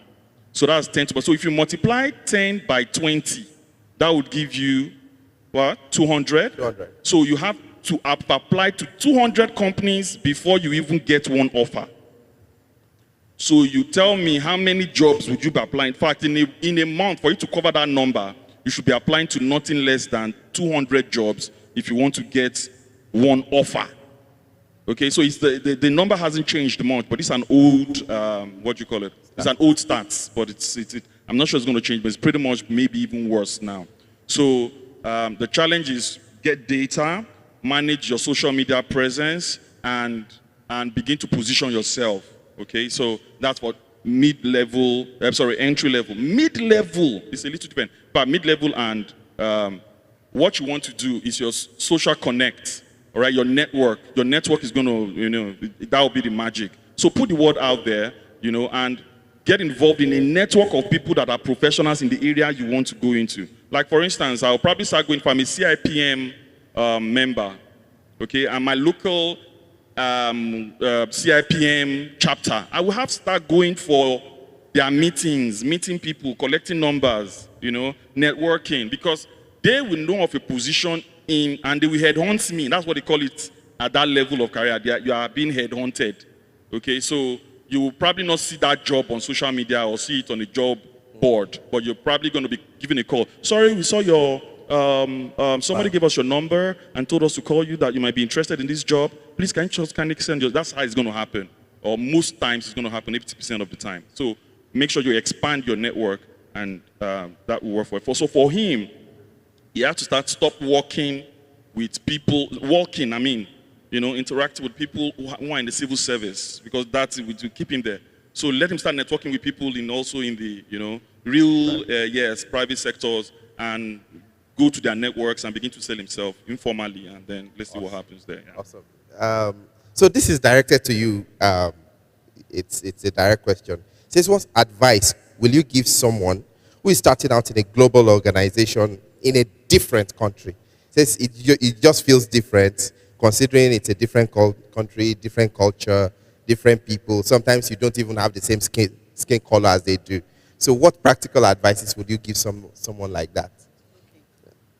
I wanted to just add something to the previous person that's working with civil service, very short. And it is, as much as you are frustrated, you don't like the job anymore, when you go for an interview, they would ask you what you have been doing. So I really want to talk to that person. As much as you don't like the job, I hope you are doing the job. I hope you are actually trying to add value there, irrespective of how you feel about it. Because when you go for an interview, you need to be able to share what you have done, irrespective of whether they were owing you salaries, Like, you cannot go into an interview and say, because you're owing me, I decided I'm not going to be working, you know. So please, as much as you're doing everything that Coach Daniel said to be able to get out, you really do need to make sure that you have some work under your belt that you can use at the interview.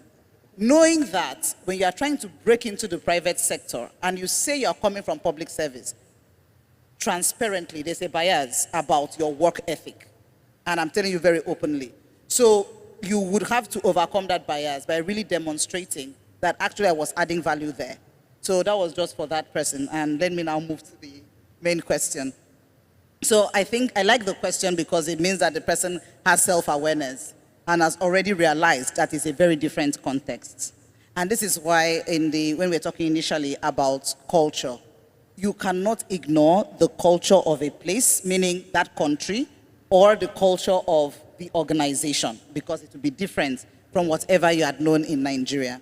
Now, I don't know what country the person is in, but there's this, what is it called again? I want to recommend a chart or a book that a person should read that has to do with understanding different cultural nuances across the world. The author is Hofstede, I think. I can't remember the name of the book now. Sorry? The culture map, yes. Please find the culture map online, and you will have to buy the book. And for that country that you are in, try to understand their cultural nuances. How do they relate to authority? How do they relate to peers? How do they take feedback? That is just so that you understand. So I'll give you an example. When I started working in Geneva, because in Nigeria, to be honest, we have lunch hours, but you can decide to go for lunch at 2, you can decide to skip lunch, like it's your problem, you know. So the 12 noon, like literally 12 noon, the entire floor would empty. Everybody's going to eat. I honestly used to ignore it because, one, I wasn't even hungry, you know. I'm like, okay, I'll eat when I want to eat. After like 1 or 2 weeks, someone came to me and said, oh, Muki, let's go for lunch. I was about to say, I'm not ready, but I said, okay, fine. Someone invited me, let me go. And the person was now talking to me that I've been observing you, and you don't go for lunch. The person said, the impression you are creating is that you cannot manage your priorities. You cannot manage it that you cannot even stand up to go and eat. And you're also not building relationship with your teams in a more relaxed place over lunch. I was like, like, I could not even believe it, but I was so happy that the person took the time to give me that feedback. So 12 noon, I shut down. I joined them. Because that is the culture. Lots of them are French, like we're talking about the French. You cannot not go for lunch. Like, what is that work that you cannot go for lunch for?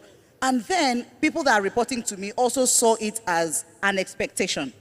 That because I'm not going for lunch, they thought that I meant they should not go for lunch. So they were already feeling under pressure that what kind of a new manager is this that doesn't go for lunch? So I'm just showing that example of something as you would not even imagine that someone can read meanings into it was actually taken. It was a cultural problem. So the truth is cultures are extremely different and the person needs to understand some of these cultural nuances. And apart from reading the book, really open your eyes and observe. Yeah. What do? Do they hang out after work? Do they go for skiing over the weekend? You need to find a way to integrate. If you don't integrate, you continue to be the outsider. Already, in quotes, you're an outsider based on what? Color of the skin, based on the fact that you're coming from a different country. You cannot keep amplifying your outsiderness, if there's a word like that, by not integrating. Because even in business, there's something called liability of foreignness, which is, as long as you're a foreigner, there's a liability you're coming with because you don't understand the place. You need to close that gap, and you close it through networking, like I had mentioned. So the person needs to understand the cultural nuances, has to not downplay them and know that they're extremely important, work to get integrated into the formal and informal circles. If they are hanging out after work, go for some of them so that you can get to know them on a personal level. It will make work a lot easier for you. Awesome, thank you. So I'll direct the next question to you. So this person works in an organization where he has a few managers who have been there for ages. These managers do not have room ahead to move into, so they are kind of stuck in their career, and these are cascaded to all their reports. So he's stuck in a rut. The money is not too bad, but there's nowhere to move into, They are clamoring that, okay, if we cannot move up, can you change our titles such that it doesn't look like we are stagnant? And the organization is saying, is it the title you want or is it the money? He's now in a position where he can do his work in 2 weeks out of 4 weeks in a month. And then he has the rest of 2 weeks to do side hustle. And he's also making good money from his side hustle anyway. So he's currently confused. He's trying to find out, is it time to exit? Is it time to, if I'm exiting, should I move to another organization? Or should I just go and sit down with my hustle and turn the hustle into a business? And so he doesn't know what to do. He's seeking for counsel at this point. Okay. A few things that are coming to mind right now. I think it's basically about career progression. Now, for that kind of person, one mindset I would want you to remove is sidelining those bosses. You must understand that you cannot be wiser or smarter than your boss. And you cannot win your boss in an organization. A lot of times, we make that error of wanting to go over our bosses or prove to them that, oh, there's not much work in this department. They've been in that department for that long for a reason. And if you were that smart, if you were that brilliant, you will be the boss. So that's what I try to tell a lot of people. Be careful about wanting to sideline or outsmart or win your boss. That's number one. Now, one thing is there are different exit strategy you can adopt. So there are cross-functional skills, all right, that flows across different units or different departments. Are you really, really sure that everything about that role has been conquered? You have mastered it. So there's something we call competency framework in HR, big grammar, but it's basically about finding out what the skills for the next level are. So you do a thorough research in relation, if you do not want to leave that job, if you do not want to leave that industry or that profession, what next? What else, what skills can I amass to join this? For example, we had several examples in the other profession. You're currently an electrical person. What else can you do in electrical that can give you more skills? One of the examples I would like to cite was I got into manufacturing industry as a talent acquisition person, all right? And all I did was recruit for 28 factories, all right? That means it was quite large, and I was the singular talent acquisition person. And I got bored at a point in time. And I went for a program, which is also the power of networking, people who had gone ahead of me. The fancy word came out then, HR business partnering, and I was wondering, what is business partnering? It seems I don't even know HR, you know. And one of the people, HR BP Connect, right, mentioned that in order to break out of your current career, you need to ask for more work. And I'm like, I'm sorry, recruiting for 20, you're asking me to do more work. And I tried to test run it. Let me see what these motivational speakers are saying. So I approached one of the newly promoted HR business partner then. Remember that I had mastered my job and I could collapse it. Then he asked me about any seasonal movies, series movies. I have watched everything because I was done by 4 p.m., right? So I had to approach one of them to say, in case I may be free at this period, in case you have a couple of things to do, please let me assist you with the research. And thankfully, that's where the place of career sponsorship started coming in. Unknown to me, at their HRBP meetings, that person was given the feedback to say, oh, actually, there's one HR advisor who helped out this Olamide. So, you know, I was getting that. And before you know it, so I approached about 2 or 3 of them. The other person also mentioned, oh, really? She's helping you too? And from there, when there was an opportunity in Ibadan, someone said, okay, let's take you to try out HR business partnering in this. So you must be sure that you have actually mastered everything there is. Trust me, the jobs are wide. And the thing, the skills you think you have amassed may not even, may be a narrowed point of view from your specialist point of view, all right? And if you know that you're tired of that profession, you want to make a career switch, then also the competency framework still comes into play. What next? What would you like to do? But like Mr. Gilaya mentioned in the other meeting, if that passion or side hustle is not paying your bill, I would recommend that your side hustle has to be 3 times your current income. Conveniently, if you're out of a job for 6 months and you don't have to lift a finger, can you manage yourself? Even if you tone down your expenses, will you go about begging in that 6 months? That's at that point is when I would advise you to leave your paid career for the side hustle. So you are the only one that can actually answer that question yourself. What do you want? Do you want to expand your business? Do you want to go in your career? Do you want to move out of that space? But definitely you cannot remain where you are. Thank you. Awesome, awesome. So this is the last question we have here. And anybody and everybody, I would like you to say something about it.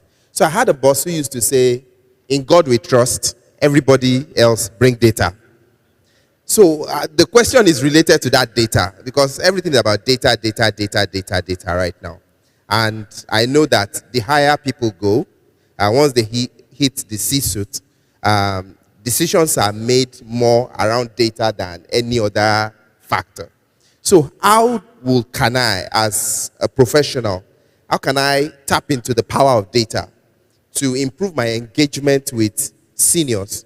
And how can I tap into the power of data to also, advance myself in my career? I think we spoke a little bit about it, but I think we need to hash on this a little bit more, because it's very, very important.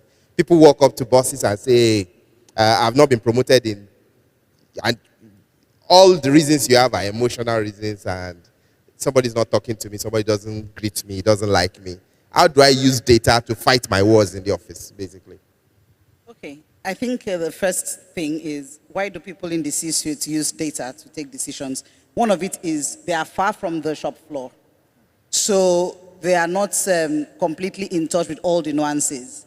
So what they see are the numbers. So it's very difficult to have a conversation with them without having that data in line. So just to clarify that. And the second reason why they talk in data is because they are rewarded based on data. Their KPIs are numbers. Exactly. They are also scorecard, whatever it is called. Yes, it is in numbers. Their bonuses, their stock options, their salaries are tied to numbers. So if they don't see a direct link between whatever it is you're talking about and those numbers, you can forget it. Even something like gender equality is a number, is a target.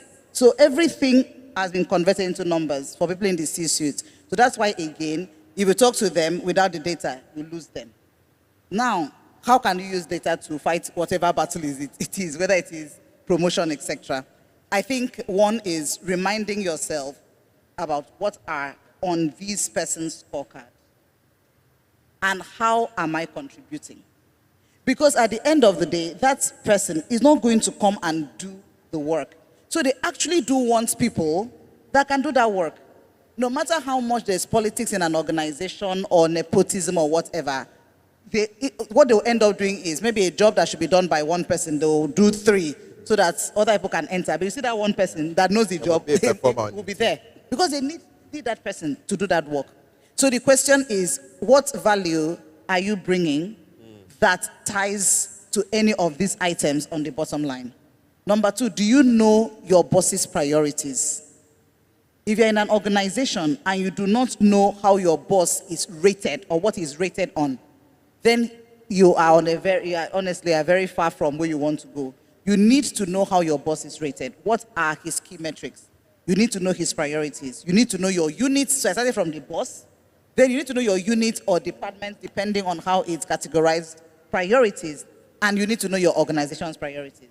And if what you are working on, you cannot see a direct link to it, then you need to have a conversation about, I want to work on other things. Yeah. Because and back to the point on promotion, there is a reason you are overlooked for promotion. And it always sounds very painful, but it is true. And there are either of 2 things. Either your performance is not stronger than your peers. That is what we call calibration. You cannot look at your performance in absolute, just yourself. It will always be in comparison with your peers.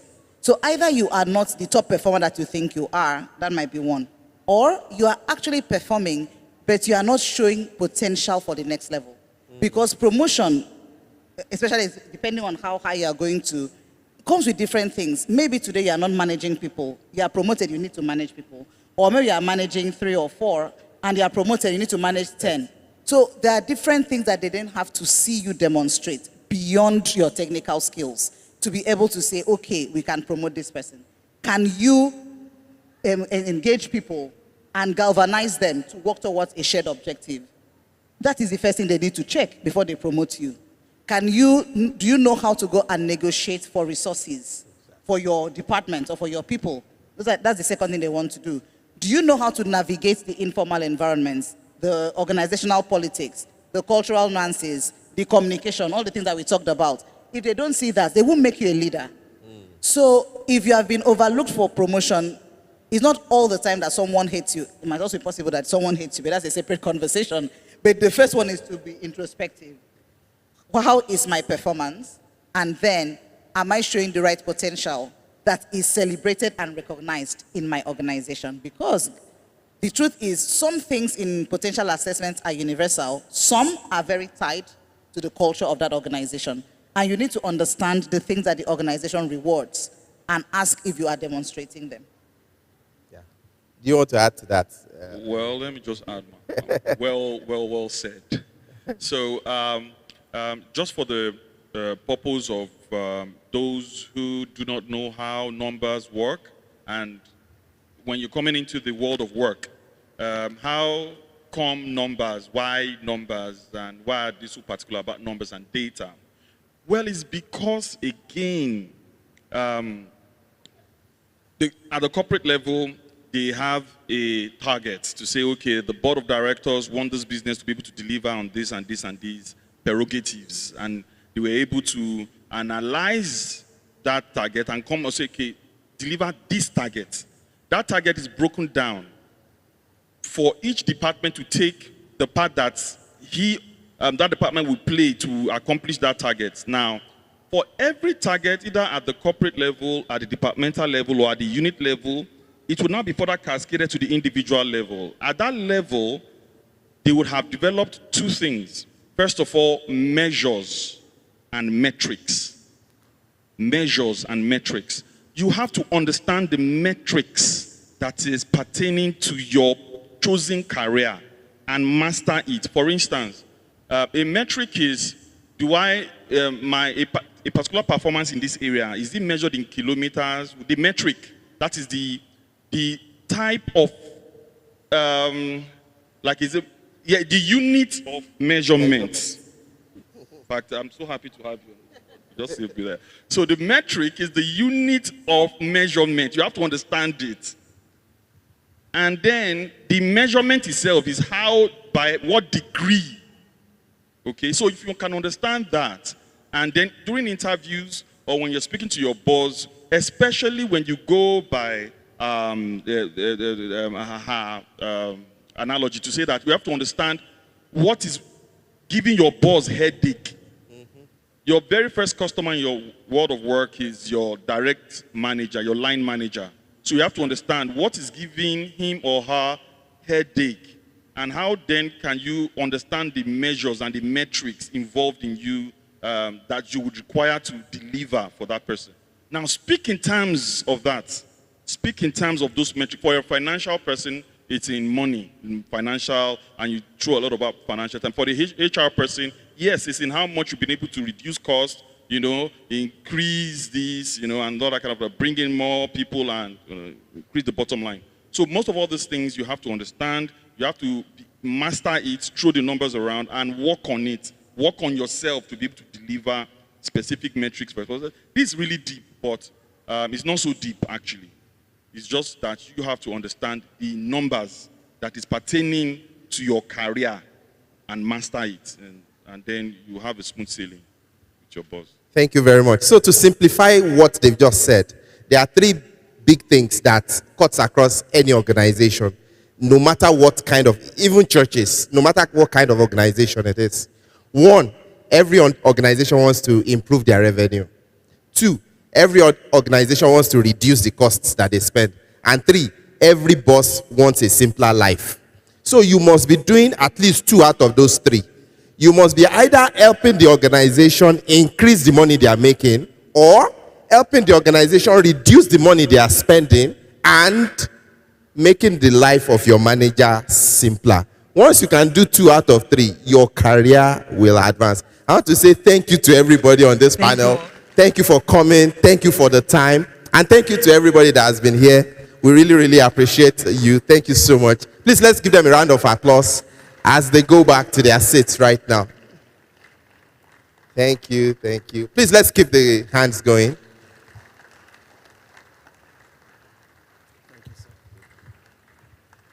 Please, let's keep the hands going. Thank you so much.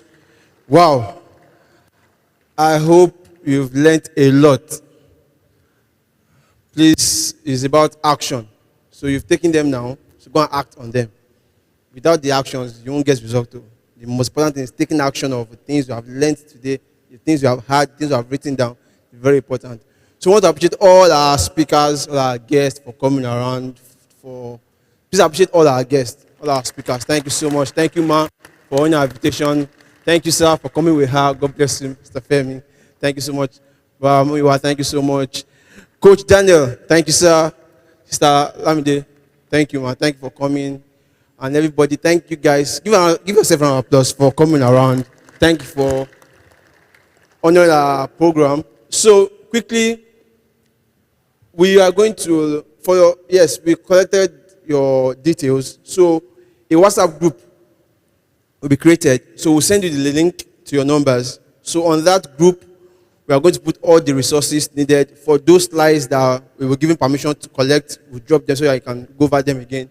And then the other things that you need to know, fantastic resources will be dropped on the WhatsApp group. So please be on the lookout for the link. They will send you to our numbers.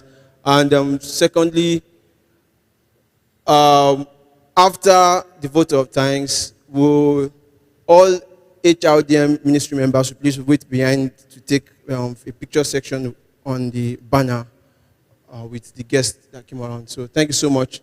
What else? Are we good to go? Are we good to go? Okay. Sorry.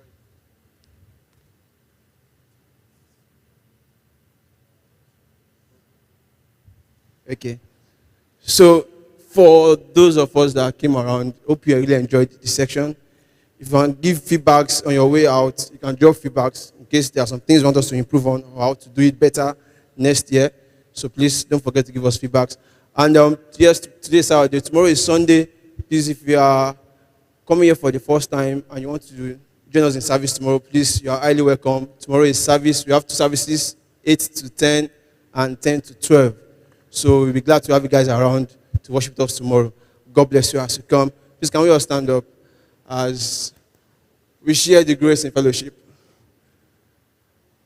1 to go. May the grace of our Lord Jesus Christ, the love of God, and the sweet fellowship of the Holy Spirit abide with us now and forevermore. In Jesus' name, amen. Until I see you next time, keep the fire burning. Thank you so much. God bless you. See you next lead. Wow. So please, the guests, can you please come around and